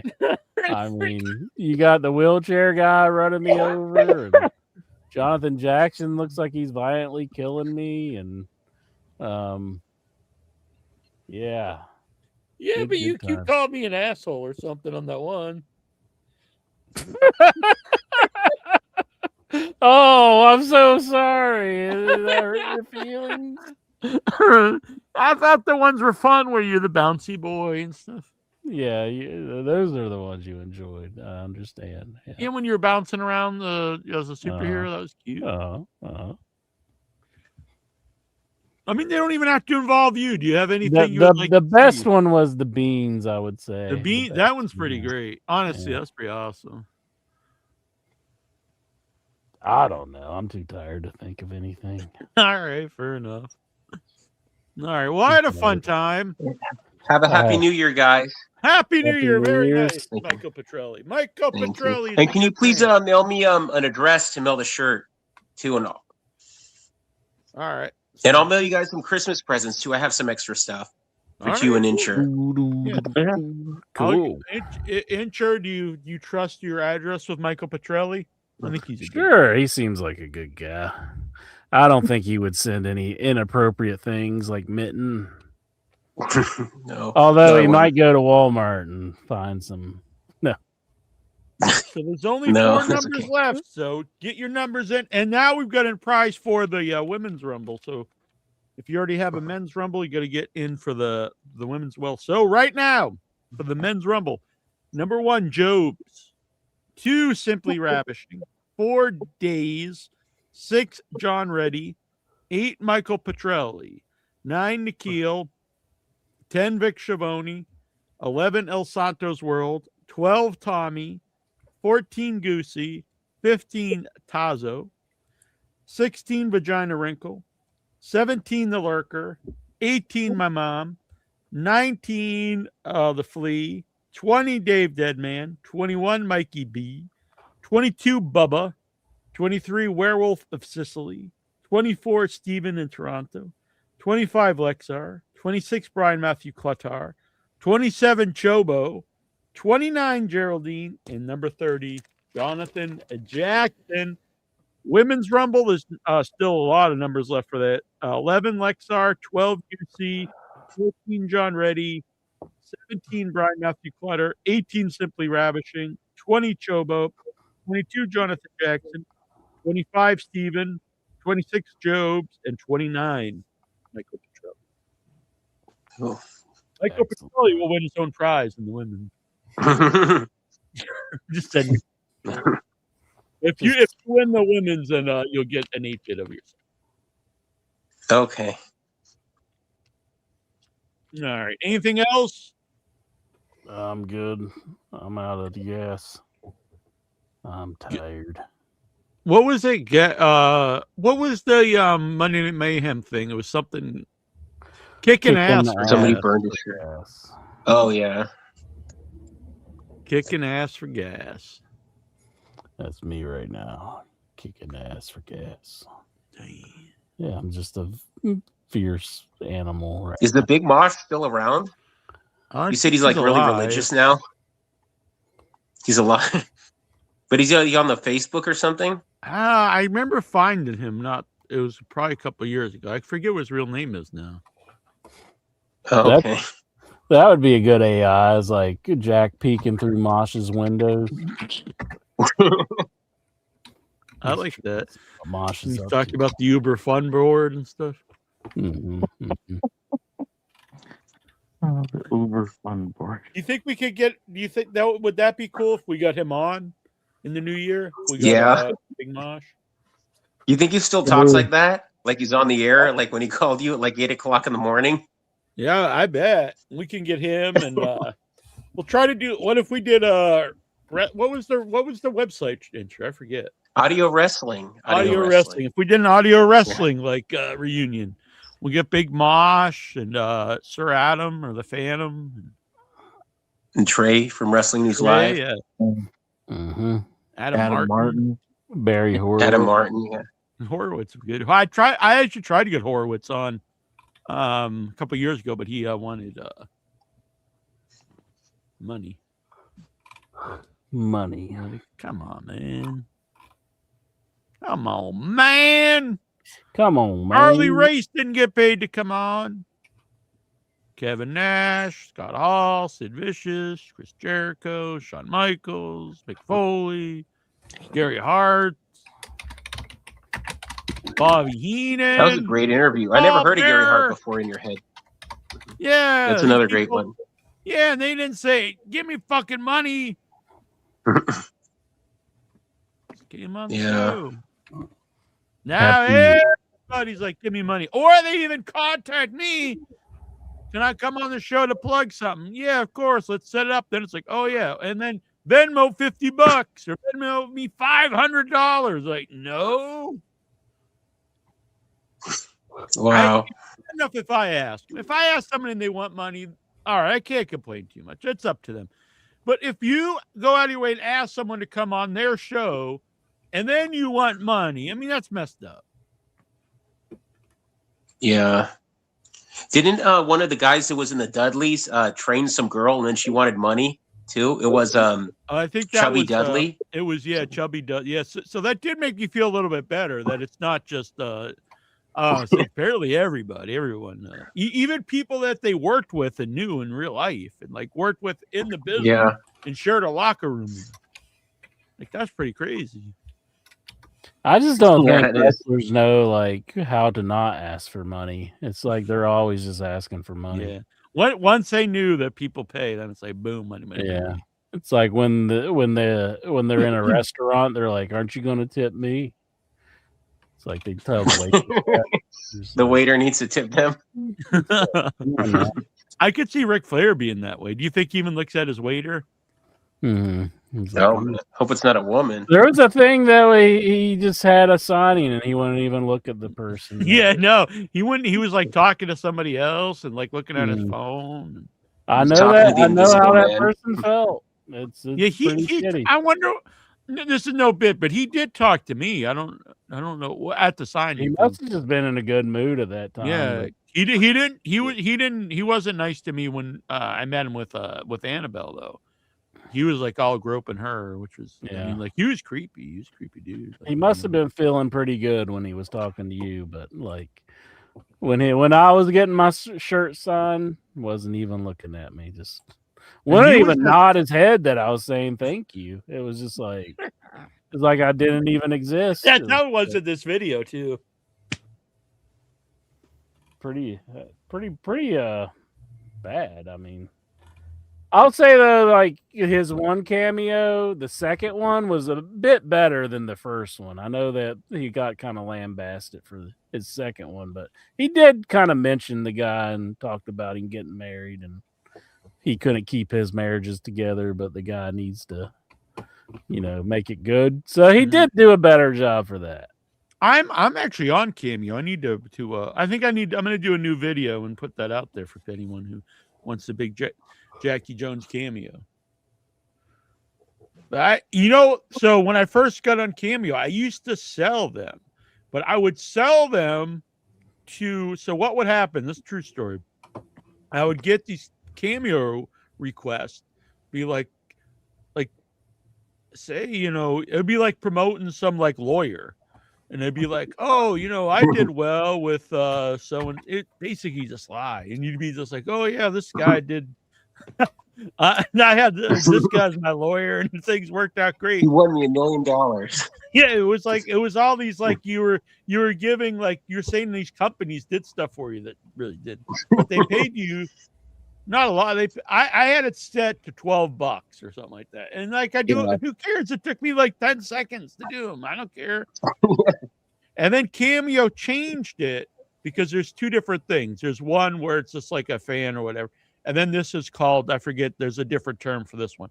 And they made it that the minimum is like $300. It might have been $20 I was doing before. And I would not really make it a fortune, but I would sell them, and it's a little extra money.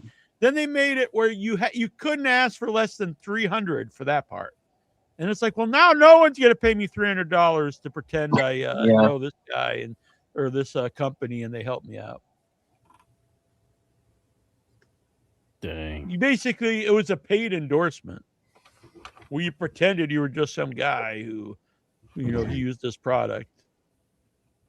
It was just a big scam, really. But I was making $20 a pop.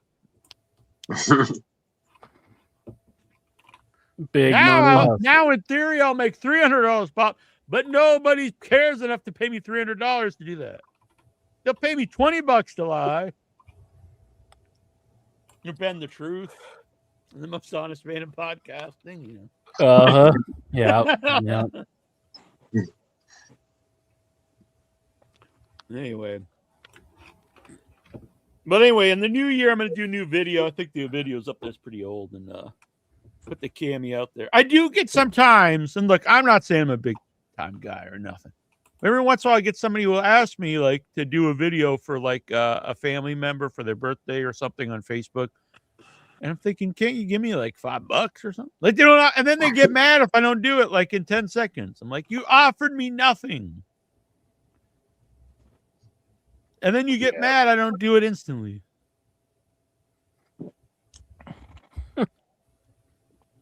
Yeah, that is pretty bad. If it's free, I mean, you can't expect it like instantly. Sometimes I don't even read the message. Have you ever done that when you like you read someone's message and like it's like progressively getting like mad because you didn't answer. They just keep going and going. It's like, dude, they send you like a book. Yeah, I wasn't here reading the message. And you're like, what the? And it's like, hey, buddy, blah, blah, blah, blah. And it's like, hey. And then it progressively gets like pissed. This happened to a kid I grew up with, Incher. I was at a convention. It was actually the one you were at, Days of the Dead. Yeah. And Saturday night, he sent me this message, and it progressively got meaner and meaner. And then at the end, he just blocked me because I didn't answer right away because I wasn't available. Dang. It's like that. What's that movie? It's a movie where the guy keeps calling the girl. Swingers. Swingers. It was exactly Yeah. like that, but in text form. And by the end, he's like, "Oh, you don't remember your real friends you grew up with," and then he blocked me. I've never talked to him since. Dang. Brian Campbell. I like to Wow. say people's full names. Brian Campbell. Dang. But you know who I love, Incher? I love every goddamn member of the Headyverse. I love Steven Butler. I love Goosey, Michael Petrelli, John Reddy, Chobo, Jobs, Jonathan Jackson, Brian Matthew Clutter, Mikey B, Simply Ravishing, Tommy from Australia, Pepe Poteet, Juju B, every damn member, Geraldine, even Lexar. Especially Lexar. The ultimate beef, body of the beautiful people. People call in, people who just listen, people who just exist. Hey, I love Jack. every member. Jack, do you ever shut up? Yeah, we've been closing the show for like half an hour now. Yeah, that was what I was trying to go for. Yeah. All right, I was just kind of rambling about nothing. But now I got my second win, so I think all right. We'll be back next week. Have a happy birthday, Incher. Thank you, sir. Happy birthday, Incher. Appreciate it. Everyone Thank you, send Michael. Incher happy birthday on the group. We'll make a birthday post. And leave your favorite memories of Incher, and we'll read them next week. Like I'm dead. that sounds kind of morbid. I thought Thank something you. nice. Yeah, It was like eulogy for Incher. Put him on the The dead celebration next week will be the celebration of Incher's life. How about what's that? Like a living eulogy? That would be fun. Yeah. Then you'd be alive to see it. Kind of like Huckleberry Finn. I'm Yeah. showing up to my own funeral. Right. Yeah. All right. Enough of this bullshit, Incher. Let's get the hell out of here. Bye bye. Happy New Year. Happy New Year, Happy everybody. New Year's. Yep. Thank you. Andre the Giant. Andre was big. Yeah, yeah, yeah. It was not small. No, no, no. Andre could drink and he could fight. Drink, drink, drink. And a fight, fight, fight. Andre was big. Yeah, yeah, yeah. It was not small. No, no, no. Andre could drink and he could fight. Drink, drink, drink. And a fight, fight, fight. Andre the Giant. Andre was big. Yeah, yeah, yeah. It was not small. No, no, no. Andre was great. He was not bad. A great big heart and a great big man. Andre was big. Yeah, yeah, yeah. It was not small. No, no, no. Andre could drink and he could fight. Drink, drink, drink. And a fight, fight, fight. Andre the Giant. From Grenoble, France.